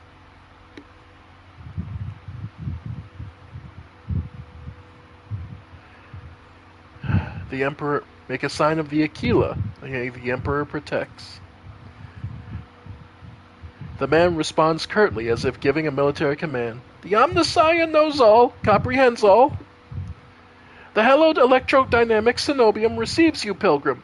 I am Dar Impulse 6, a servant of the motive force and praetor of the electroid of the sacred monastery."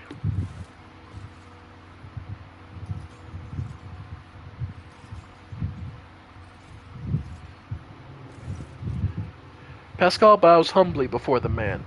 A trill of Binharic signals come from his box, to which the praetor responds with a solemn gesture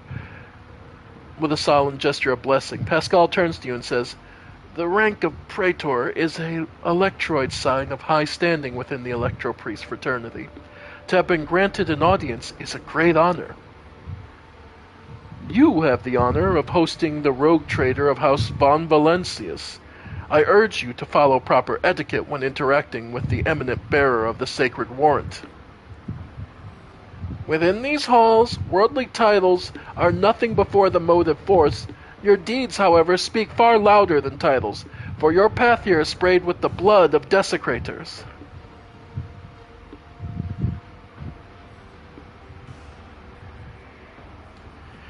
Dar Impulse 6, it was you, was it not, that Logus Abel came seeking an interpretation of his database trends?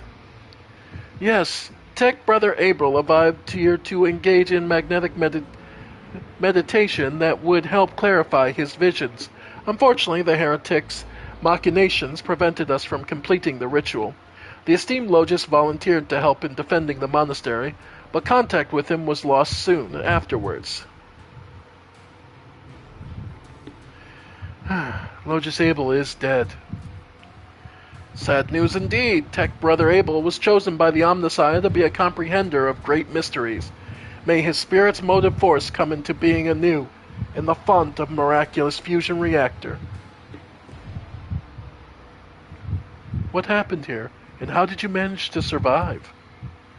When the heretics descended in droves upon this cenobium, we gave battle. But the unholy foes buried the Omnissiah's warriors under a mass of their bodies, thus extinguishing the defenders' sparks of purity. It was then I ordered my few surviving brethren to retreat into the monastery's secret chambers. Upon taking the refuge, we began to destroy the blasphemous intruders in surreptitious ways. Alas, as fiery as my brethren's anger was, I had no right to permit them to die in honest combat, for the task of taking our abode still lay ahead of us. I must commend the skill with which your secret chambers are concealed. You hear a tinge of wounded pride in Henrik's words, as if he's upset about failing to discover the Electro-Priest's shelter. Your choice of tactics was wise as well. There is no point in losing more lives in the massacre than the cultists wrought. The leader of the heretics fought her way to the ark wherein dwells the miraculous fusion reactor. She was trying to desecrate the rite of operation with her unholy litanies so that the relic may be corrupted, and the world of Rykard Minoris may perish in a font of fire.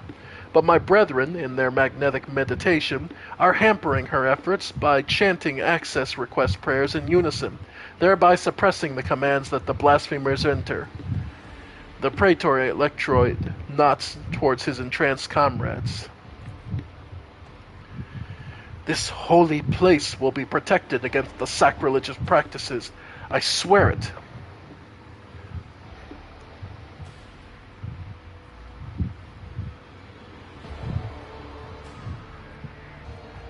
Let's see. My enforcers and Governor's Guard can help you reclaim the monastery. You made the right decision when you chose to avoid combat to save yourselves.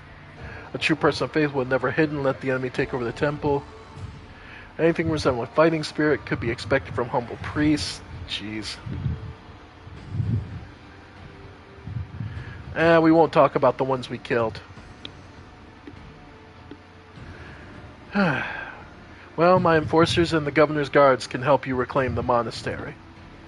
I cannot allow this. Lay people are forbidden from visiting the monastery, and only a select few are allowed to behold the Ark and the relic within. You and your retinue are pilgrims of a special status bestowed by the Emperor. However, should any soldier unblessed by the Omnissiah cross this monastery's threshold, I will deem them a heretic and have them put to death. Confirmed. The presence of the lay people of the monastery grounds without the Praetor Electroid's blessing will be regarded as sacrilegious violation of the holy rite of operation. Henrix opens his mouth for a second to say something, but changes his mind and quietly clears his throat instead. Sure, better to die protecting their lumens and the coils than to accept help from unworthies, and we were left to deal with the mess as usual. Alright.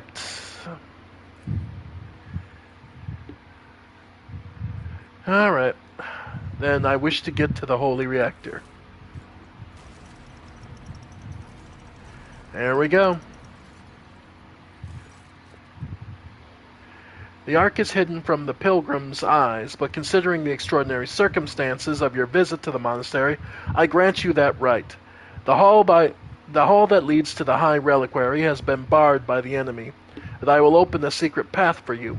Enter the Ark and experience the motive force, pilgrim. We will pray for the security systems that they may refrain from punishing you for your intrusion.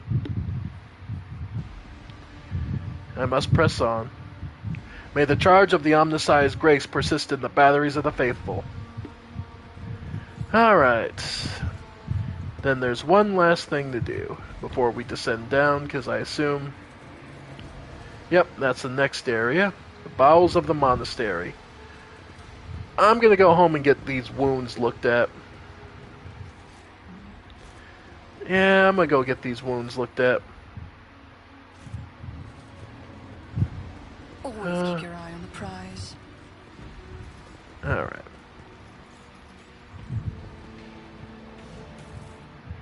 Alright. More goodies. Okay.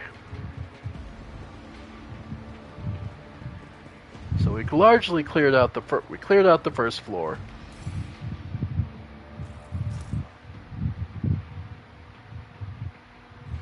Yep. I just need to get some wounds looked at and we'll be back. Oi.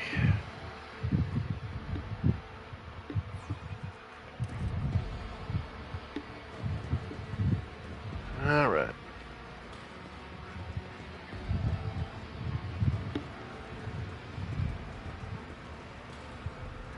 Alright.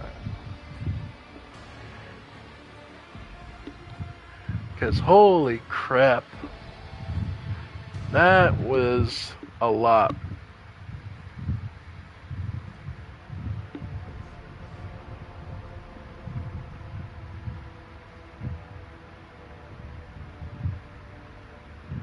Alright. Exit to the bridge real quick.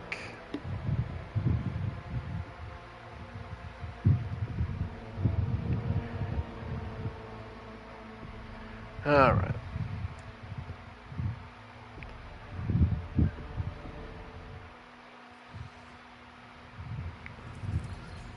Alright. Genrock.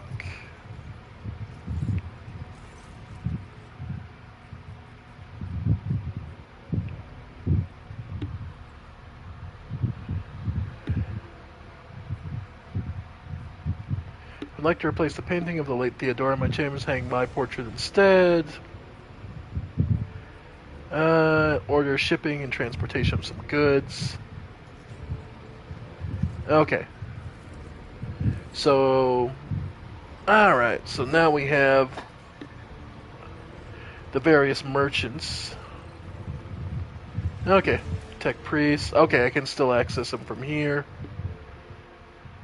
Hide untradables. There we go.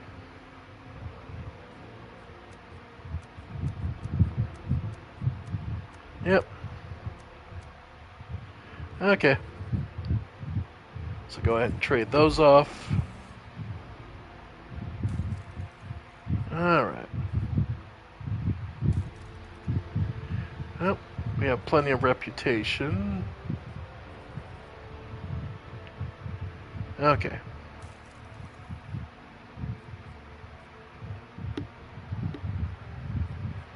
Alright. Nothing new we can pick up. Haven't found the other merchant for the other places yet, but we'll get there. Alright. Now everyone's healed up.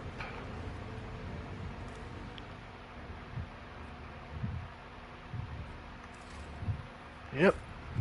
Alright.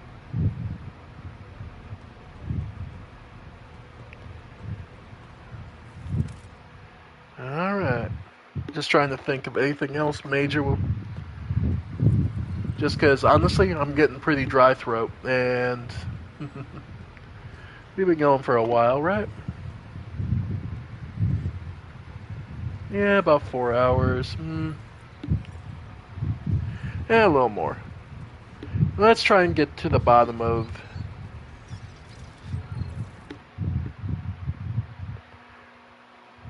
Alright.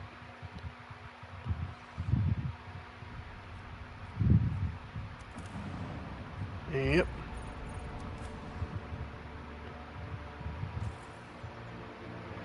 Alright.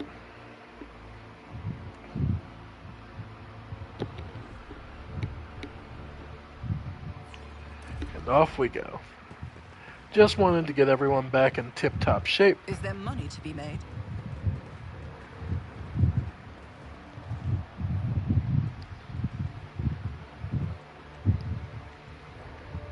Alright. Yeah, so... Alright, so they're aware we got jumped, and it's not that big a deal, but it is just one of those...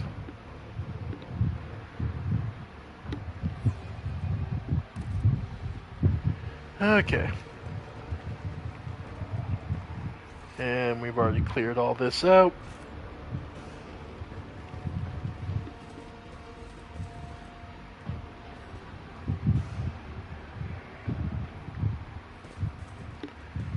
Alright.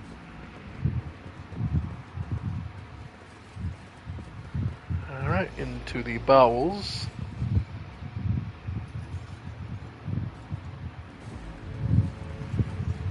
Of the monastery. Alright.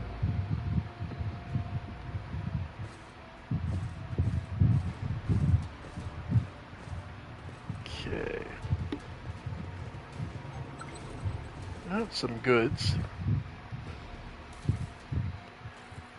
Love to see it. Keep your wits about you. Alright. Deal with Aurora. Boss fight time, I take it? So basically they're flooding the system with commands to stall hers. Nice to meet you. Heard about you. The face of the woman who stands before you is hidden behind a grotesque, barred mask, yet the voice pouring out beneath it belongs to someone else. It is the husky, somber bass of a void wolf, a hoarder of ships, a boarder of ships. How predictable your path is, how static. All the possible deaths you have skirted, only to perish here in the fiery tempest that will mark the final dawn. The woman turns her mask to Pascal and gloats, "You have arrived just in time, little cog. The schismaticals you to use your regalia like a mask to subdue the reactor." Pascal's voice rasps musingly. "A cog. I cannot comprehend why apostates try to insult me by comparing me to the sacred symbol of our faith. It is irrational." His visor lights up like a crimson herald of bloodshed, and his drilling mechadendrite whirs viciously as it readies to strike. The sacred cog grinds all corruption to dust. From the dust, I will build order.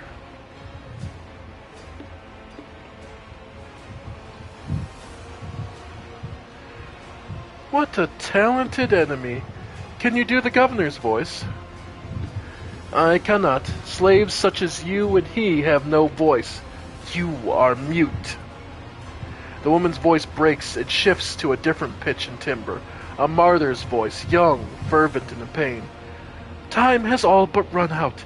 I can hear the fist of the future knocking at the door of the present. Choose quickly what you want to be when it walks in. A blind slave to what is gone, a faithful servant of what is to come, or a corpse. I would take some time to wrest from you the details of the future, the cult prophecies. Hopefully, when we're done, what's left of you will still be capable of coherent speech. What you'll be is a living torch blazing for his glory. Argenta's voice burns with a pure hatred and trembles with impatience to make a promise come true.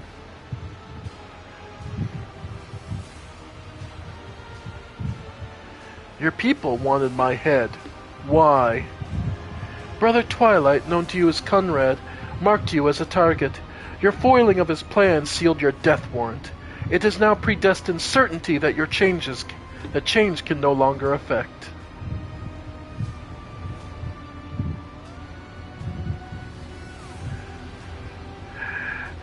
Enough.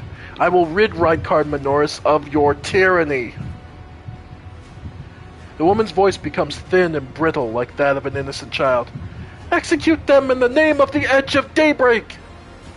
The electro-priests rip their hands off the command panels, rending their flesh on the stakes that pierced them.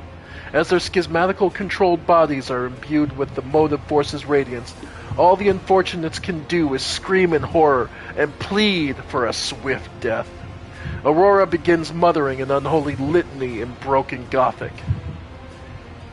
You cannot make out her blasphemous words, but the name of the heretic keeps repeating.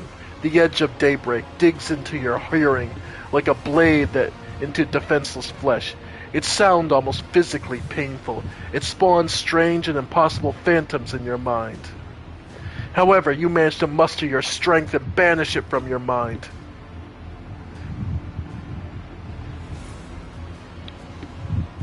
I'll make an example out of you. Prepare for battle. Alright. So, a bunch of cultist fighters, gunners. Nothing we haven't handled in the hordes already. Electro priests are slightly stronger, but they're melee focused. Gunner. Okay. Pascal, Ref, me. Cultist gunner, electro priest, cultist gunner. Yep. God, she goes at the very goddamn end, doesn't she? Oh no, she doesn't go at all, does she? Oh, okay.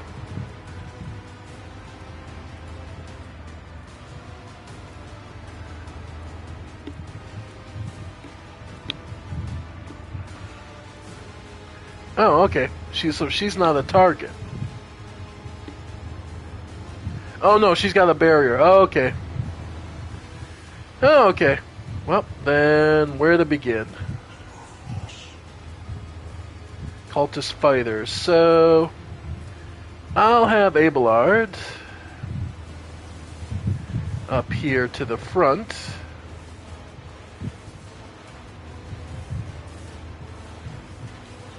Alright. Pascal, you'll be my tank over here. Henrik will be back up.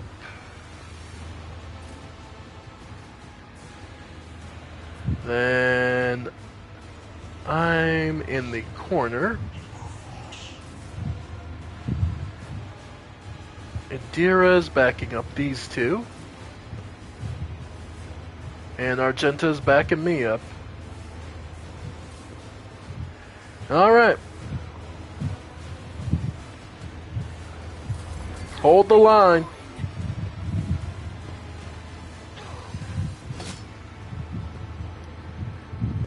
Yep. Well. Argenta, switch over. No. Oh no, she's got the sniper rifle out. Perfect. So.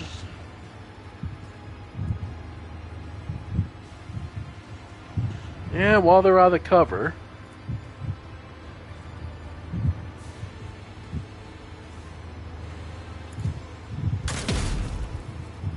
Nice.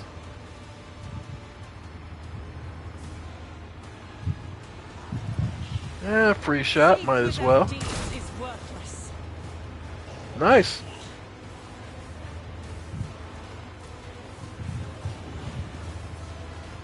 And Furious Recital. Do I want to move her anywhere else?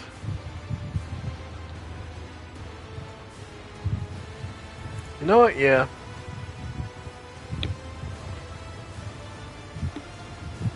Well,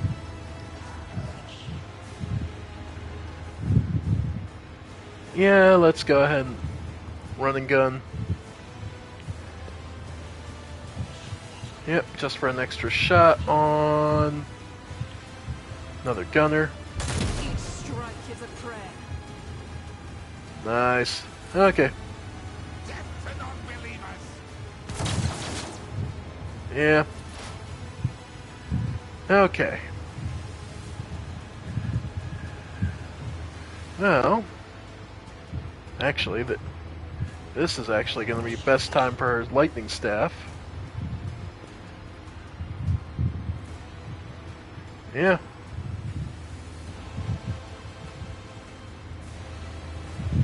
Yeah, ignore the Electro Priest. Just try to get... Nice.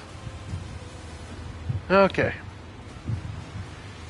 Then we're going to analyze Electro Priest. Okay, Cultist Fire. And we're gonna leave that there. Rounds until the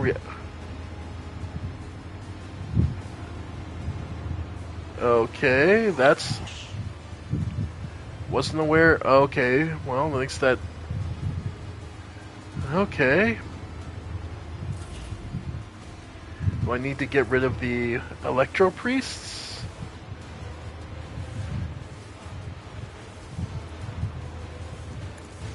Alright.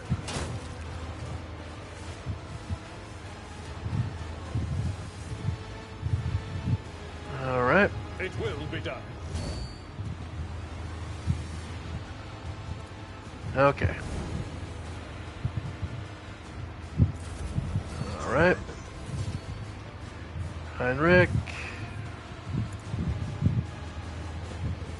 Yeah, just need to move up.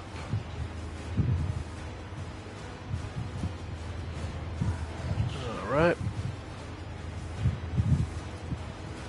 Yeah. Nice crit.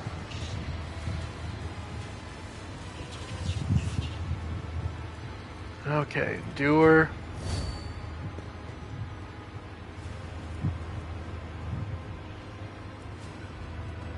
And actually gonna use strong arm on you, Abelard.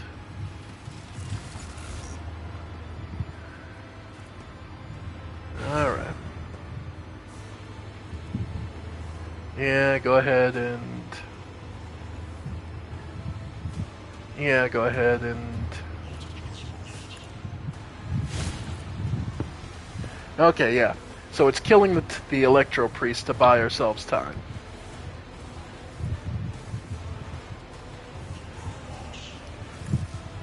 Alright.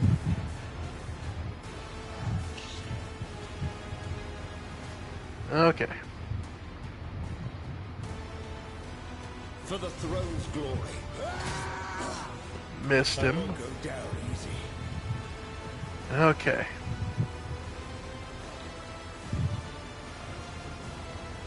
Alright. Okay.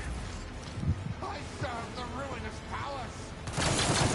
Yeah, you do. You'll regret it. Guides me. Ah! Nice. Okay.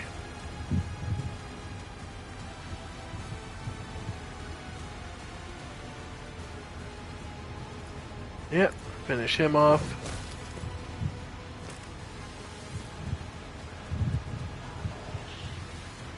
Alright.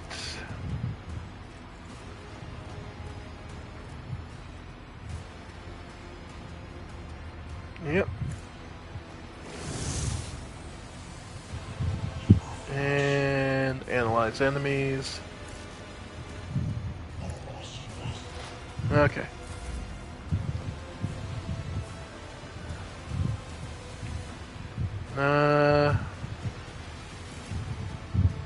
Okay. Bring it down.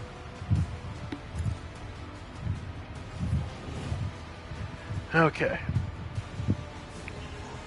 So we'll go with aim shot.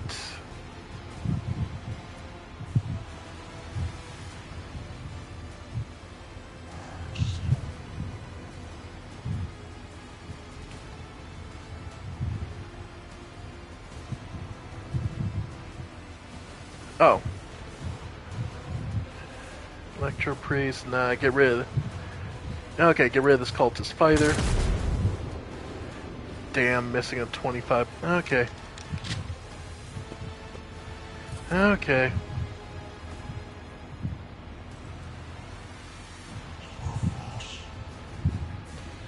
Of course. Pascal gets voice of command. Then I'm going to come here.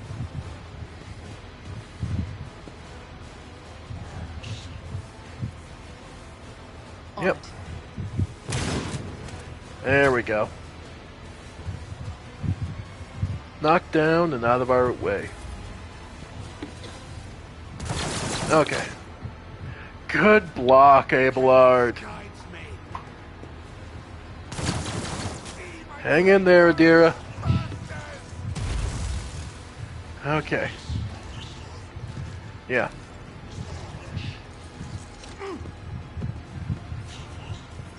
Alright. Argenta.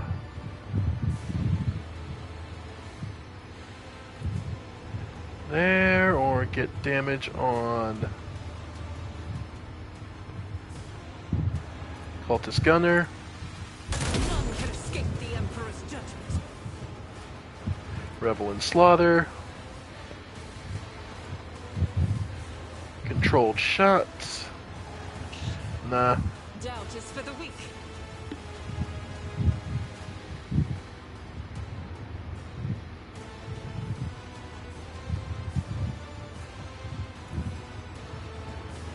Alright.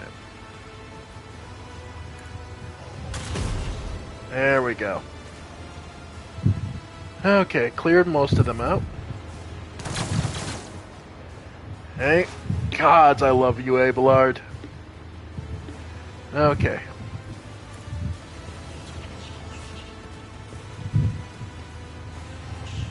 Alright.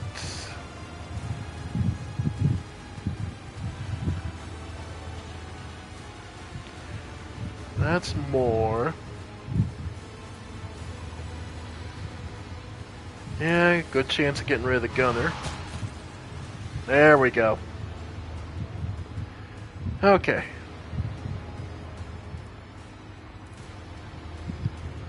Go ahead, Henrix. And analyze enemy.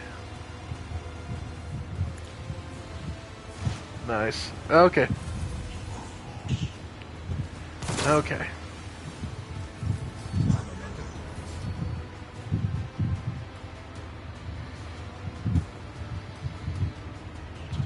Okay. So there. Charge.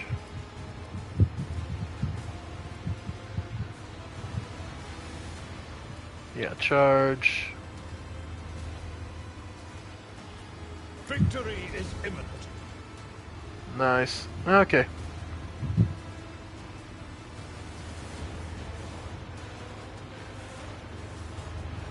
So just hit the Electro Priest.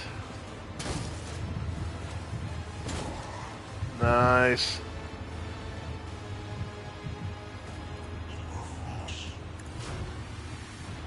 Hendrix.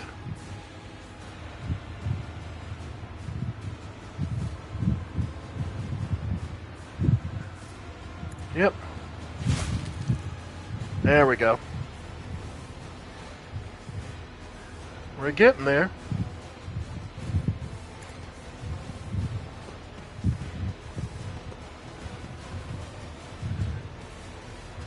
Alright. And we'll leave that there. Nice.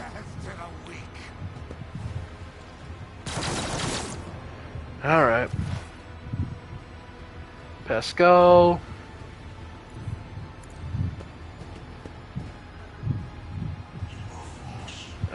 Let's see. Well, first things first. There we go. Machine Spirit Banishment. That stuns him.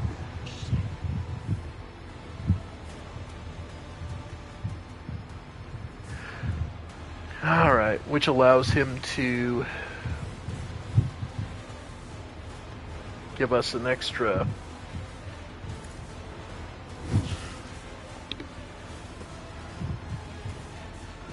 and then dismantling attack. Activating Force Mode Sacrament. There we go. Alright. Analyze enemy.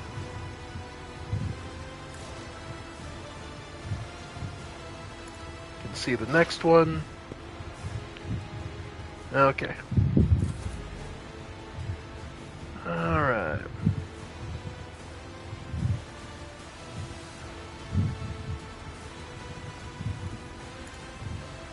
Alright.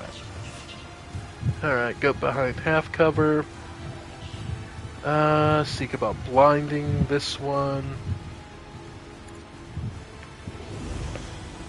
Nice. Alright, we got plenty of time. Then Argenta.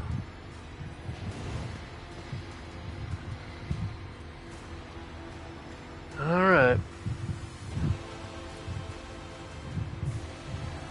Yeah, good chance to get rid of them. Nice. Okay. Not the worst. Alright, we're getting there. Turn by turn. Nice.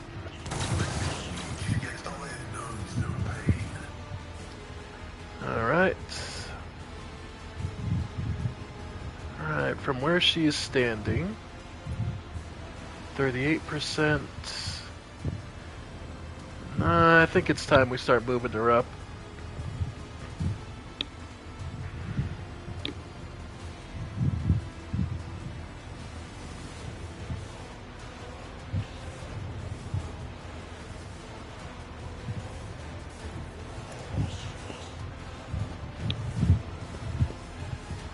Ah, she can see the one over there.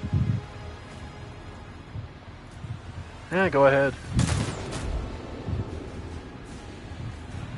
Got him? Yep, got him. Alright, next turn. Oh, she's winded.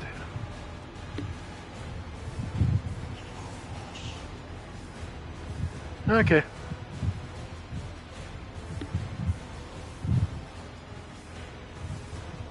Yeah, go ahead and reload. And we'll leave it be. Yeah. Alright. The other can move up.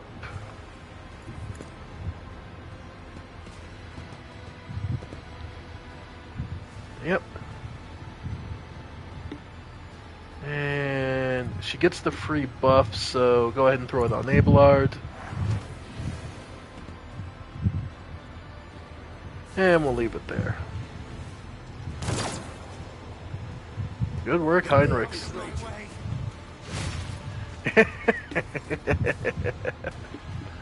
Yeah.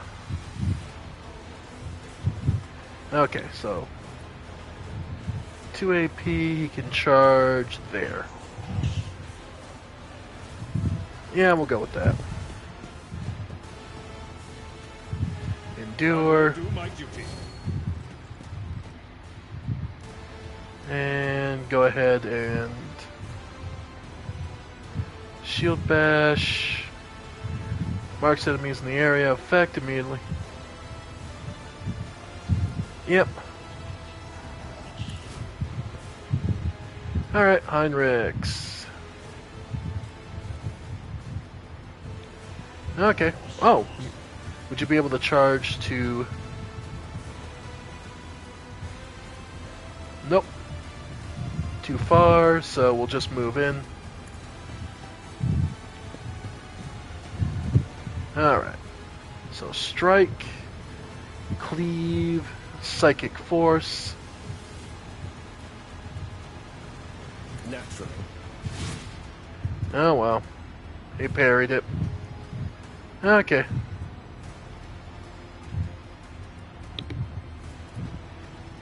Endure. Parried. Yep. Alright, Pascal. You're a bit slower, but...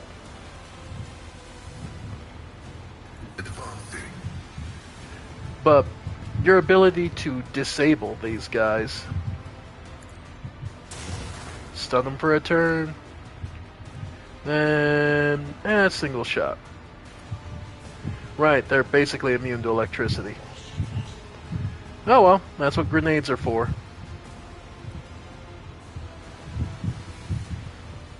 Yeah, that'll work. Alright. And observe. We're good. Meantime,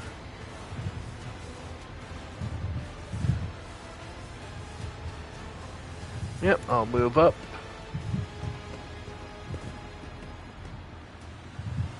Honestly, voice of command on Pascal.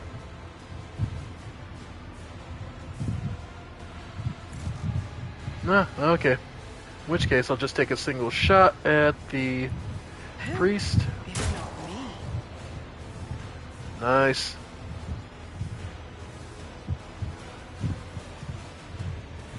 Alright, that's good. Hang in there, Pascal.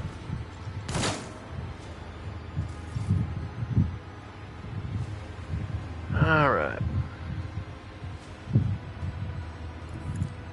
Nice. Okay. Alright.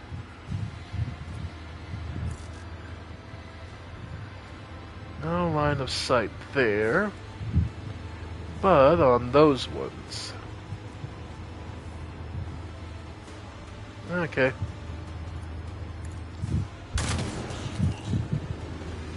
Alright, running gun.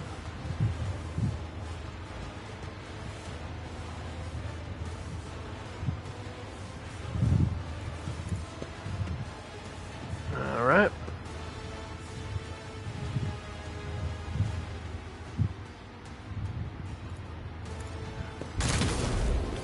Nice. Okay.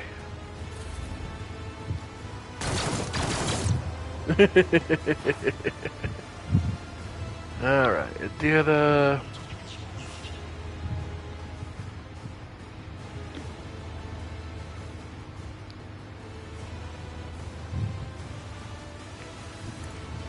Oh, go ahead. She's not as fast.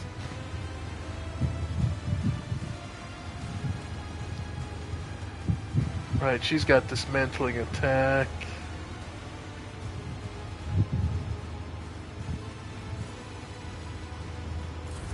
Alright.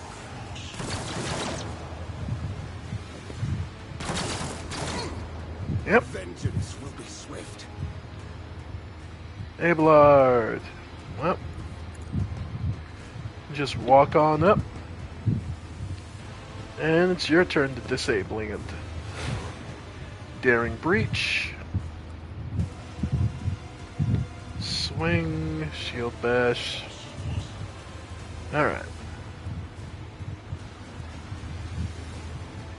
Strike. An exemplary strike. Nice.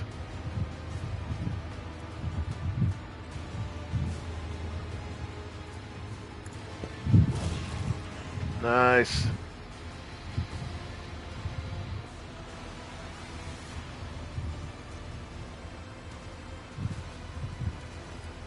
Charge. It will be done. Nice. And can get all the way over here.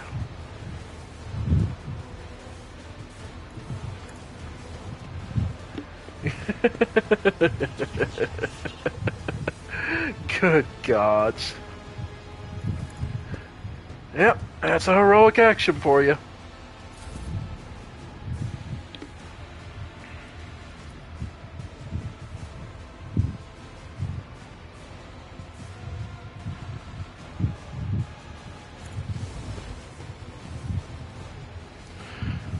Alright.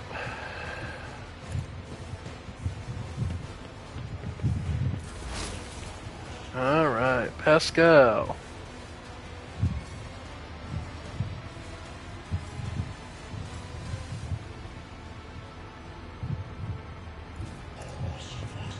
Alright.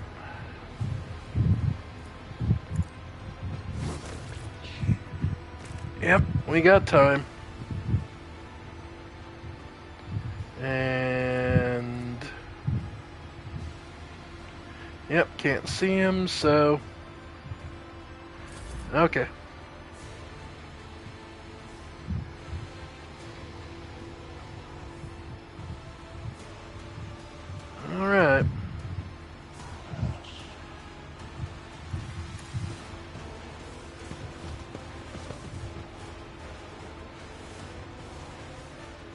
Psychic Screech. Yeah, no, I'm not waiting. Okay, I'm nowhere near close enough. Yeah, Blard is just that good. Okay.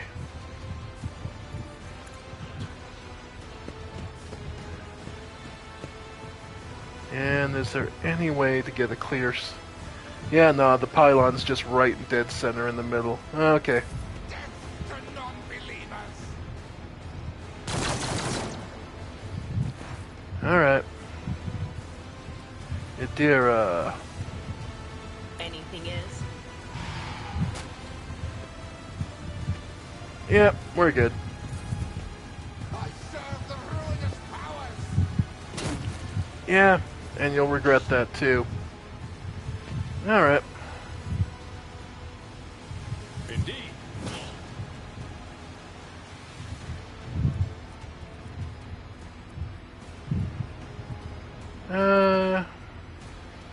Break through.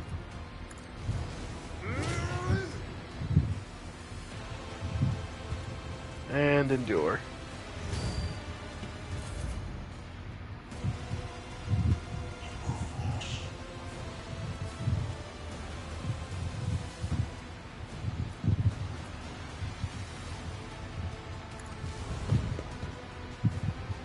Alright. And Psychic Slash. There we go. Enough! Now an aged, rattling voice speaks to you from behind the blood-stained mask. You are powerless to halt the approach of what is to come. I see a crimson trail leading humanity to its doom. I see the glow of the final dawn, and that means existence has made its choice! A dagger flashes from Aurora's hand. She drives it into the control panel with all her strength. Now you will see it too!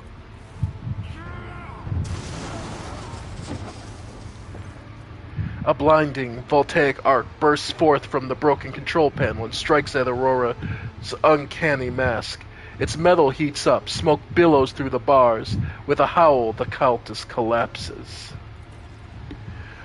The light is gone.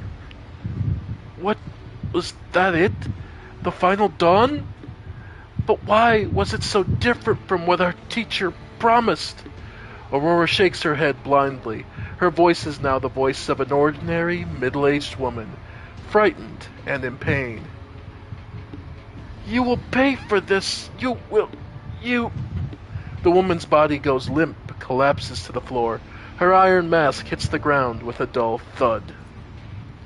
Pascal examines the corpse with contempt, then concludes dryly, confirming purgation and termination. Henrix grimaces in disgust. The heretic took her secrets with her. Pity.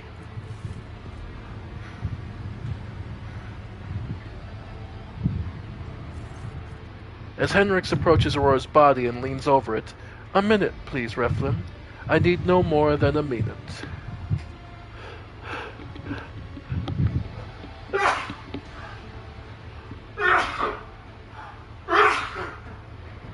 Excuse me. Henrix... Okay. Inspect the control panel damaged by Aurora. The cogitator is probably well beyond repair, but your attention is drawn away from a sacred machine and towards the dagger sticking out of the control panel. On closer inspection, it turns out to be a lavishly decorated handguard of a sword whose blade has been pried out. Its pommel is decorated with a strange adornment resembling an eye covering a scaled lid. What remains of the blade has a blue sheen to it, the same as Conrad's weapon during the mutiny on your void ship. This is no human-made object. It was grown from wraithbone, a material favored by the Eldari. As you lean over the shard, you suddenly hear a multitude of voices. They blend together, and individual words are distorted, as though they are mocking your attempts to grasp their meaning. The nagging whisper is like a burning red scratch of an unholy claw upon your mind. Surreptitiously take the sword shard.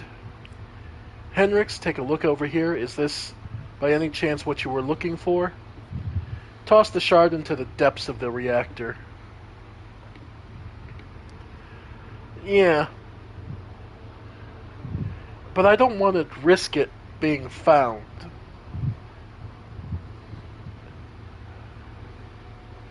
Yeah. I would prefer to just toss the damn thing away. But it would still exist. Best to give it to the Ordos Xenos and let them play with it. Henrix, take a look over here. Is this by any chance what you were looking for? Henrix raises his head, gets up, and makes a wry face as he carefully examines Aurora's weapon. This unholy object is the work of inhuman hands, and judging by the cold I'm sensing, it's a tool of the archenemy. I'm most grateful for your vigilance, Reflin. Henrix takes the strange shard out of the control panel and studies it for a few seconds. Curious. Henrix stows the corrupted object away and turns to you. Rogue Trader, on behalf of the Holy Ordos, I thank you for your cooperation and release you from requisition. From this moment on, I am at your service. I'm ready to come aboard your ship and head for the Footfall as soon as you deem possible. That is, if you do not have other business in this system. In which case, I am prepared to assist you in its prompt resolution. Well, let's remove her mask. The iron helmet is firmly attached to the heretic's flesh. Her face is impossible to make out in the darkness behind the bars of her mask, but after peering for a little longer than necessary, you wonder, for a moment, you saw something move. Executing, let the Omnissiah-given motive force now flow and all obstacles in its path be eradicated. Alright.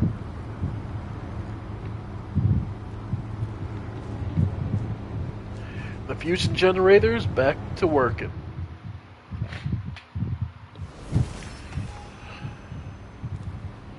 Alright. Aurora has Avenger Gauntlets. All attacks of opportunity deal an additional +4. Blasphemous Prism. A glass prism crafted by the cultists of the Final Dawn and belonging to their leader, Aurora.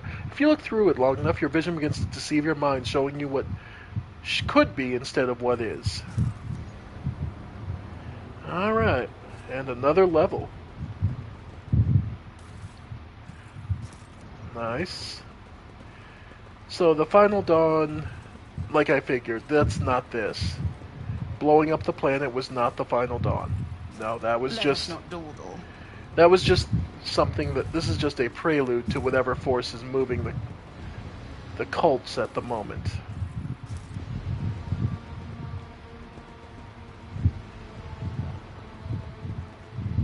Overall, not a bad boss fight. A nice race against time to make sure you have the DPS you need to be able to do what you need to.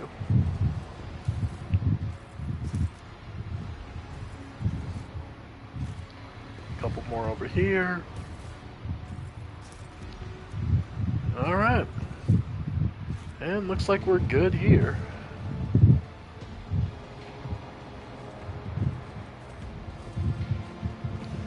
Alright.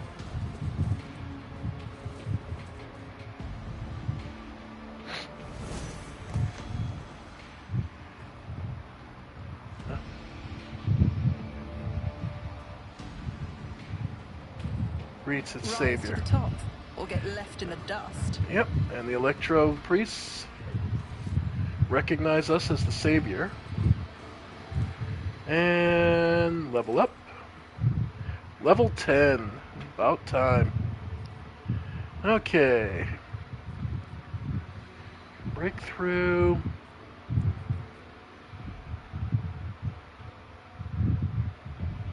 Word of the Emperor.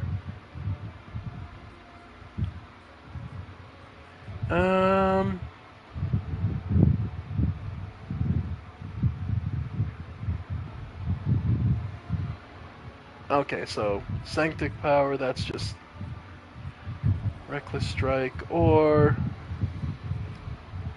Invigorate. The rest I'm not too worried about.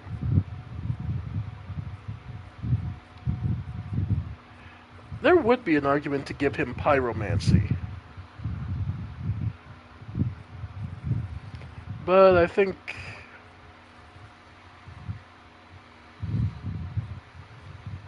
Reckless Strike... Yeah, Sworn Enemy. And... Psalms of Heroes. Their psi rating is increased by +1 at the end until the end of combat every time an ally uses a heroic act. That's actually... Because of how many we can use on a big fight, yeah. Alright. Pascal.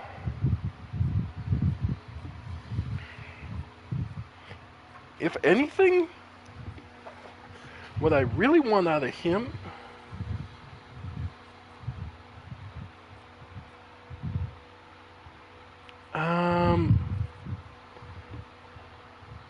Acceleration. You know what? Acceleration protocols. So every time he gets a kill, he gets faster. Let's see then. You know what? Lower Xenos, I can see. Alright. Abelard. Ooh, what to get him?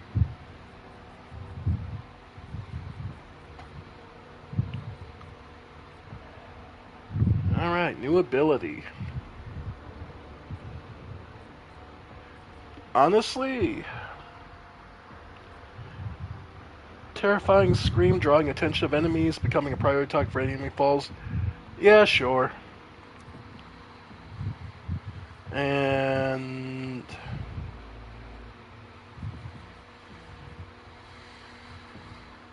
evasive maneuvers.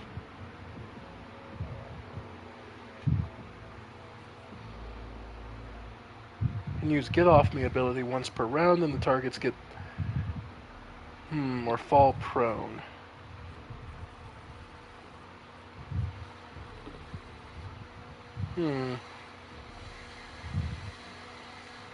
Oh, dual weapon combat.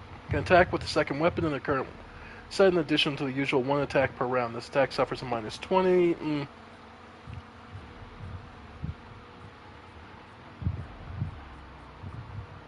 Melee weapon specialist. I like that. The axe's sweep and the hammer and mace's harsh shove ability cost -1, but no less than 1. Shield mastery.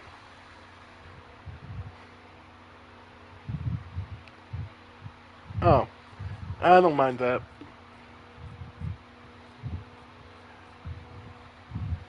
+2 movement points, but he already builds up enough.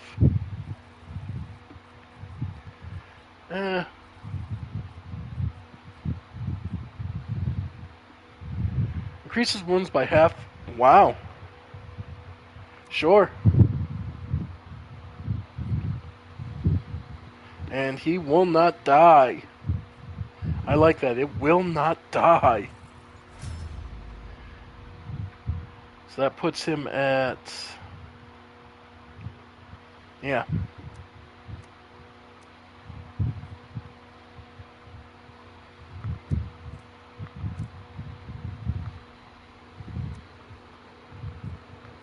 Alright. Next up. Argenta. Concentrated fire. Next attack made by a soldier deals plus dodge reduction and trance. Rapid fire. Will have its base rate doubled, but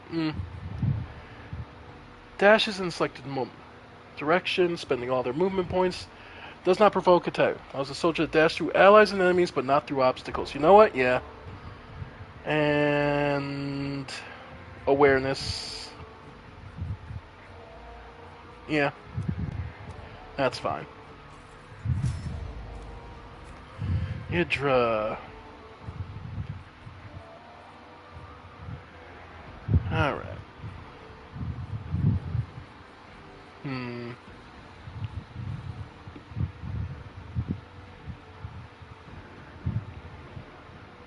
if an enemy affected by exploit within 5 cells from the operative attacks the operative or their ally, passive learning.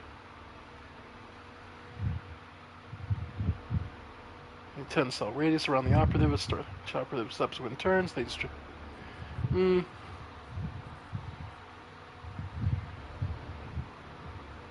Oh, yeah, uncanny sight. So she knows even where you're around the corner. Perfect. Let's see.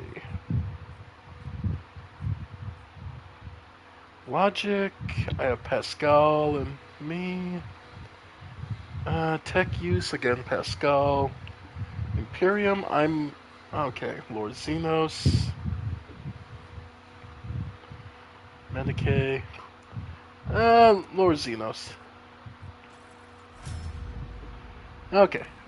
And finally, my own skill. Oh boy, Officer, Blood of Martyrs, Focus.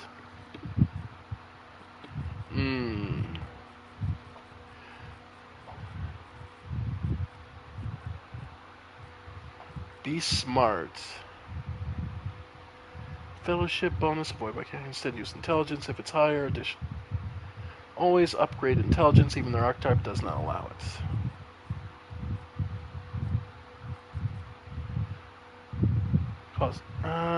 Force reality. Yeah. Especially considering how strong mine is, yeah. And then more willpower, yeah. Because I'm a dedicated support. I'm a dedicated control. But that control I offer is absolutely disgustingly good. Alright, give me a sec, folks. I gotta use the bathroom and we'll continue on.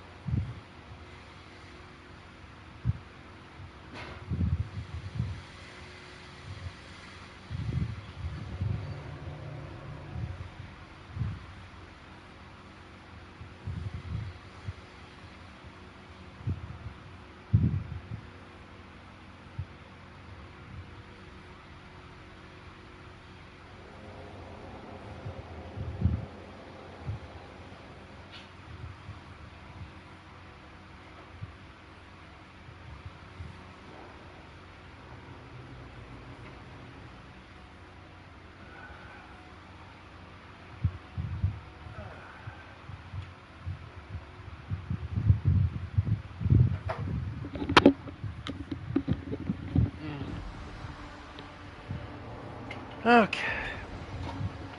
Okay. So we're the. Always keep my options open. Always keep my options open, huh? Alright.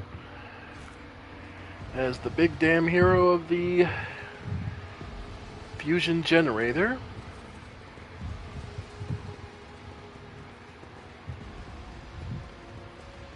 Alright.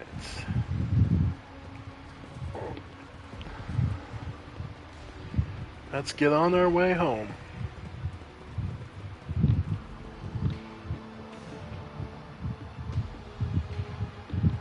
Prerequisite: if you have enough profit factor, you do not purchase the item, it will simply be yours for the taking.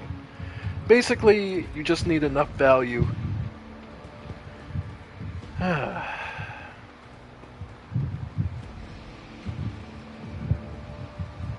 Alright. Is it worth going back to the mayor?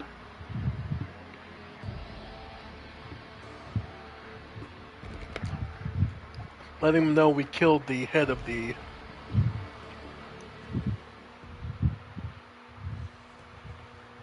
Oh? Rogue Trader. I was somewhat brusque at our first meeting, and I would like to make up for it by expressing my thanks for your assistance in the electrodynamic Cenobium. Your arrival could not have come at a better time.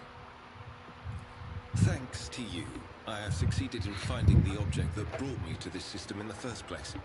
Now that the weapon of corruption has been seized from the cult, I can satisfy the Lord Inquisitor's wish and travel with you to Footfall, once you have finished your business on Rycat. There is one more thing. The Lord Inquisitor gave me this item some time ago. Okay. He must have thought it likely that I would find myself aboard this vessel sooner than he. I was instructed to deliver this device to Lady Theodora. However, given recent events, I believe I ought to present it to you. This is an elucidator, a sacred machine capable of translating the languages of remote and lost worlds into Low Gothic. Ah. It can even process Xenos languages to a certain degree. Not without infelicities, but possibly well. Thank you. The Inquisition's generosity is greatly appreciated. May the elucidator serve House von Valancius as faithfully as it has served the acolytes of the Holy Ordos up to now. Oh, it's probably a tracking device, but I don't really mind. Henrik cuts you a glance, one which you suddenly realize is charged with a strange, almost personal interest, before deferentially averting his gaze. Apologies in advance if I unknowingly violate the protocol for conversing with someone of your elevated status. I think a slip in composure is to be expected when one is hosted personally in the Lord Captain's study.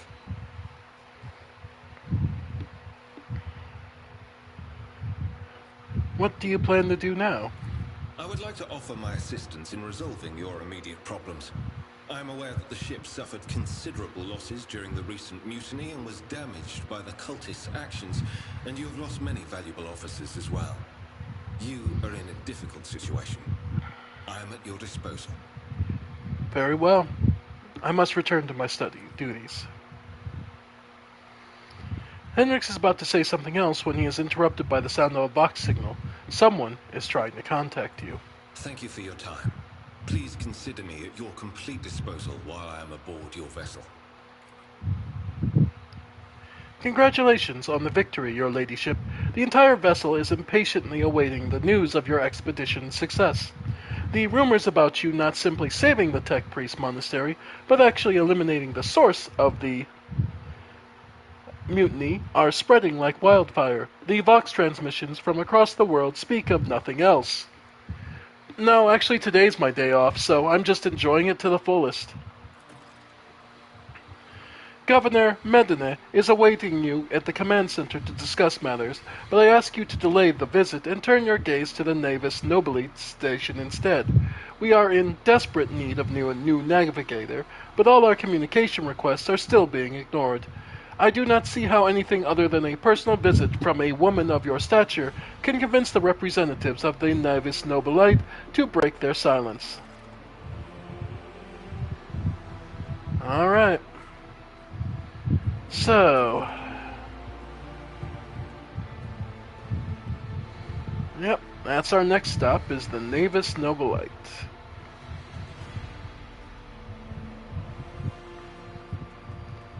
Well, well, well. Still, we managed to remove the issues of the...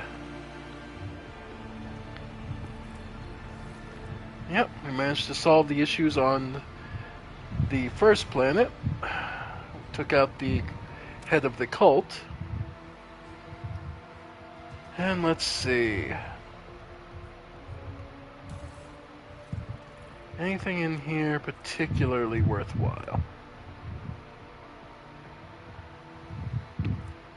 Alright. Auto gun. Fire up to 6 shots in its burst. Sniper rifle, nothing I need. Improved armored body glove.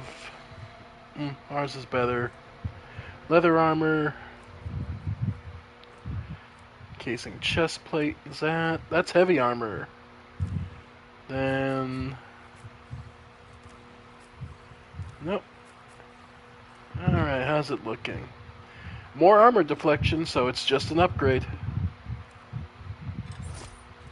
Sweet. Attacks of opportunity. You don't have gauntlets, so you can take them.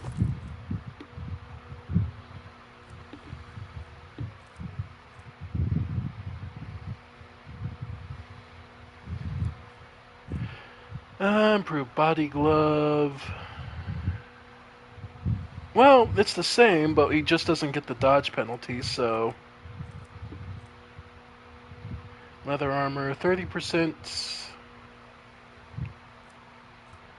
Yeah, it's the same. Yeah, so better off not having the dodge debuff. Pascal. I mean, I guess the basic thing is just the armor, the extra armor. Yeah, so it's extra 7%, so it's technically 27, but the biggest thing is the 8 to tech use, which, I could see keeping that. Argenta. Yeah, the sniper rifle. How about autogun versus the bolter? Nah, modified bolter is more damaging and more armor penetration. Okay.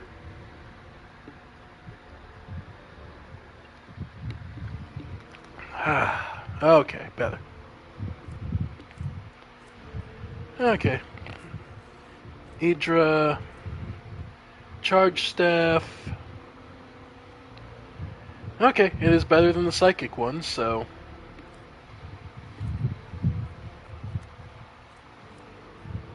Okay. Let's see, anything else? Sin skin, yeah, 25%, yeah. My armor, psychic body glove. Most I could do is some leather, and it's not really worth it. Okay.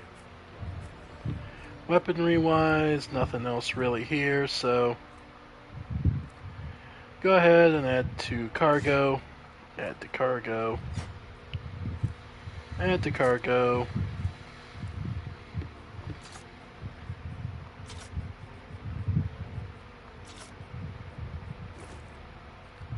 Okay.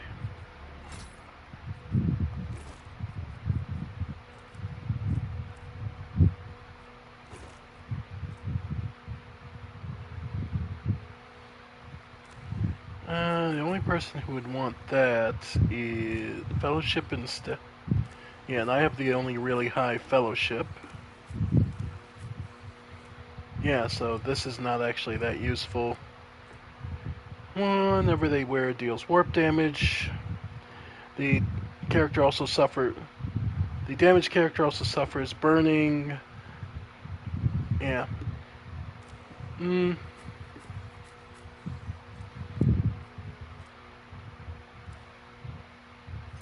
Okay. Let's see. Add to cargo. Okay.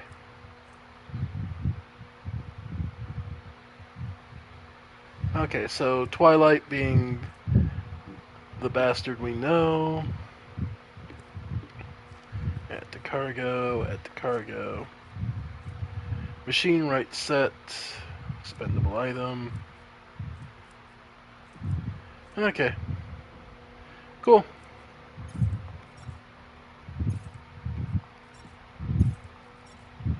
There we go. Okay. So...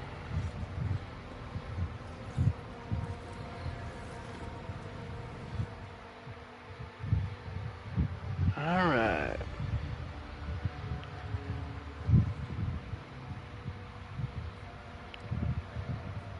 So I assume the hint that we don't want to do... that they didn't want me to do the next big thing. If I go to the mayor, it'll be the next movement of the next major part of the story. I assume that's what it is. So then we can go to Urac 5 where we have to get the navigator. Right.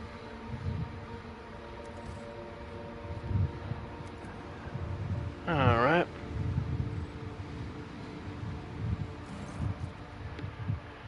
Lord Captain, sorry to disturb you. Vigdis pauses as if listening to something. It's pandemonium outside the bridge gate. One of the officers seems to be demanding an audience with you in person. I think I hear Master Wissarian's voice. In any case, I wanted to warn you in advance. Alright. Is it another revolt, or can I just talk to you people like as if you're reasonable? Basically, am I putting a bullet in you, or am I just... Alright. Hey, looks like they might actually talk. The everyday sounds of the bridge are disrupted by voices raised in anger. Abelard's voice, the loudest of all. This is not the conduct of an officer. These are the antics of a highborn brat out on a lark. Explain yourself, Lieutenant. The young woman standing before Abelard strives with all her might not to quail under the onslaught of her superior's anger. She falters, but then manages to look him in the eye and say, I apologize, sir, but I must speak to the Lord Captain. Very well, Lieutenant. You may address the Lord Captain, not least because I see you have already seen fit to disturb her. Your unauthorized appearance on the bridge and display of belligerence toward a higher-ranking officer will be logged in your personal file without delay. Lord Captain, Lieutenant Avila Vent, requesting permission to speak. Vent falls silent and then adds rashly, on a matter of extreme importance and urgency.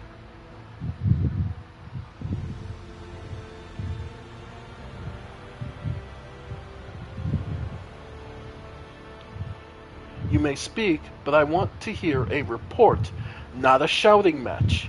Having two officers bickering in full view of the bridge is unacceptable. I am sorry, Lord Captain. I thought that drastic times called for drastic measures, Vent exclaims hotly. This matter cannot wait. Any minute now, an assault unit will be dispatched to the lower decks on orders to crush the workers' strike by any means necessary. But I'm convinced that this step is unwarranted, and that the crisis itself was provoked by the actions of one of the senior officers. Vent is almost trembling with tension as she delivers her speech, her face extremely pale. Abelard, in no hurry to intervene, lets out a skeptical huff. He glances at Saberback, who is standing not far from him, but maintains a stony expression. Lord Captain, I urge you to investigate these actions of Seneschal Worsarian, and to intervene in what's happening on the lower decks, because very soon we'll have a mutiny or massacre on our hands. Vent reels off the last words as though she knows them by heart. She's clearly been preparing to say them for some time. When she's finished, she casts an anxious glance at Abelard, then you.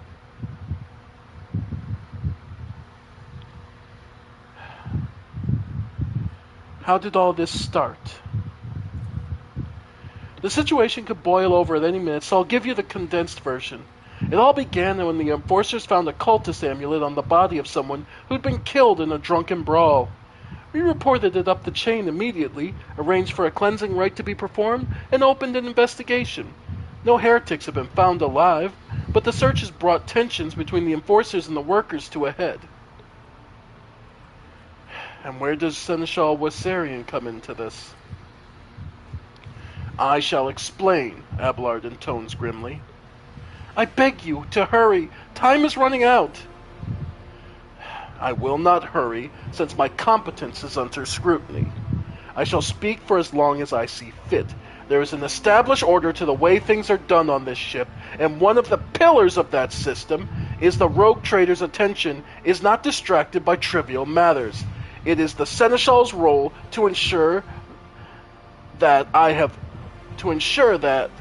have always handled internal problems myself, so of course, when I received information about cultists hiding on the lower decks, I took the matter in hand. So long as I live, not one of those vermin who murdered Theodora von Valancius will find refuge on this ship.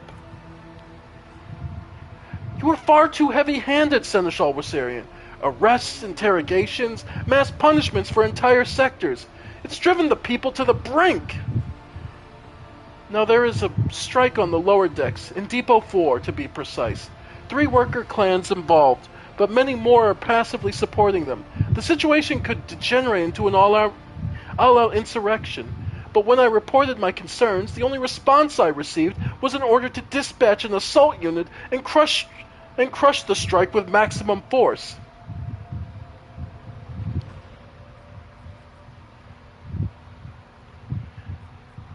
Abelard, what do you have to say to all this? I see no need to add anything. I acted within the remit of my authority, guided exclusively by the best interests of your protectorate and your personal safety. If you wish to confirm the rectitude of my actions for yourself, I have no objections. For my part, I urge the Lord Captain to go down to the lower decks, stop the assault unit, and speak directly to the people. You will see that they are not lying or harboring heretics. That way you will stop the uprising before it begins.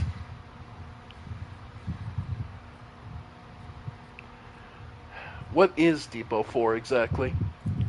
Depot 4 is one of the poorest sections on the lower decks. It is home to the clans of general laborers. They are not valuable to the ship as families who have served specialized systems for generations. They are an easily replaceable resource, and one which is now, more besides, giving succor to cultists and minions of the archenemy. Depot 4 is poor and troubled, but at worst it means drunken fights and illegal rock gut brewing. We have handled workers of Depot 4 in the past. We would have done so again if the crackdown in Depot 4 hadn't been so harsh. And another important point to bear in mind, the problem is not limited to this sector. It is one of the most populated lower decks, and everything that happens there has a knock-on effect for the neighboring sectors.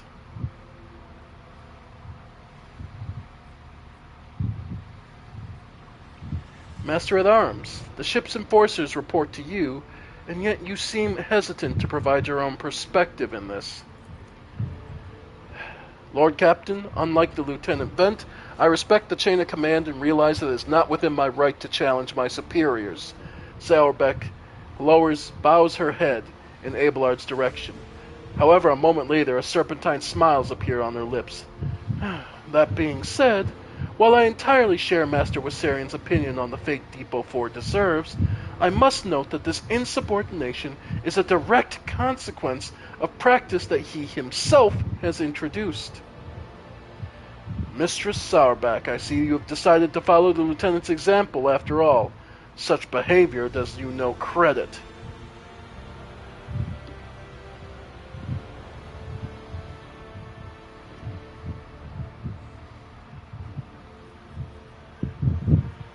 Sauerbeck, explain yourself.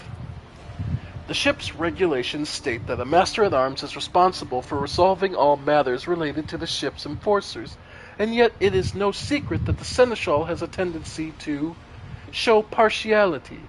Those enforcers and officers whom he has deemed particularly promising at times given permission to approach him for tutelage. I cannot deny Master Wassarian's experience and insight. The Seneschal has a record of fostering students who have indeed achieved much and demonstrated impeccable performance. However, extending such patronage over the head of their immediate superior encourages disregard for hierarchy among your ladyship's servants. Today, an enforcer goes to the Seneschal to report an order from the Master-at-Arms that they happen to disagree with. Tomorrow, they will go to the Lord Captain to object to the Seneschal's orders. I notice a pattern in these actions. Abelard, do you wish to respond? Mr. Sauerback, as can you recall an occasion where I would encourage an officer to disobey their superior, or one where I would overrule their order, or show favoritism to those who merited none? None, Seneschal, for there have been no such cases in the entire time I have served aboard this ship. If anyone were to claim otherwise, I would have had them pay for insulting your honor with blood. Your conduct in this regard have always been spotless. Nevertheless, given your eminent position, a simple show of attention on your part is enough to erode the propriety of junior officers, inflate their sense of self-importance, and undermine discipline. That you distinguish some of them and know them by name is tantamount to walking around the officer's deck handing out gifts to officers who have caught your eye. It fills those you set apart with ambition and audacity. It makes them stand out amongst the rest. Enforcers are meant to be faceless servants, fighters ready to die, their fates trusted to their commander and no one else. That is their sole foundation of the order. Lieutenant Vent, would you say the Seneschal has singled you out from your peers in any way? Lord Captain, I swear that Seneschal Wissarion has never granted me any privileges, never once advocated for me, nor facilitated my promotions. Although, he is a man who convinced me to become an officer in the first place. He has offered me extensive guidance in my service, for which I am grateful to him. And while not all my fellows receive such attention, I know at least a dozen fine officers whom the Seneschal keeps in his sights to ensure that they continue to strive. To prepare the new generations of the dynasty's servants, to instruct them, and to separate those with potential from those who have exhausted it, that is my duty as Seneschal. The ship has bays worth of pilots, enforcers, officers, technicians, and stewards, whom I have raised personally. By the throne, every third person standing on this bridge right now was my student at one point. I see. Evidently, my officers are anything but a shining example of unity and adherence today. I only have myself to blame, I am so.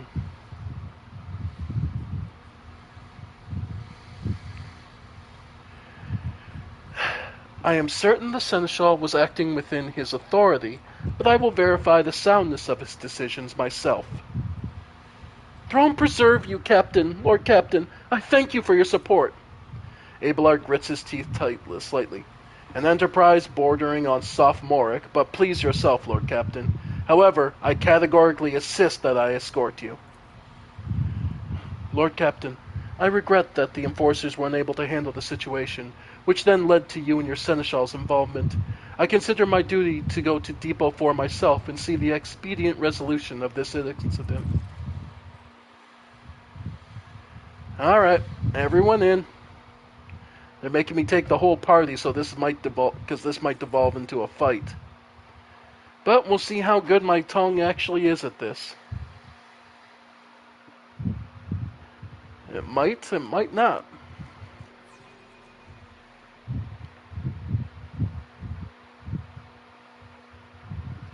Here we go.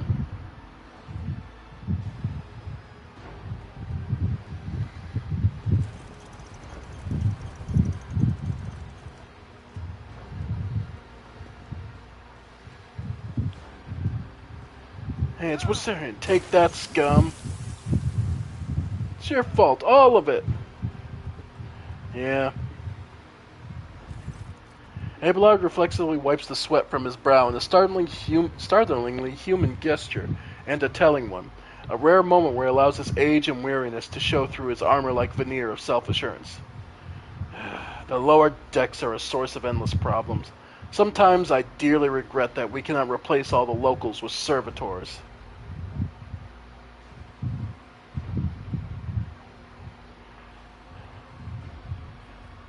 Let's keep moving. We need to get to the bottom of this. Something resembling a nest made out of thermal insulation material. This must be where the workers sleep between shifts. Always keep your eye on the prize. Alright. Alright. I still do not see our purpose in coming here. Relax, old man. Going for a stroll on the lower decks every once in a while is good for you. Lets you see how the simple folk live. Alright. The sounds of the heated discussion reverberate through the ship's bays. Lieutenant Avrila Vent of the ship's enforcers is barring the path of her superior, Master-at-Arms Jocasta Sarbak, who has arrived clad in armor. Judging by their expressions and tone, the standoff has dragged on for some time already and has now reached boiling point. Lieutenant Vent, my patience is wearing thin. I have given you an order. Now get out of my way. I can't comply with that order, ma'am. Vent looks shaken, but there's fire in her eyes. This is my deck and my sector. So long as this area remains under the Lord Captain's special oversight, no action can be taken without my express permission. There are only 3 people who are authorized to make me stand down. The first officer, the rogue trader, and the Emperor himself. So not all my lessons fall on deaf ears. Abelard mutters in crabby approval. He does not clarify whether he means Vents, Sourback loovering over her, or both. Your ladyship! Noticing you, the 2 officers snap to attention and salute, their subordinates following suit a moment later.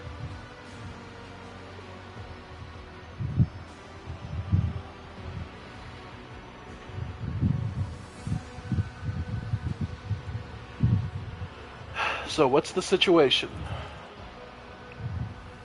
Your ladyship, my people have locked down the bay where the strikers are, including their leaders. We have the situation under control as far as the resources allow.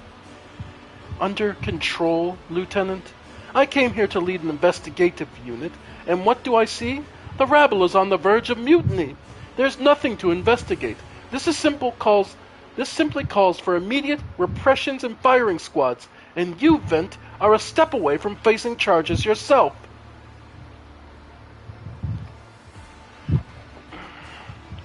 I want to speak to the strikers. Abelard's mouth twists, but he restrains himself and says nothing. Right you are, Lord Captain. Allow me to wish you good luck. Hope gleams in Lieutenant Vent's eyes. Keep your wits about you. Alright. So, how well will this go? Well, we'll see. Greetings, your graces. Wow, nobles from the upper decks down here to see us. A dozen pairs of eyes stare apprehensively at you. The people before you are typical inhabitants of the lower decks. You take in their simple clothing, crude weapons, and faces that display varying levels of mutation, from barely discernible to the strange to the outright grotesque.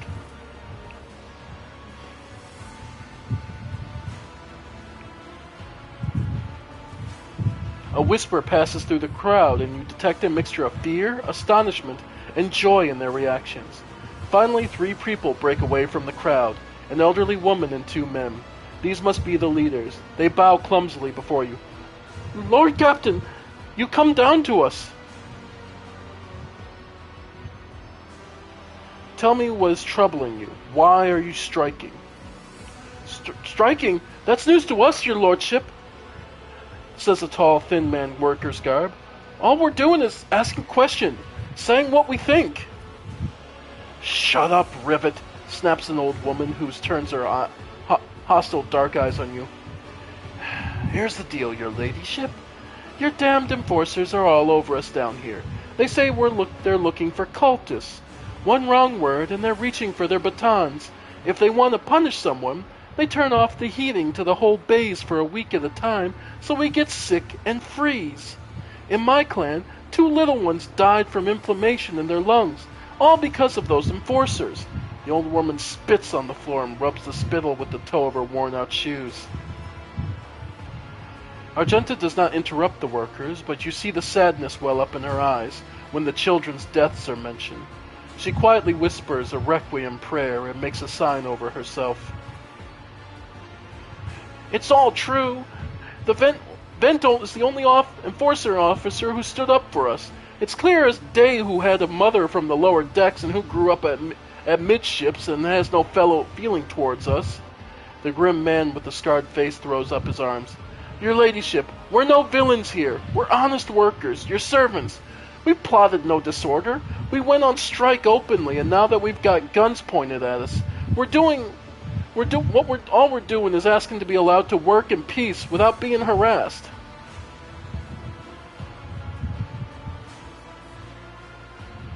The persecution started apropos of nothing, you say. I was told one of you was found with possession of a cultist amulet and that there are heretics in hiding here. A cultist amulet? What's that? The gewgaw they found on the dead drunkard? If that was something evil or forbidden, we sure didn't know. The enforcers just said they were looking for heretics among us, and anyone obstructing their investigation would be punished. But how could there be heretics here? We know our own people, and there have been no new faces around. Definitely not, and if there were, we'd be the first to report them.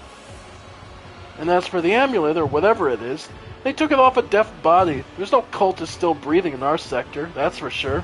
But when that fight broke out, some enterprising folks looted the bodies, the boots they came back with. Nobody's ever tread these decks in boots so fine, I can tell you that. Seems to me these cultists have better commanders than us.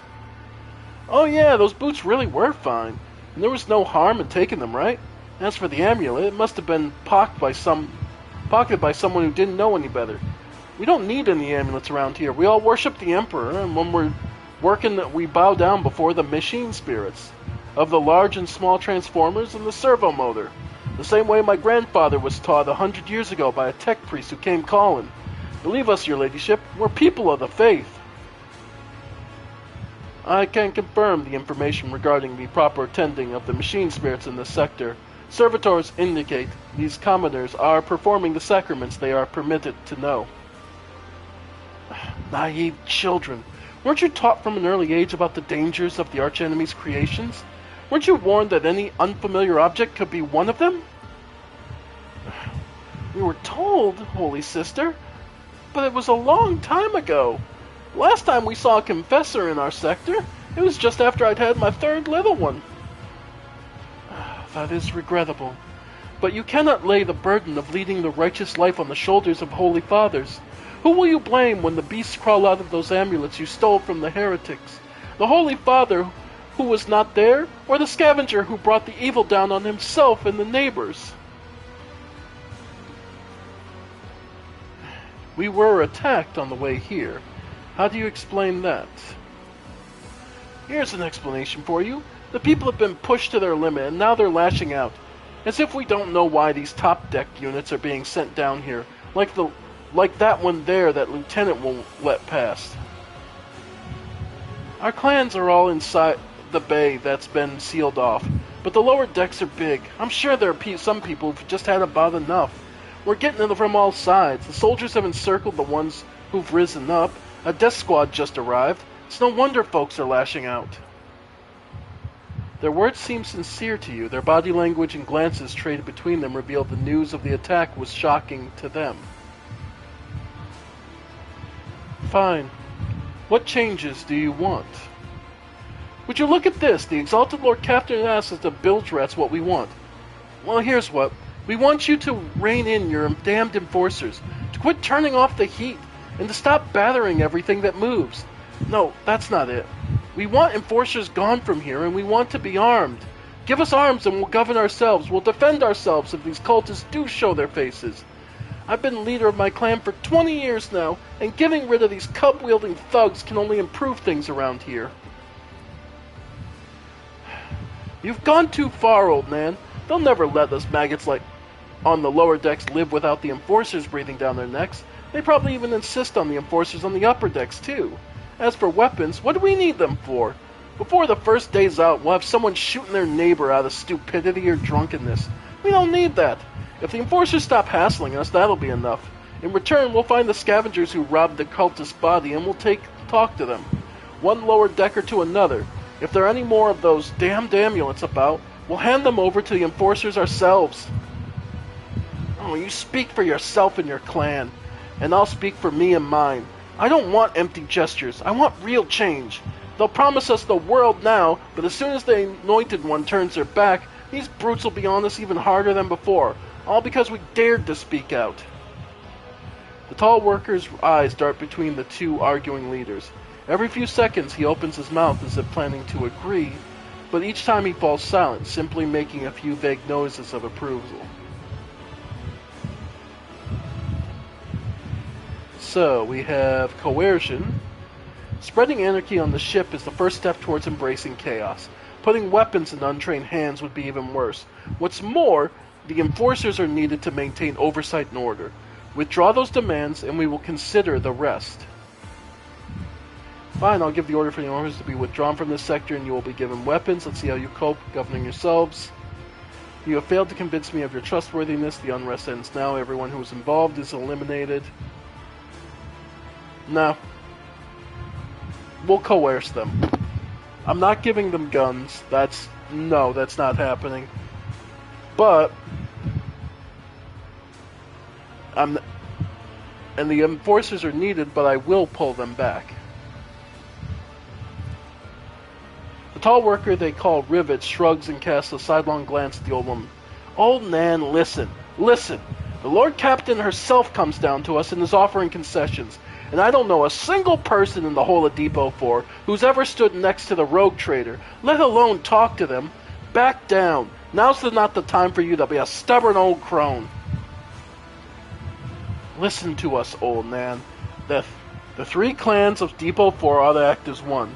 We've made our minds up. It's your turn to decide. Don't ask them to disband the enforcers or give weapons. We don't need any of that. The old woman hisses in dissatisfaction. You two are ganging up on me, is that it? So brave you are against an old woman. But I'll shut up, I will.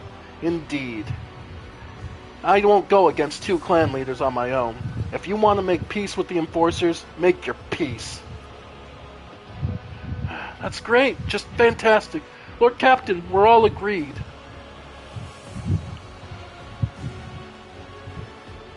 Then it's... Thoughts, Abelard? The story about going scavenging for boots and accidentally picking up a heretical amulet doesn't convince me. These people were moments away from rebelling and possibly becoming minions of the archenemy. We must not give them what they want, even if they did acquire something innocently, purely out of their own stupidity. That does not mean they are not tainted with corruption. What begins with petty thievery can turn into a far graver problem. I've seen it before. Abelard's face darkens momentarily. In my second war, there was a sergeant in the Imperial Guard regiment that was stationed nearby. The sergeant took an ordinary pocket knife from a body of a heretic, and his whole unit lost their lives for it. When they finally managed to break into the barracks, they found not a single survivor, only the pocket knife, which had grown through all the rows of beds like a metal choking vine. So when it comes to scavengers, malcontents, strikers, or whatever they'll turn into next, my verdict is simple. Give them no quarter. Master at Arms, where do you stand? Give the rabble a grox and they'll take an aggro world. Lord Captain, they only understand brute force and will interpret any concession as a sign of weakness. Giving them weapons and recalling the enforcers would be folly. It'd only be a matter of time before we had a full-scale mutiny on our hands.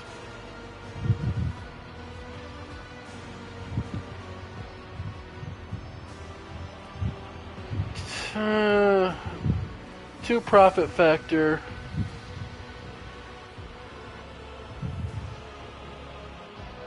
Sure.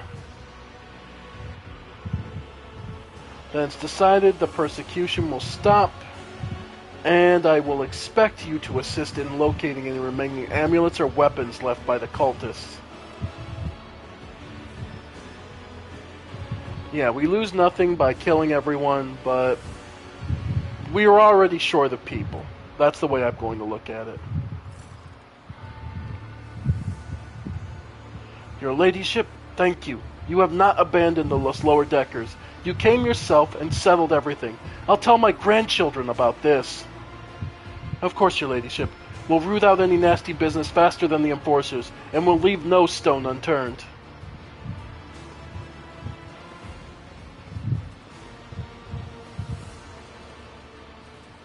Is there money to be made?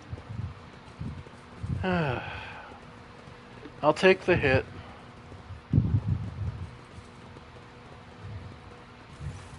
Nope. Stopping unexpectedly, Abelard imperiously dismisses the unit to stand at a distance, and addresses your other companion, saying, I have an urgent matter to discuss with the Lord's Captain. Please give us a moment.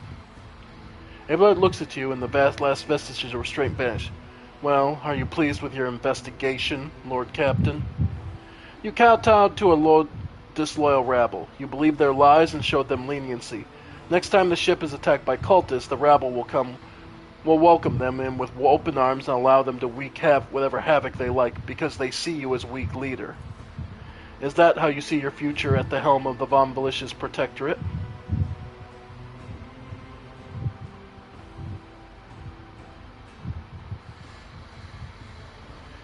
Yeah, there is some truth to your criticism.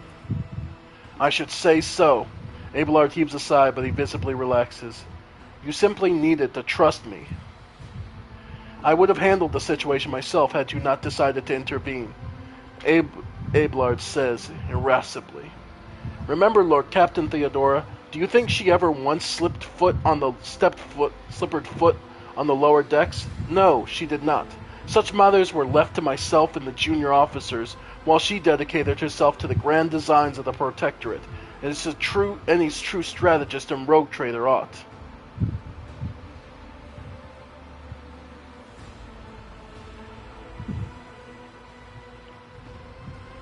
While I continue listening to your advice and trusting your judgment, right now I don't see any. I would only be too willing to trust my seneschal and not fill my head with such matters, but the situation spiraled out of your control, Abelard. Maybe if Theodora had spent more time on trifling matters, she wouldn't have wound up dead. There is a new Lord Captain aboard this ship now, and I will not repeat her mistakes. Abelard looks at you, stunned, and exhales loudly, then nods curtly. I commend your decisiveness, but I'm uncomfortable with introducing new protocols in the midst of a crisis. And Abelard stands straight at attention. I lost my temper, Lord Captain, and I believe I ought to explain myself. Abelard speaks slowly, the words not coming easily to him. The prosperity of the Von Valancius Protectorate was not just an empty phrase to me. I left the Imperial Navy for the chance to see it flourish.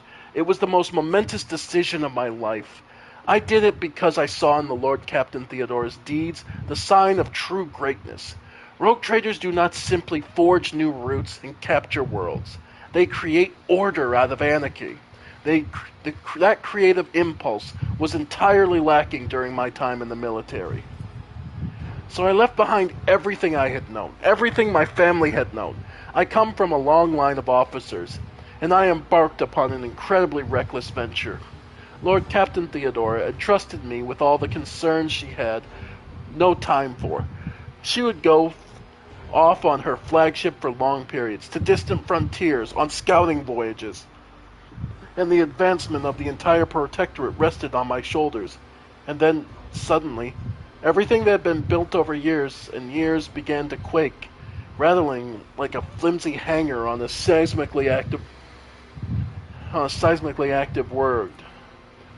One of the senior officers betrayed us all. The rogue trader was killed, and who knows what is happening on the planets. I tell you this honestly, without fear of appearing weak. All this has come as a grievous blow to me. I'm not panicking or grieving because I cannot allow myself to panic or grieve.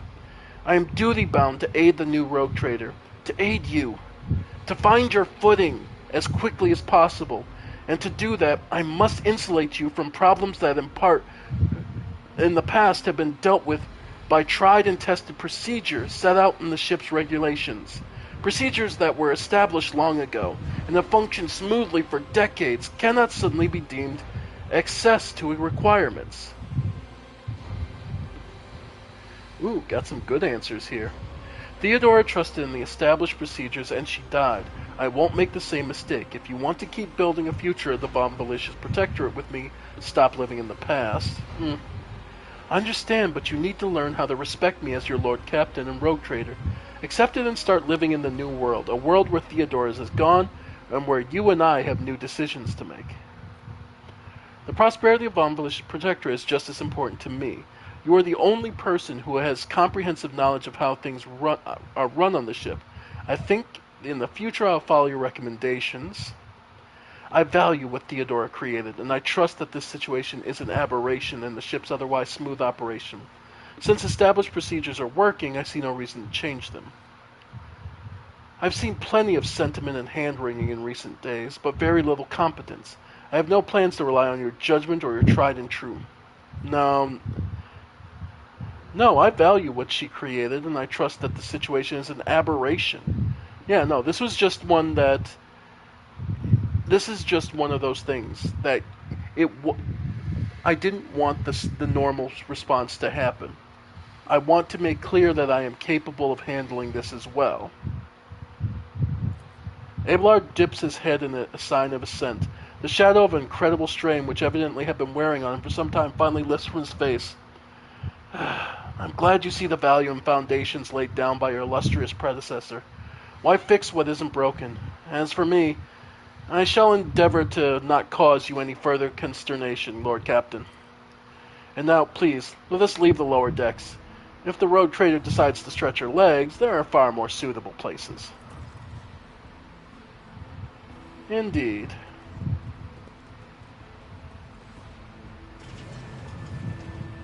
Rise to the top, or get left in the dust. Lower deck rabble. Yeah. Okay.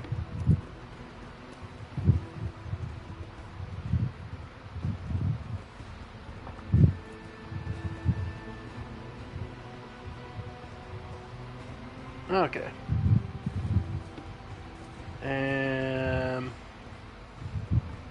Cool. Back to the bridge.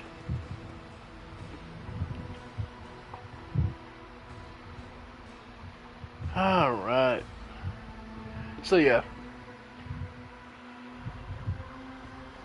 I understand what's going on, but I viewed this as an aberration, a one-time thing to make clear. Do they view me as weak? We'll see. Or do they view me as someone who will listen? Flexibility and understanding are great tools. And being understood as both can bring more opportunities than you might expect. Alright.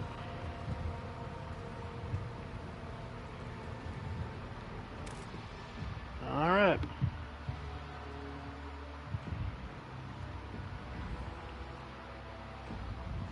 Alright, so next world we needed to explore. Urak 5.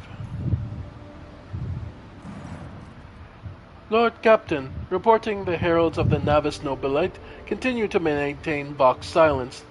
Perhaps due to Urak 5 being off limits to visitors, we intercepted signals from the beacons drifting in the station's orbit. The demands are clear. We are told to turn the ship around immediately. We have also detected an accumulation of space debris near the station's docks. Presumably, it is the remains of interplanetary shuttles. Perhaps the esteemed Navis Nobilite House requires aid and therefore cannot respond to our Vox transmissions.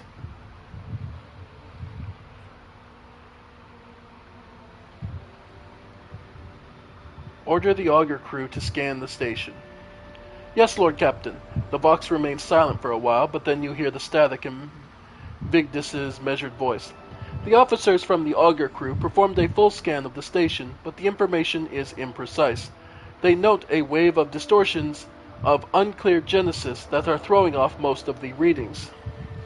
We were able to ascertain that the reactor core of the station is still active, but many compartments are unpowered and some fully decompressurized.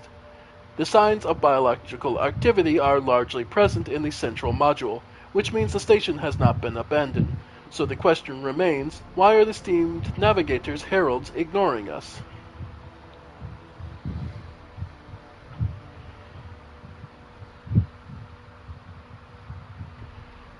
Contact the station again. I will negotiate personally.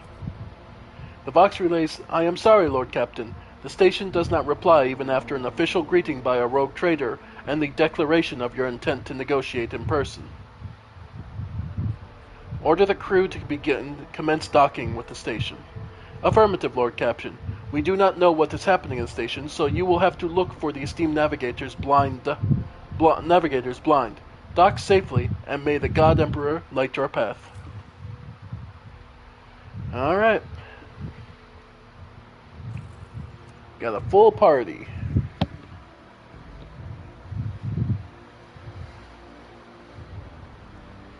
Alright. And we're... You're Act 5. Well, let's hope this goes well. Yeah, the plate... Yay! Overrun with more chaos, huh? Well, let's hope there's enough survivors. Pathetic worm. You dare to argue with your master? It was not you whom I swore to serve within these walls. My lips are sealed. Confess. What was the old man's last command? What are you planning? Give up, Keeper. You have lost this battle. Again. We're getting nowhere with these ones, sir. Permission to execute them.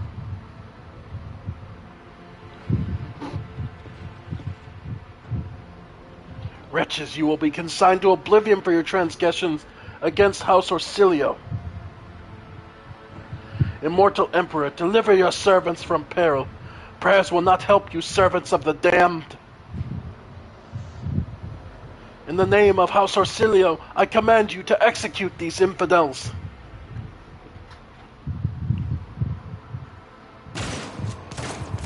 Alright.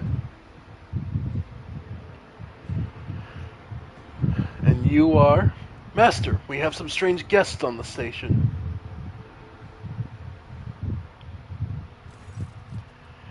A tall man stops you with a gesture when you approach. Blood is trickling down the pearly scales of his weary face. And not just his own blood. Two jet black unblinking eyes are watching your every move, and the third one, mark of Navigator's fate, is menacingly pulsing behind the lower lid of the middle of his forehead.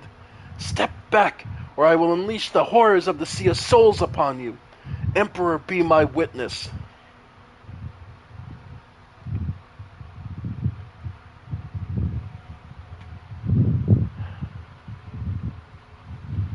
I came from Rykard Minoris after receiving your distress call. A call, you say? The dark pits of Felix's eyes widen in surprise. Only one person could send you this way, and it must have been a vain Winterscale. Why didn't he come himself?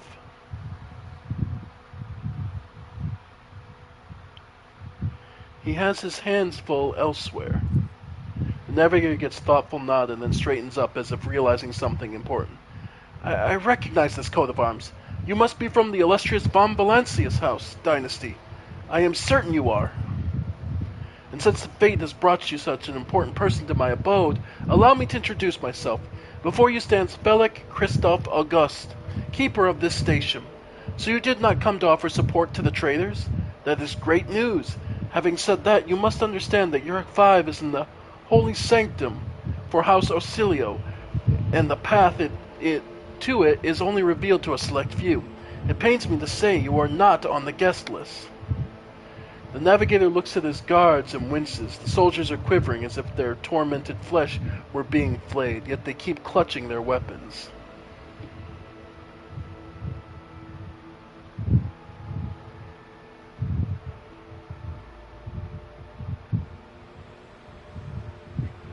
Well, then provide me with a navigator, and I will immediately depart the station. I do not think this is possible. Urek 5 is not an observation station. We do not sign contracts and do not provide navigators. We delve into the depths of infinity and chart the movements of the warp storms. And besides, Velik gestures at the disorder around him, you have chosen an inopportune time for negotiations. And why would a keeper of the station command of vile mutants condemned by the Emperor? The blame lies with Theobald Urselio, second keeper of Urek 5. The old man was a great navigator, but he could no longer control his powers. I begged him to retire, but he was too obsessed with our mistress, Lady Cassia. His madness and stubbornness spelled doom for the entire station, for he opened his third eye in a fit of rage and unleashed horrors of the warp on those who displeased him. The Theobald, I knew, would never have used his powers in such a reckless manner. This will be difficult to explain to the uninitiated, but I'm going to try. The warp currents in the system have been tumultuous for dozens of cycles, and have worn the veil between our world and the immaterium thin and frail. At least here on the station, the ruinous powers are trying to tear it down completely and corrupt all living things. The servants were the first to fall victim to it. Oh, their bodies morphed, and the pain and despair drove the poor souls mad. The lunatics took my mistress prisoner and almost destroyed the station, but I rallied the few who still followed the light of the Golden Throne to set things right. The Lord Navigator here, speaking the unvarnished truth. I bet this station is full of voices and whispers, all trying to break through from the other side, waiting for you to reach out and swing the door open wide. The suffocating grip of the immaterium can be felt across the entire system. It's not surprising the well grew thin here. Thin here of all places, the Navis Nobilite can command the warp currents, but the use of their abilities wears down the barrier between the two worlds. I sincerely hope the influence of the immaterium has not yet affected your body and your soul. With all due respect, I advise you not remain at the station. Return to your void ship. I need to save Lady Cassia. If you're not willing to help or indeed risk your life, you must leave now.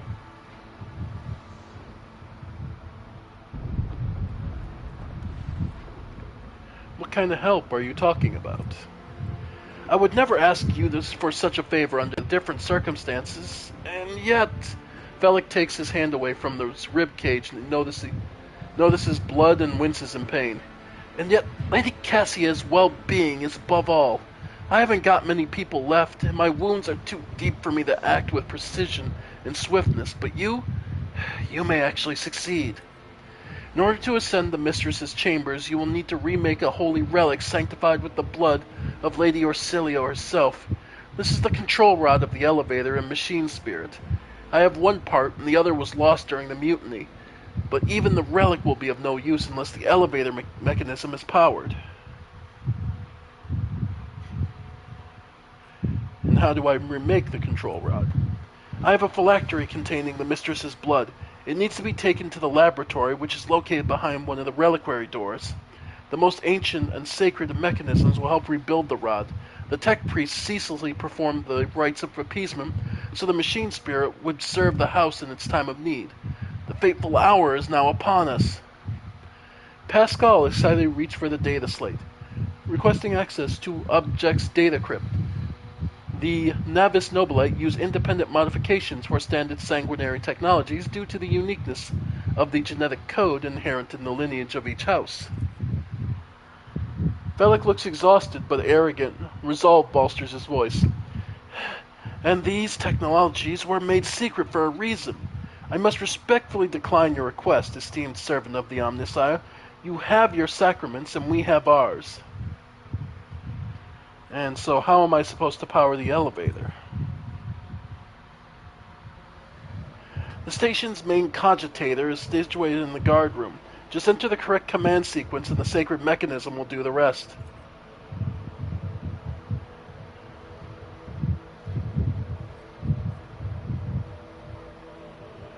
I guess this makes sense. So what have you decided, descendant of Bombalicious lines?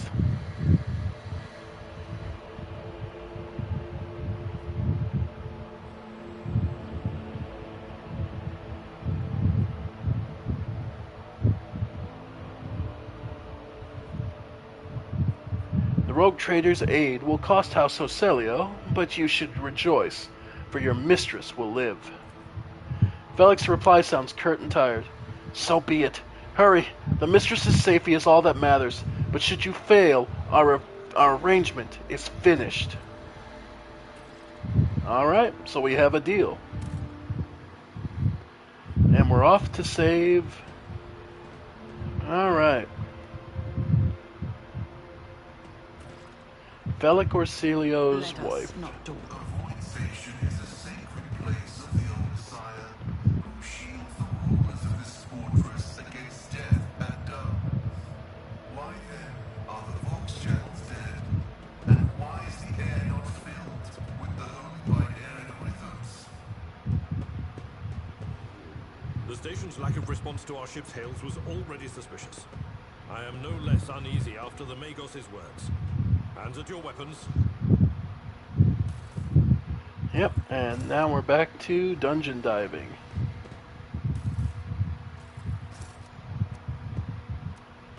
And examine. Most of these unfortunate souls took their own lives by slicing our guts wide open.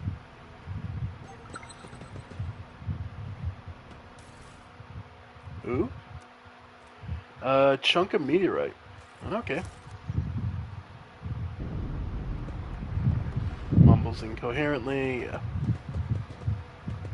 More goods. Oh.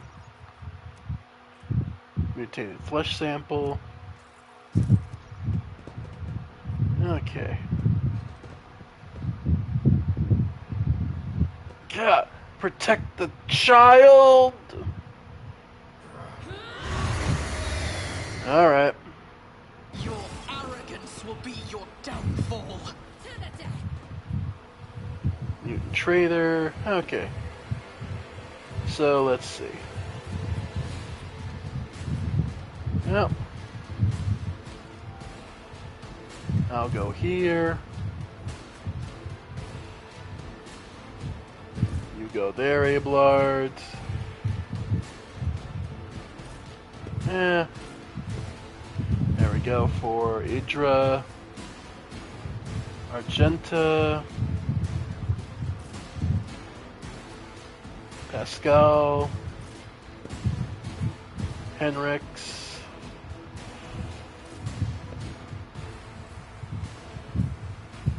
Alright. Henrix got the first, so... Okay.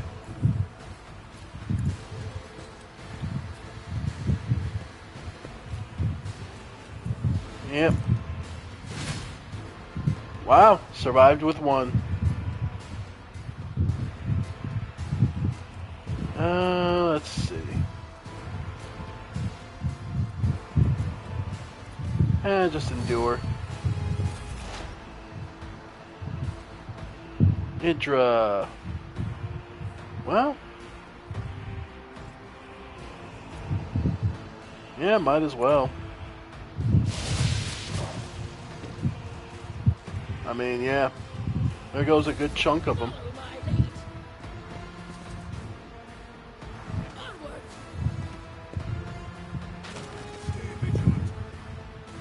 Alright.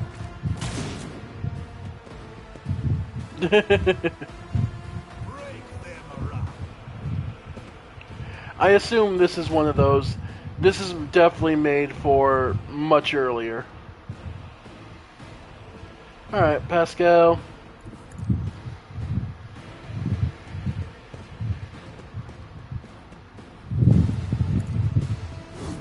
There we go. Okay. Argenta. Nah, switch. Yeah, let's go with...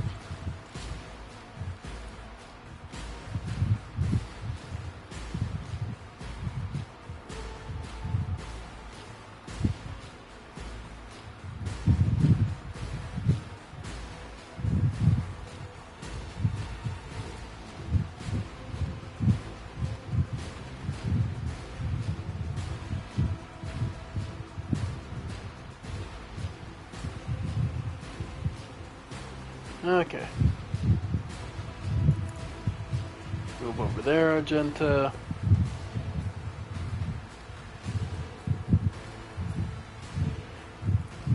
Yeah, go ahead. Nice. Strengthens me. Follow my lead. Yeah.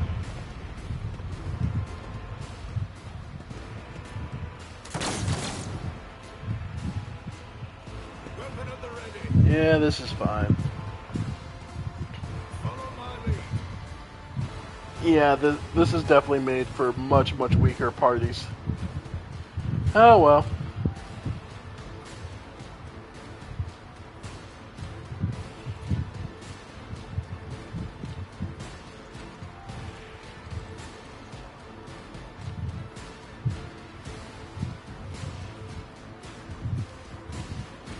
Alright. Psychic Scream and just...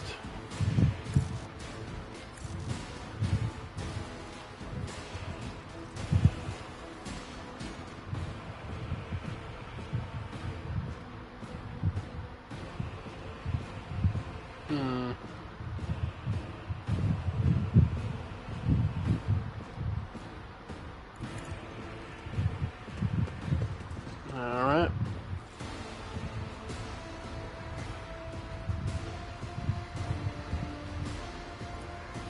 Yeah, sure.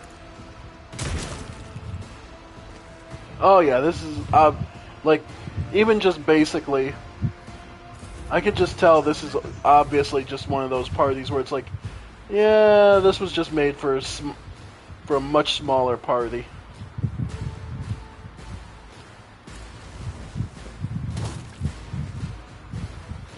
Yep.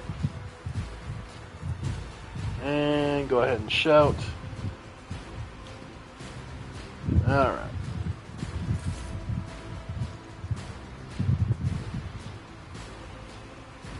Henrix. Just go for the shot. Yeah, if his pistol is doing... Yeah.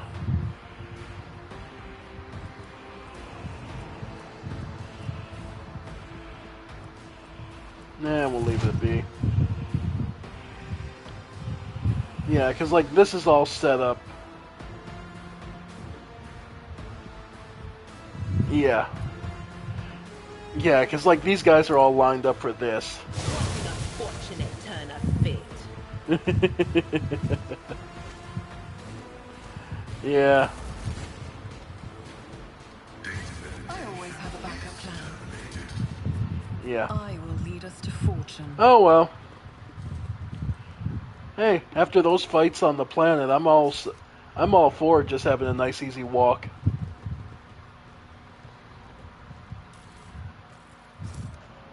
Yep.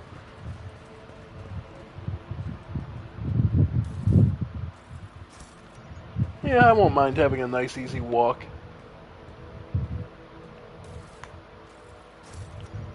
Not that the fights, I wasn't enjoying the fights, but this is just, okay.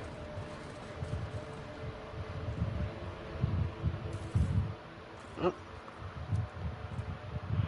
Training of worthy servants, okay.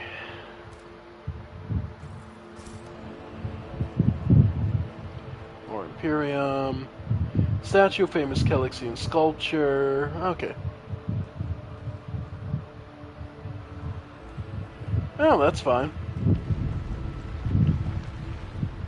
Which means we'll probably dog walk it. Oh well. I always keep my options open. Not even just because of the way... Yeah, which probably means we'll dog walk it, because it's not even like... It's not even just the number of people, it's the...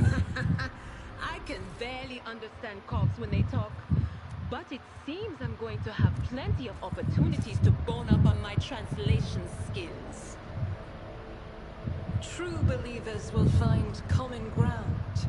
If not in words, then in a shared desire to cleanse this world of corruption.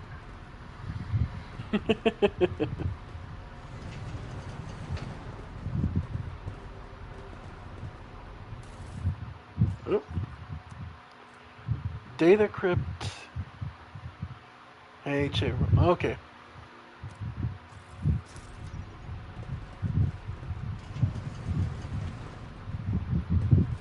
We'll see. Operation successful. Oh. Okay.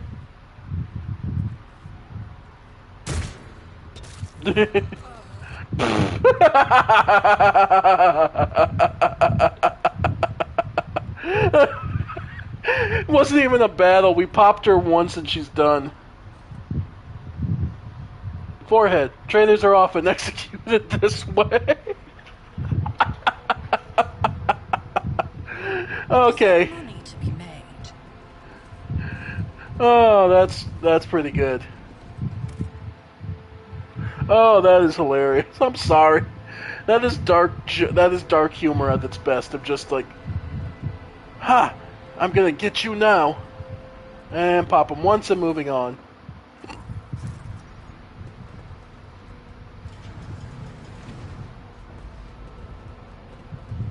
All right. The cogitator's vid screen is covered in cracks and stained with dried blood.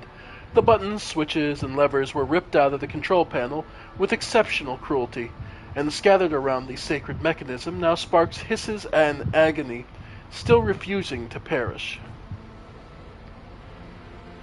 The tech priest's Vox system emits a banark trill, and the mechadendrites stare furiously, lashing at the air. I am recording blasphemy! The person found guilty of such cruelty to a noble mechanism must be sentenced to immediate destruction. Can we awaken it? You turn a few of the remaining dials and pull the action lever. The cracked vid screen of the sacred engine flickers. The cogitator's insides emit creaks and groans, and the lumens oscillate at random. It takes a while, but eventually the machine spirits do grant you access to the cogitator's system. Request data on the station's navigators. Theobald, status alive, deceased. Child, location upper chambers, biomech parameters, rapid heartbeat, elevated body temperatures. Attention, calming procedure advised. Attention, upper chambers inaccessible. Error. The control rod is not present. The control has been misplaced immediately. Okay. Examine the log. Okay. I don't feel like... Tech priest crew sent... Okay.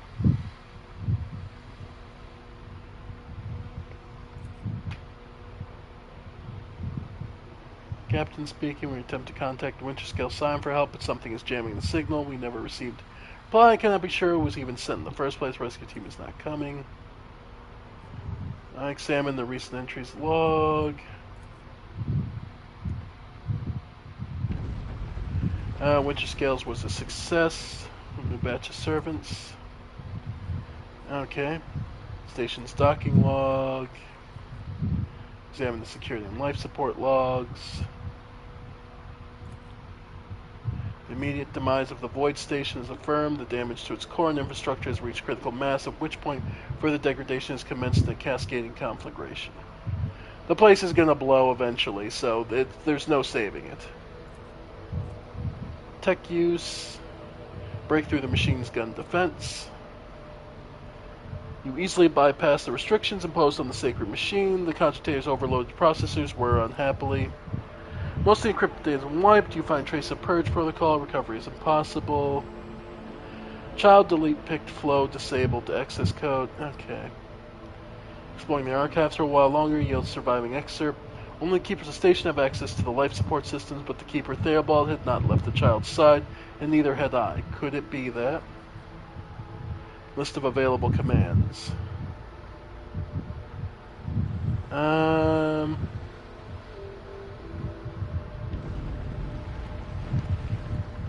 Call Rykad Minoris for help.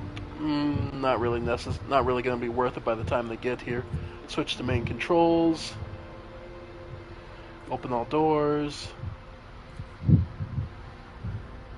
Okay.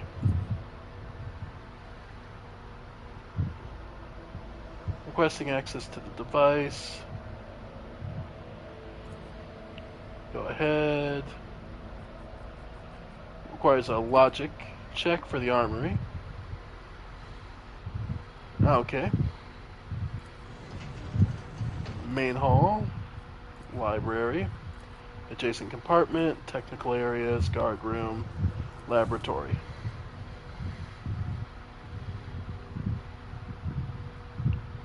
Okay.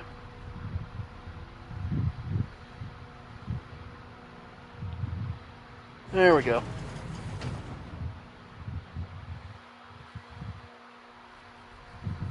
Return to list of available commands. Main elevator controls. Activate the elevator. Alright. Step away from the cogitator. Okay, so we got that much done. Yeah. This is obviously meant for much or Always keep your eye on the prize. Oh well.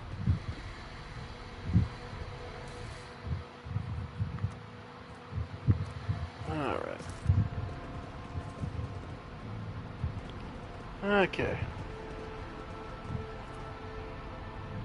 My success is an irrefutable certainty. Yep. And just more goodies. Let's see. Long las. So, sniper las rifle.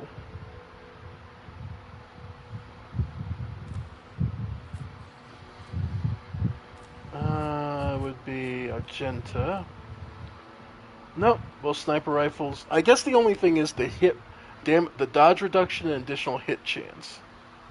Those are fairly nice. Technically speaking, it is a better sniper rifle.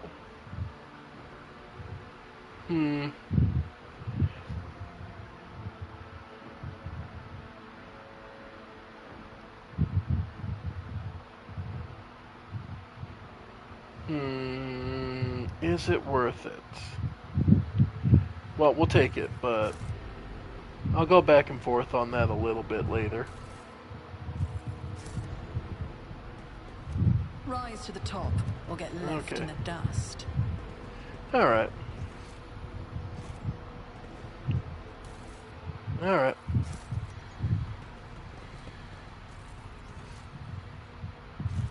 Alright.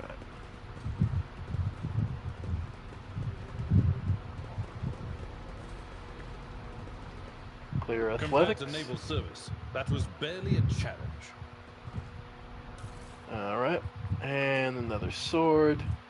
Silk gloves. +5 to persuasion. Okay. That arguably could be useful for me to push me up over the edge. But we'll see. Ooh. Sears Glogger. Warp Sears goggles. Okay. Knowledge warp. Okay. Oh. Heresy found in the walls of his steamed house is a black day for a knife. Let us not dawdle.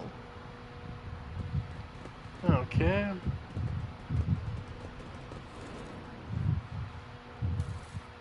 There we go. Alright.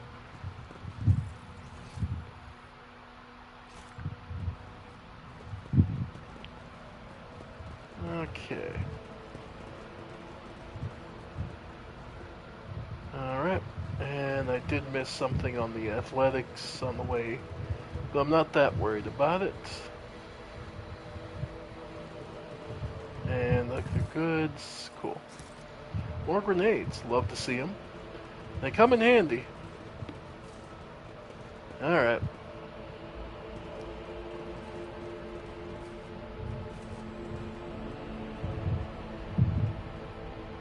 Cost extension reagents. Somebody wanted to destroy the laboratory or find something.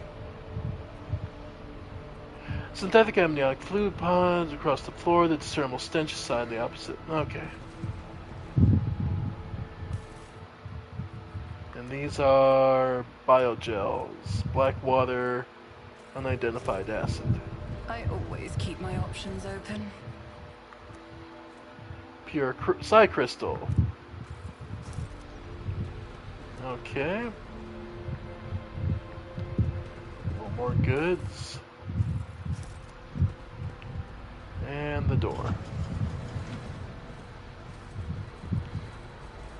Alright. Transducer. Okay, so this is actually... Remake the control rod. Okay, goods. Lump of raw iron.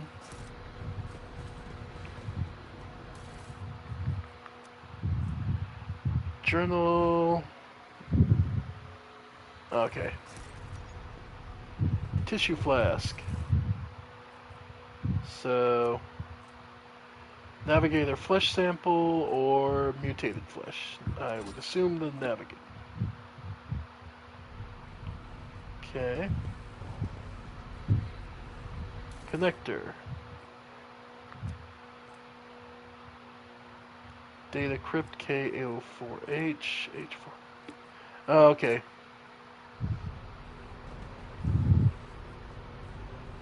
Catalyst flask. Biogel, black water. Unidentified acid. And reagent. Okay. Notes, fortunate. Okay. So it's... Now use acid under any circumstances. Trust me, you'll not like having to tend to the burns for the next dozen times in a row. More... Okay. H41OK. Okay. H41OK.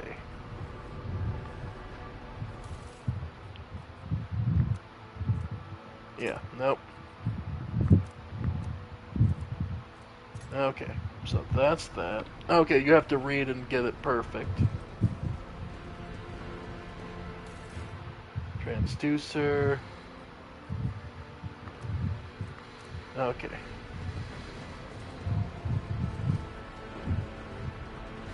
I always have a backup plan.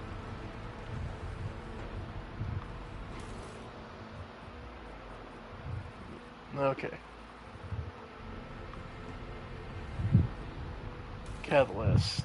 Don't use the acid. Okay. I'm actually going to have to look through our notes.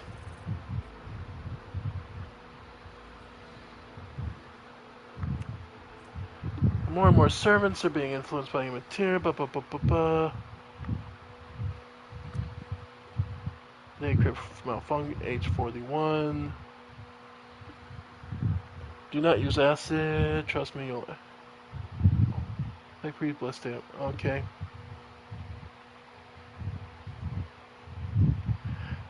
Corrupted flesh of the mutated reacts the most unusually to the water crystals we purchased from the winter scale.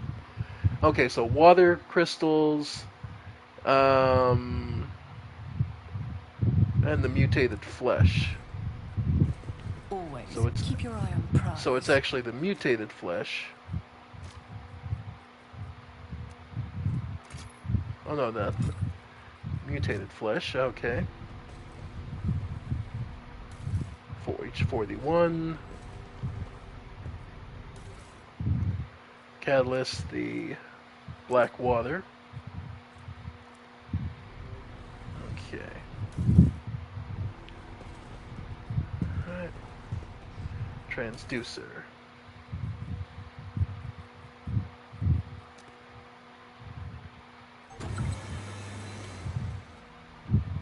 Alright. Crystal dust.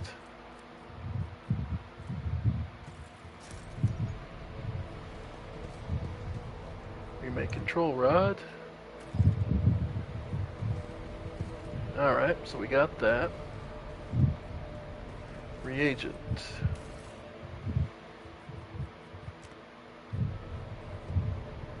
Activate the device. Nope. Fucked it up. You only get one shot at it, I figured. Yeah.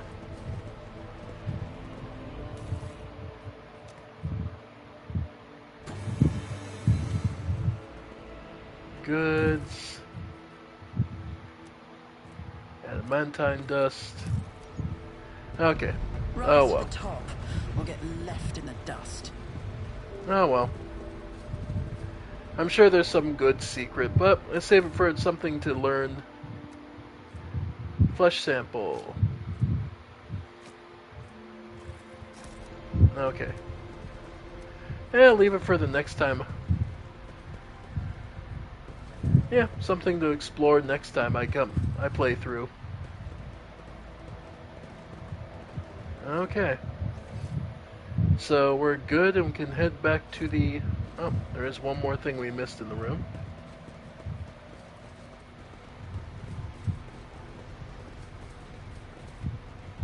Oh no, it's just the transducer. Okay.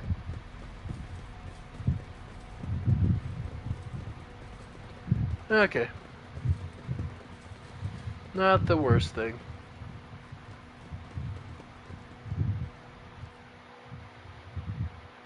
Alright. Is there money to be made? Turn on.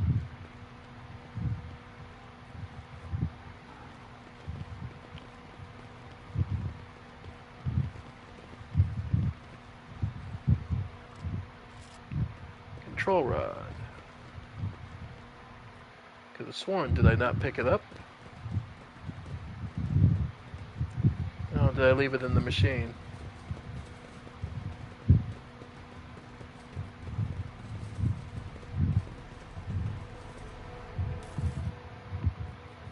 Alright.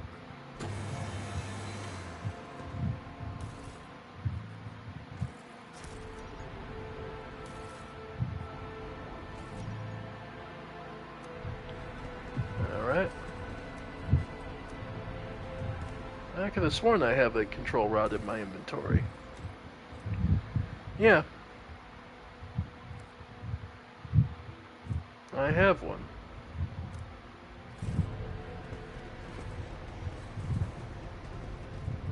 Oh, I need to insert it somewhere, don't I? What was it? Insert it. Can be rebuilt in laboratories using blood and sacred mechanism. Okay. Felic. Oh, okay. I just have to tell Felic I have it. Okay. Simple enough.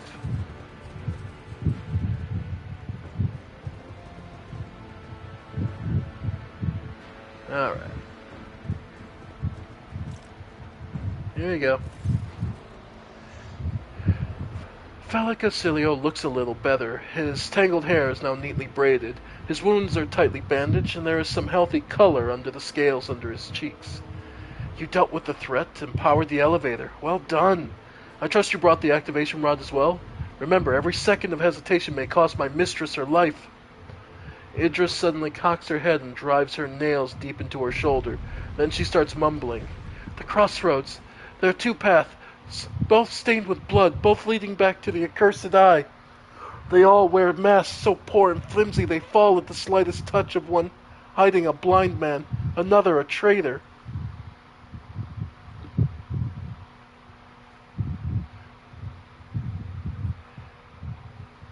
Tell me more. What paths?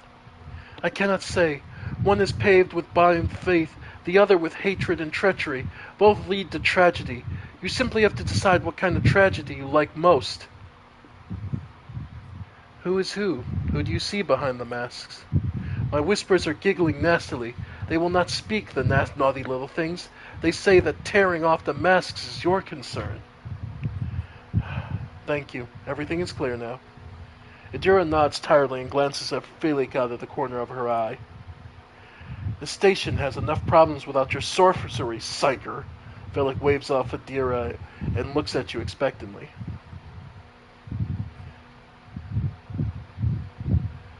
I have many questions regarding what happened on the station. You think they are worth the life of my mistress?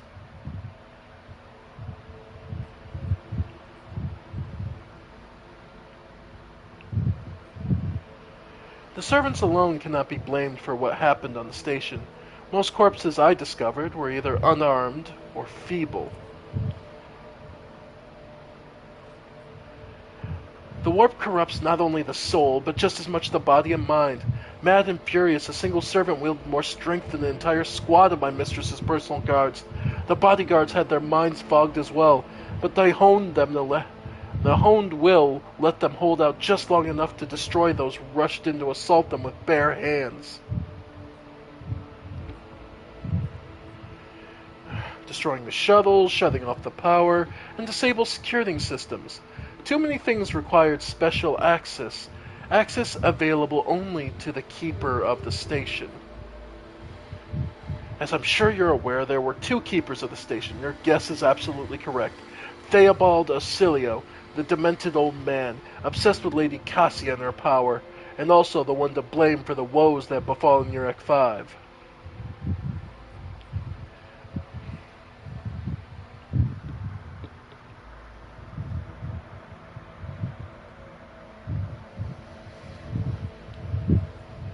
I listened to the recording of a private conversation between the station's officers. You were very lenient towards them, purposefully neglecting security protocols. I was lenient, that is true, and in the end I paid a steep price for it. Just look at the destruction around us. The insurgents have left almost nothing of my home. The keeper spits out the last few words with particular bitterness. By the way, I saw the security captain's report. Only the keepers have access to the station systems, but Theobald stayed at his side the entire time and could not have initiated the self-destruct protocol. Which means he did it before the report was filed, or maybe after, or... You dare suspect me of what happened. The one who is going out of his way to preserve what little there is left. By the God Emperor, you will keep these slanderous accusations to yourself.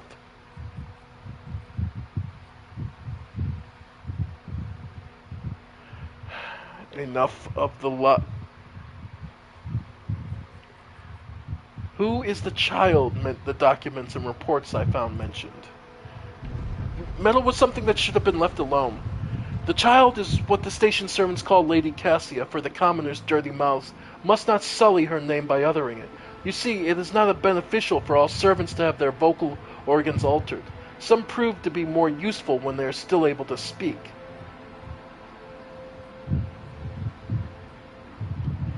Enough lies, Felix. I am certain that you are the one behind this coup. I suppose it is time to remove my mask. Congratulations, you got me. But did you really expect me to be sincere this entire time, to welcome you with open arms? An ally of Tirisvone and her monster?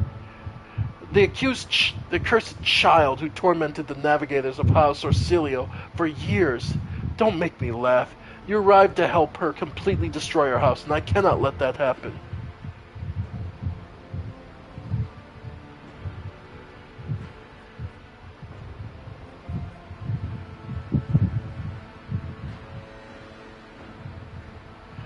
What are you babbling about? I know nothing of this Tisiphone or monsters of any kind. You do not? Hesitates for a while. In that case, accept my sincere apology for the deception of my earlier behavior. I had no intention of making an enemy of Von Valentius' heir, nor of destroying the station that served as my home for many years. They left me no choice. You cannot even imagine what a monster lurks in the upper chambers. An evil, a plague, a pestilence upon our bloodline that seeks to destroy the House Orsilio from the within. And Theobald and his followers, just mindless fanatics serving this evil. Lady Cassia is a scion of the merciless tyrant, but it is not her relation to Tisiphone that is terrifying. She is a monster whose powers drive servants insane in mere turns. A cursed child who can kill a navigator from Orsilio bloodline with just a look. I alone managed to get close enough to get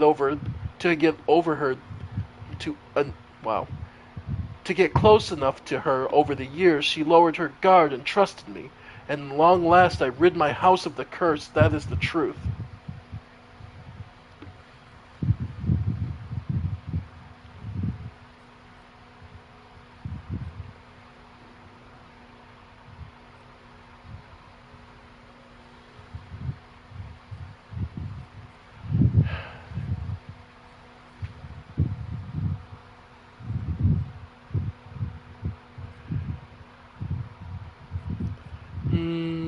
What to say?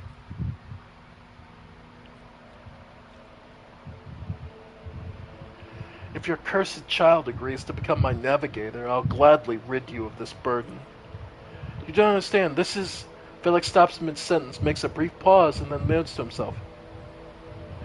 You are correct. This may work. It certainly is possible.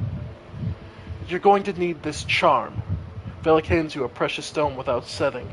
Its luminous surface remains cold to the touch no matter how long you hold it in your hand. If you manage to press it against the monster's skin, whether by force or by guile, the baleful influence of her powers will recede. You'll be able to take her and leave the station.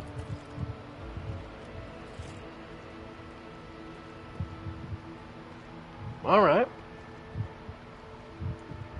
Well. Okay, let's see how this shakes out.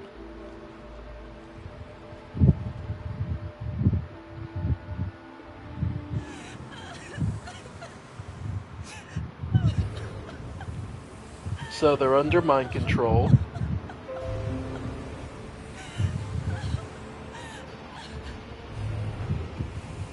Alright.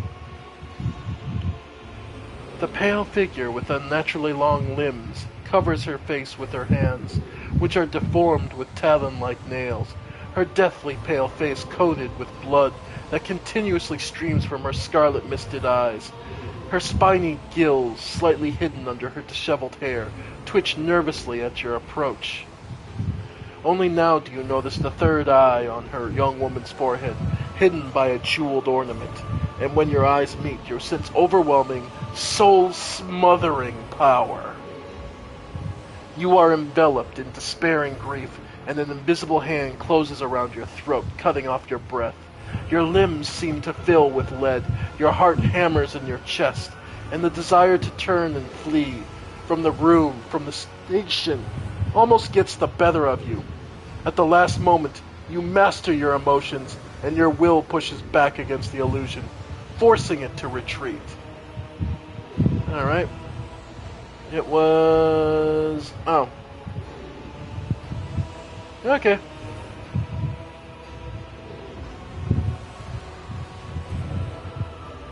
Adira emits something between a moan and a drawn-out whimper. Ow, ow, ow, ow!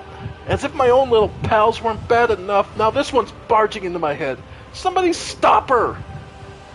Pascal, I am registering abnormal activity in my tear ducts.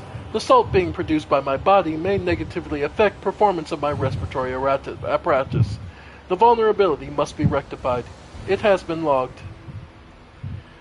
Heresy. Argenta looks at the tall figure with a strange mixture of anger and sadness.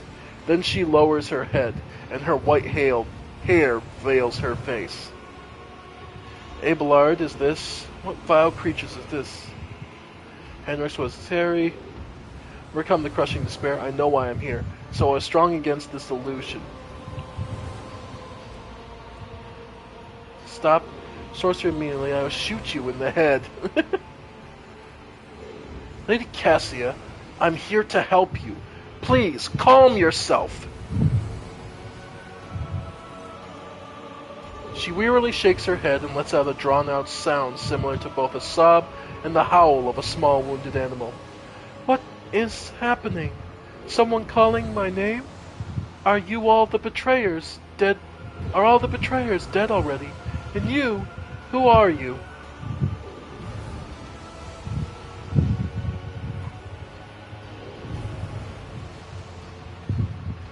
Reflin von Valancius. It is a pleasure to make your acquaintance. Unease settles over her features and she nods cautiously. Pardon my manners, Reflin. I did not expect to make such a gracious acquaintance in such a time of great sorrow for our house. What is this? I feel faint. Henrix abruptly, as if he intends to dash forward, jerks abruptly, but then someone else is quicker.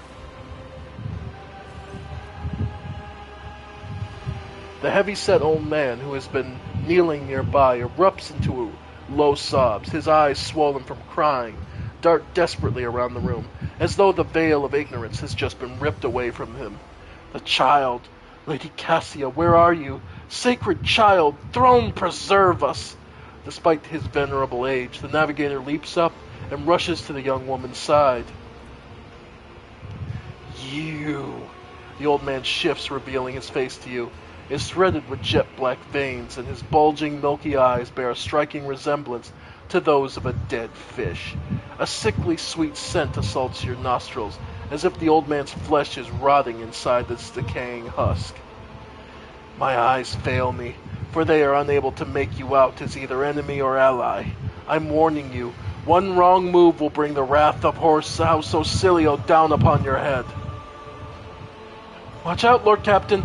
This one's so deranged it's making the whispers shriek like crazy. He might just open that eye of his.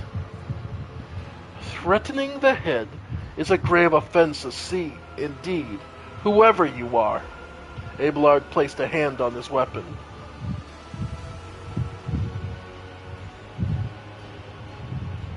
At present, I'm trying to determine what is happening on Urek 5. I'll grant you that you do not look like pirates who have come coveting riches of a wrecked station, or like scoundrels in Felic's service. So who are you?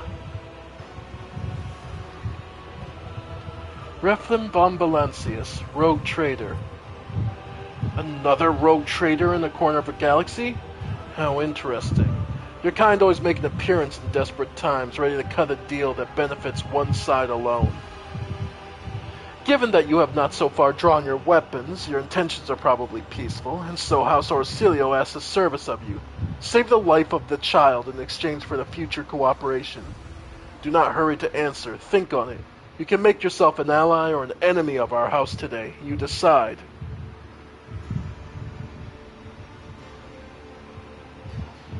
And what service do you ask of me?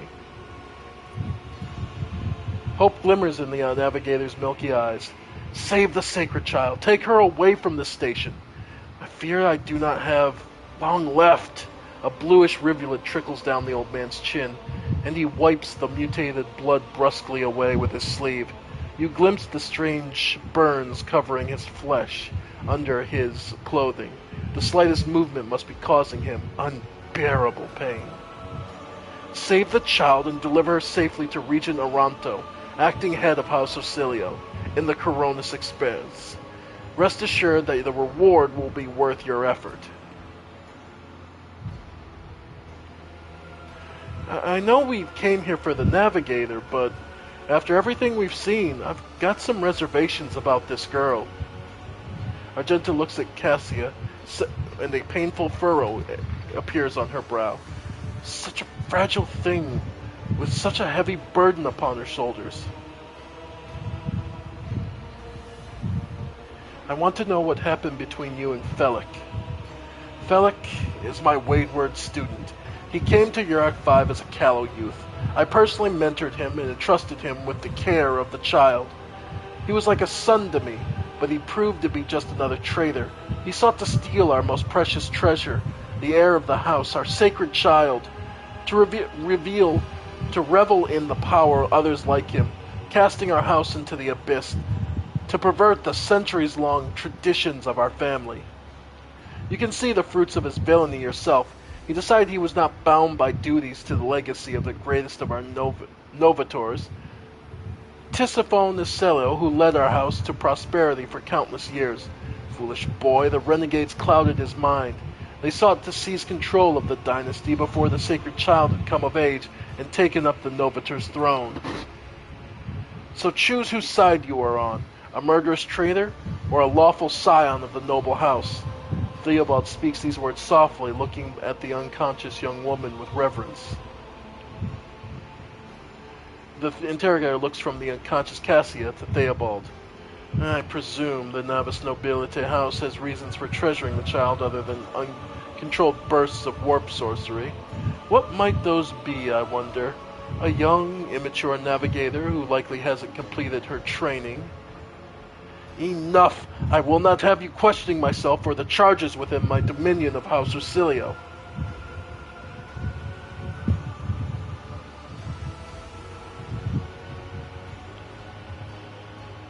And Felix said that the child is a monster, a legacy of tyranny that must be wiped out. And you believe him? After everything is done to the station, Bellic only wishes to dispose of the heir and take the reins in his blood-stained hands. Do not besmirch Lady Cassia's good name. The child is the holiest and most innocent creature on the entire station.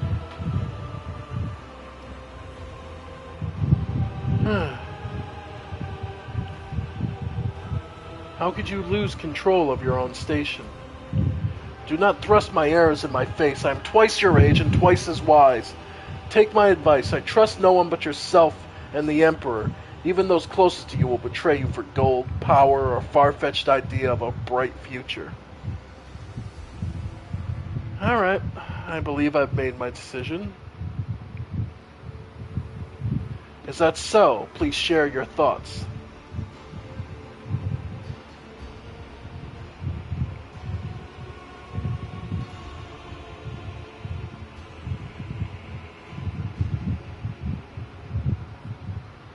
I'm sick of the station. I'm taking Cassia. I am taking Cassia, and you and Felix shall suffer a less enviable fate.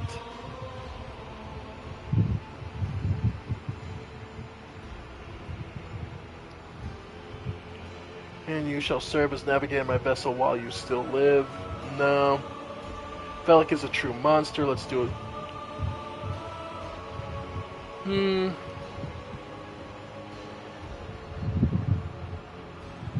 Truly, I'm sick of this station. I'm taking Cassia, and you and Felix shall suffer a less enviable fate. Rash words that will cost you your life. To me, defenders of the child, duty calls on us now. Make the spoils that much sweeter. Okay.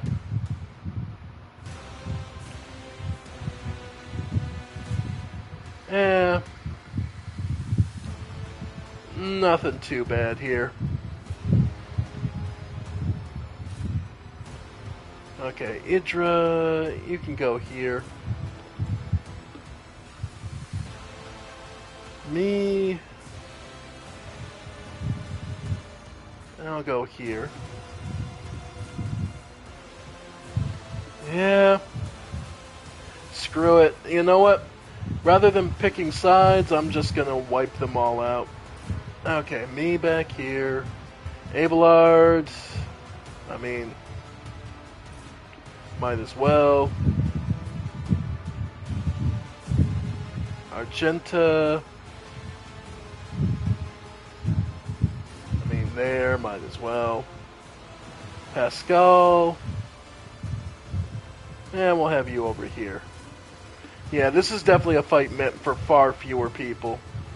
That much is clear. Okay. Let's see. Yep. What is this foreboding? We're just gonna... I'm gonna give her the Psychic Force Sword to... Yeah, just cut through him. Henrix.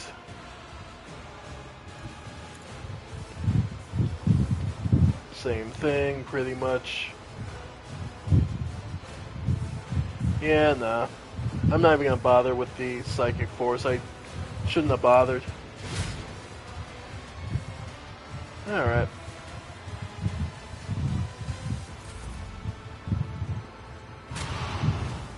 Oh no. You chip damaged Argenta. Okay. Well, first things first. Voice of command. Go ahead, Abelard. Then... bring him down. And we'll see how Cassia feels about it after we... Yeah. Yeah, that's nice.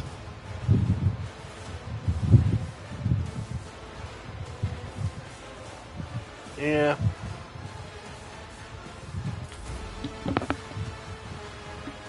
But with the stone that Felix gave us, I assume that helps neutralize. So I kind of have the I don't have to care if she's upset kind of moment.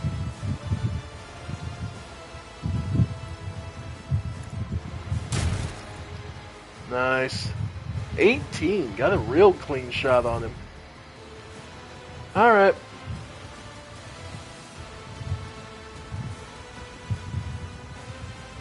Let's see.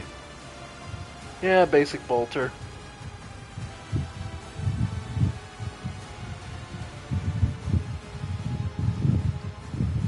In that case, let's go for the whole... Yeah, the whole group shots. Nice. Run and gun.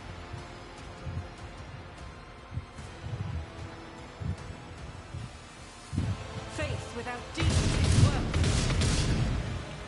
Not bad. Nope. Okay. Alright, you get a shot.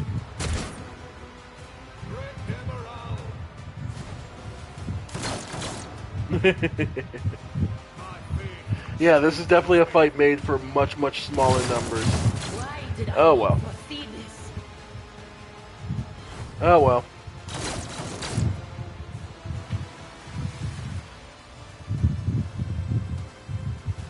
Okay. Just gonna move up. And cleave.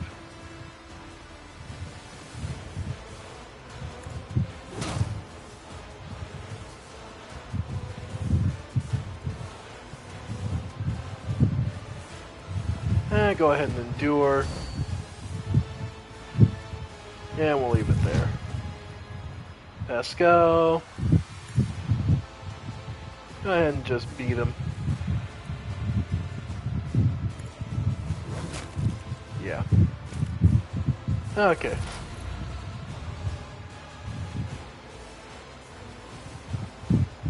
Let's see.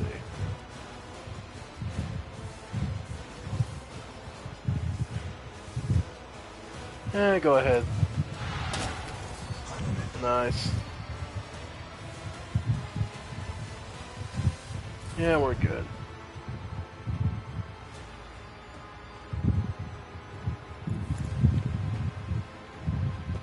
Go ahead for... Yep. Nice. Oof. Damn near got caught on the attack of opportunity. Oh, how terrible.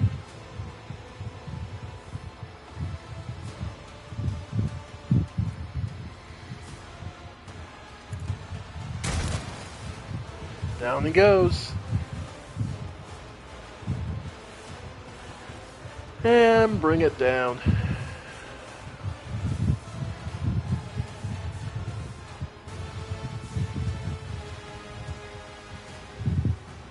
Abelard.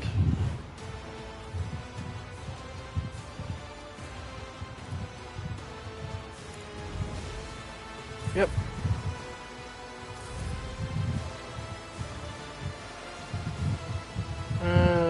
Okay, go for the sniper.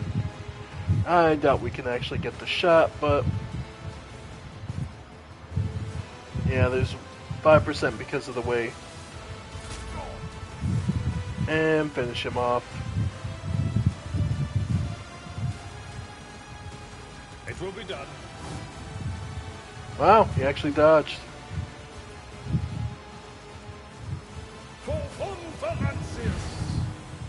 Alright.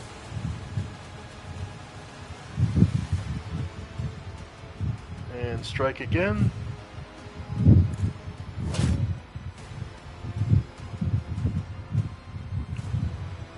And again. At your beck and call. There we go.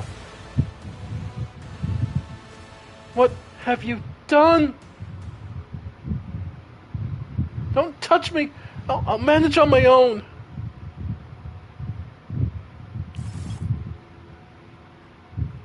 Alright. Let's not waste time with pleasantries. Guard Commander. And the Staff of the Orsilio Guardian. Allies targeted by Navigator powers. Gain +5. Okay.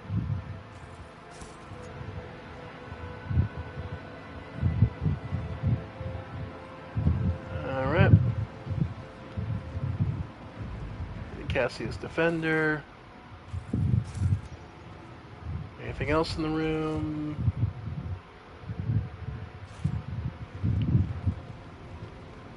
That's all stuff to explore. Goods.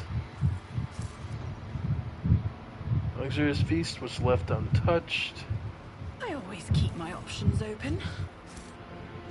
Okay. Alright. Let's head down.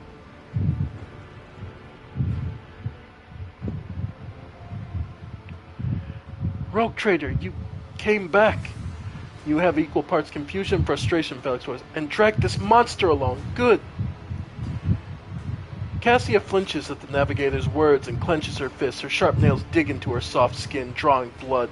Cassia's face, however, remains dispassionate. Traitor!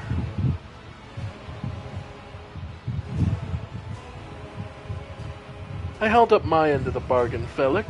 You are my Navigator now. You ruined my home and killed Theobald for this?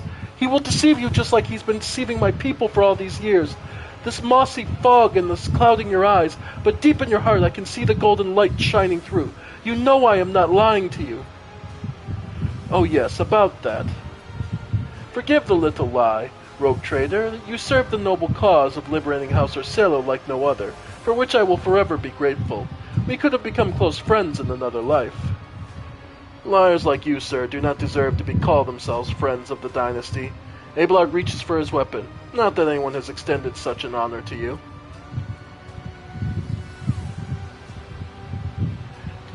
However, your house's reputation must not be jeopardized by your testimony. The girl is a curse of all Orsillo. She's the legacy of Tisiphone, a beast who kept the entire house chained with fear, killing indiscriminately for any trace of descent. I had to break the shackles of her tyranny. It is nothing personal. I am sure you understand. The eye of the Navigator opens wide. What a coincidence. I was not going to let you go either.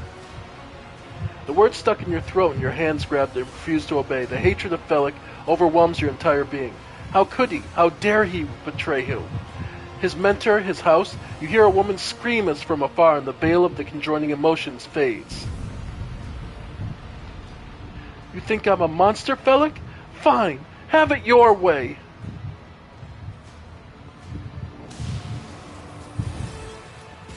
Yay! I went. Oh. Oh, she just kills him outright? Aw. Okay. Alright, cleanup duty. Wipe them out.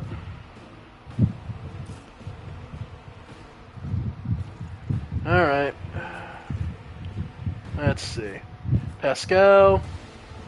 Yeah, no, this is going to be a quick one. Yeah. And up here. Yeah. This won't last long. Yadira, go ahead in here. Okay. Argenta starts. Oh, great. Okay. Do I want the sniper rifle or... Yeah, it's not really... Nah, we'll go with the... We'll go with the bolter.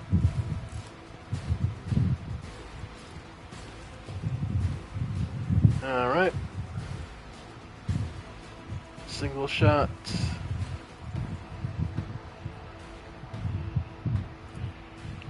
Nope. Okay. We'll go here. Then barrage shot for these two.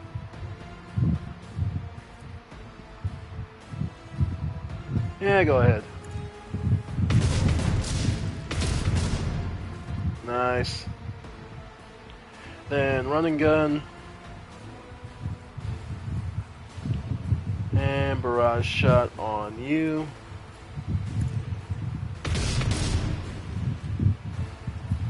Alright, and reload. Step aside. The navigator is coming. Okay. That wasn't bad.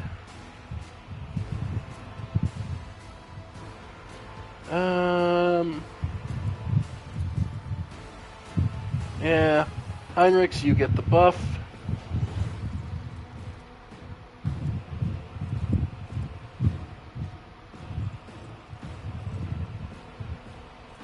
And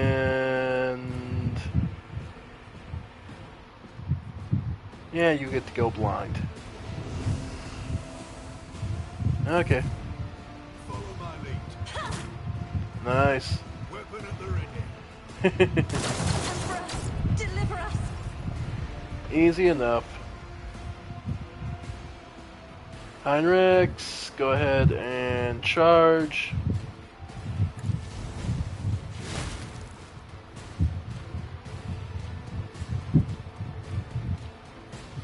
Then go ahead and finish off the next one.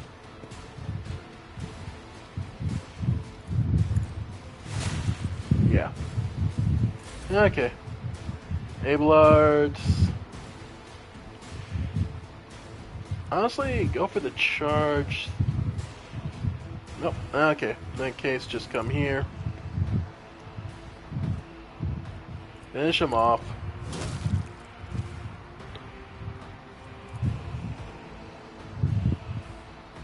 Yep. There we go. Follow my lead. Oof. Yep.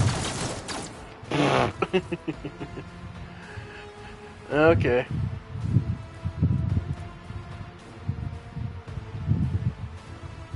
Yeah.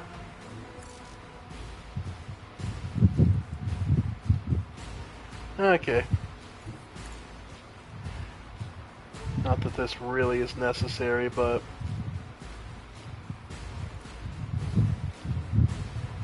yeah. Yeah, I'll just Psychic Scream him. Yep.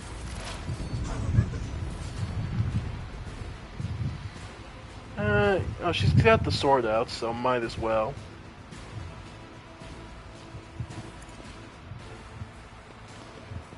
Go ahead. Yeah. Oh. And you've got enough movement. Yeah. Yeah, this was definitely made with a much smaller crew in mind.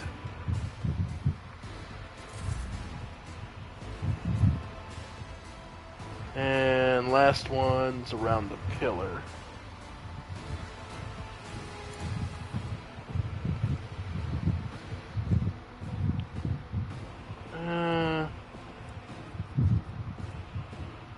Dash.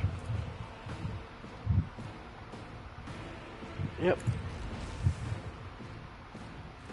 Let's see. If I went for a single shot. Nope. No line of fire. Oh well.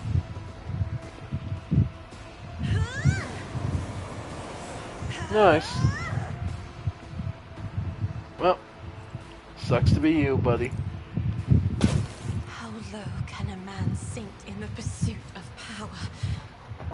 Is your hatred of me really so strong, Felix? Cassia's ruby eyes fill with bloody tears as she looks at the traitor in the face, and your heart is racked by unbearable grief.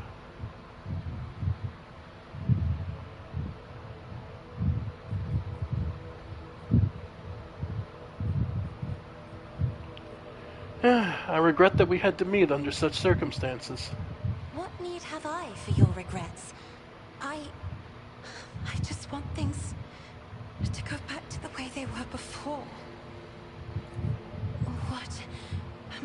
What are you going to do to me?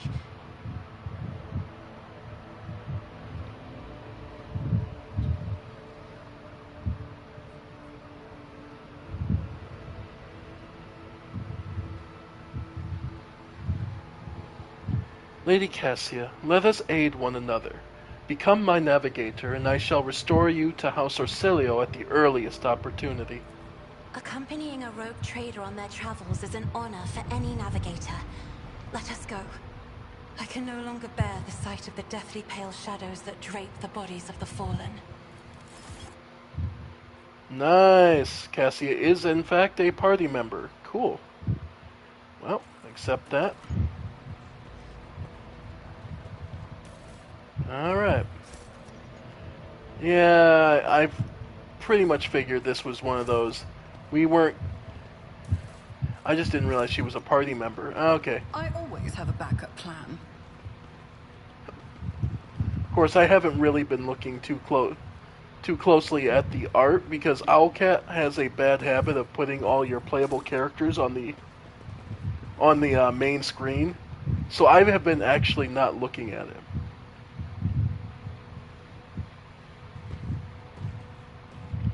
Because I don't want to know who all's supposed to be a party member and who's not. Alright, fellow Corsilio himself had another staff of House Orsilio. Tactical goggles. Nice! And let's get out of here. So we have our navigator. So we should be able to leave the system then. We have what we need mostly. We still have to replenish our lost people, but that should be simple enough.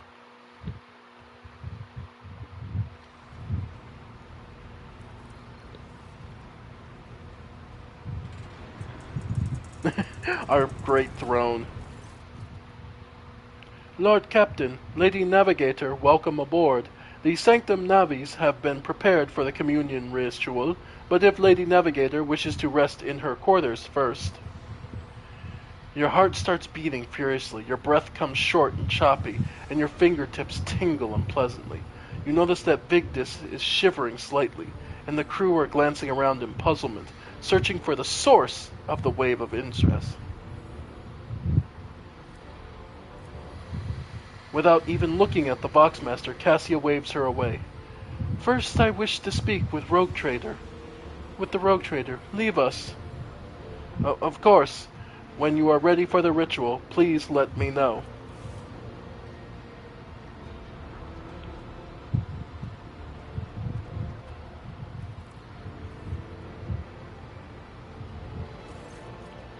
Cassia sweeps her pensive gaze over Vigdis, then lowering her lashes turns to you.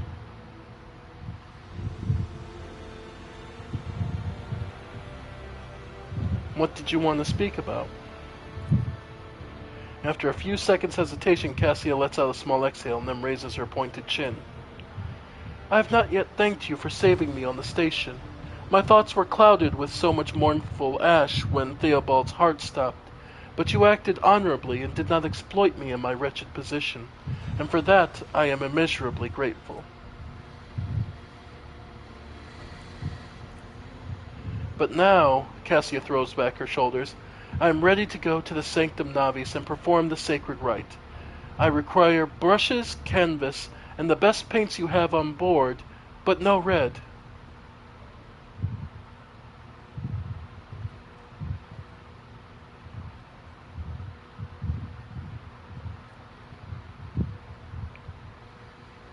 Tell me more about what this ritual entails. I doubt the uninitiated could understand the mysteries of navigation, but I shall try to explain the essence of it. I must merge my mind and will with the machine spirit of the ship, so that I become one with the vessel. Cassia lifts a lock of hair from the back of her neck, revealing a gilded implant parts. After that, I use the House Orsilio ritual, which I am loath to reveal to you, to free my mind of all errant thoughts, and then it is time to open my third eye and peer into the depths of the warp itself. Among the nightmarish visions, mirages, and creatures of the abyss, only the light of the Emperor is the truth that will lead me from star to star, from system to system. Oh, the light, that guiding thread so fine it can slip from one's grasp at any moment. Cassia unfurls her hand as though in dropping something. But You have nothing to worry about. The navigators of House Urselio never lose their course. I shall ensure that the necessary supplies are delivered to the Sanctum Navis. I shall take my leave of you for the duration of the rite. I ask that you do not follow me. Few can survive the gaze of my warp eye when it is open. Well, we have a navigator and a few other positions of filling in. Lord Captain, I will oversee the open channel between Lady Navigator and the bridge. May the Emperor's light help us all.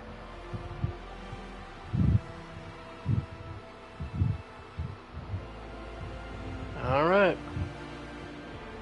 The Voxcaster in the Sanctum Navis picks up the serration of clothes, pious chanting, and the metallic clicking of implants. The serene voice of Lady Navigator breaks through the silence, initiating communion ritual.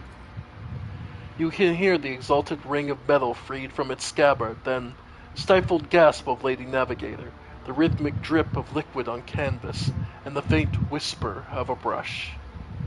I see violent vortexes lashing an ocean with a million flails, with umber shadows spinning over the surface of a fiery dance. A storm rising above a foaming waters, armadas drowning in the fog. The path from one end to another cannot be seen. And here, beyond the wall of glass, a daughter forsaken by her father yearns for her brother, and the sun's pale disk goes in tireless pursuit. Of her? No, of me. Its frozen rays lie that spring is here. The light is deadened. The great ruler is gone.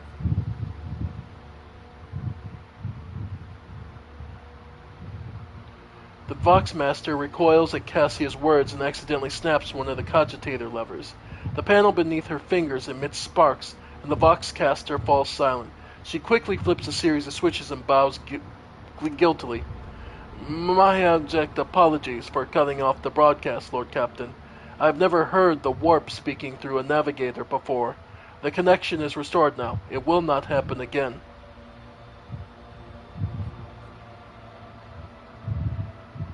Leave for the Lady Navigator undisturbed. Soul-shredding screams drown out the Vox transmissions. The servants in the Sanctum Novus are howling and shrieking like wild beasts, moaning in pain, their throats raw from the strain. And then, sudden silence. The dull thud of dropping bodies proclaims their fate. It appears the servants were part of the Lady Navigator's rite, as it was for her predecessor. I will arrange for the bodies to be removed from the Sanctum Navis after the ritual, or what is left of them. Rogue Trader, I fear I have unfortunate news. Endless blackness has spread across the canvas, dividing what should be whole in two, and my sight cannot glimpse the light of the Emperor as clearly as before. I cannot turn around. My brush only draws me onward. The way is blocked. You hear a heavy exhale, rustling fabric and metallic clicking. By the Emperor's grace, the ritual was successful. Your vessel's temperament presented a challenge. Its cold steel grip did not allow me to breathe freely for even a second. It was as if the depths of the ship housed not only the machine spirits, but something other. Now I will retreat to my chambers to recover my strength. Send for me if you have need of me. Lord Captain, congratulations on acquiring a navigator. Please spare me a few moments of your time. There are several matters that require your attention. First of all, I wish to report on the condition of the station, Urac 5. Regrettably, we arrived too late to evacuate the residents of the station. The warp disruptions affecting Urac 5 twisted the bodies and minds of the attendants. The corruption failed to affect Lady Cassia, thank the Emperor. The navigators are trained to resist Immaterium's pull. I would also like to remind you that Governor Medna is waiting to talk to you in his command center.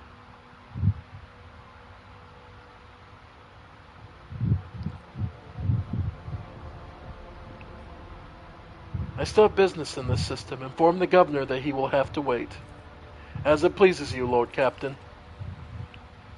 So yeah, because we didn't go there immediately, I assume we couldn't Alright. But we still have...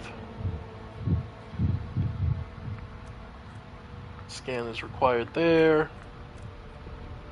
And an unidentified void ship. So we've got plenty of places to keep exploring. We can advance immediately, or we can explore more next time. But we'll be saving that for next time. So I want to thank you all for joining me. I have been the Ephemeral One, and this has been a very long period of more of Warhammer 40k Rogue Trader. Thank you all, and I'll see you next time. Bye for now, folks. Bye for now.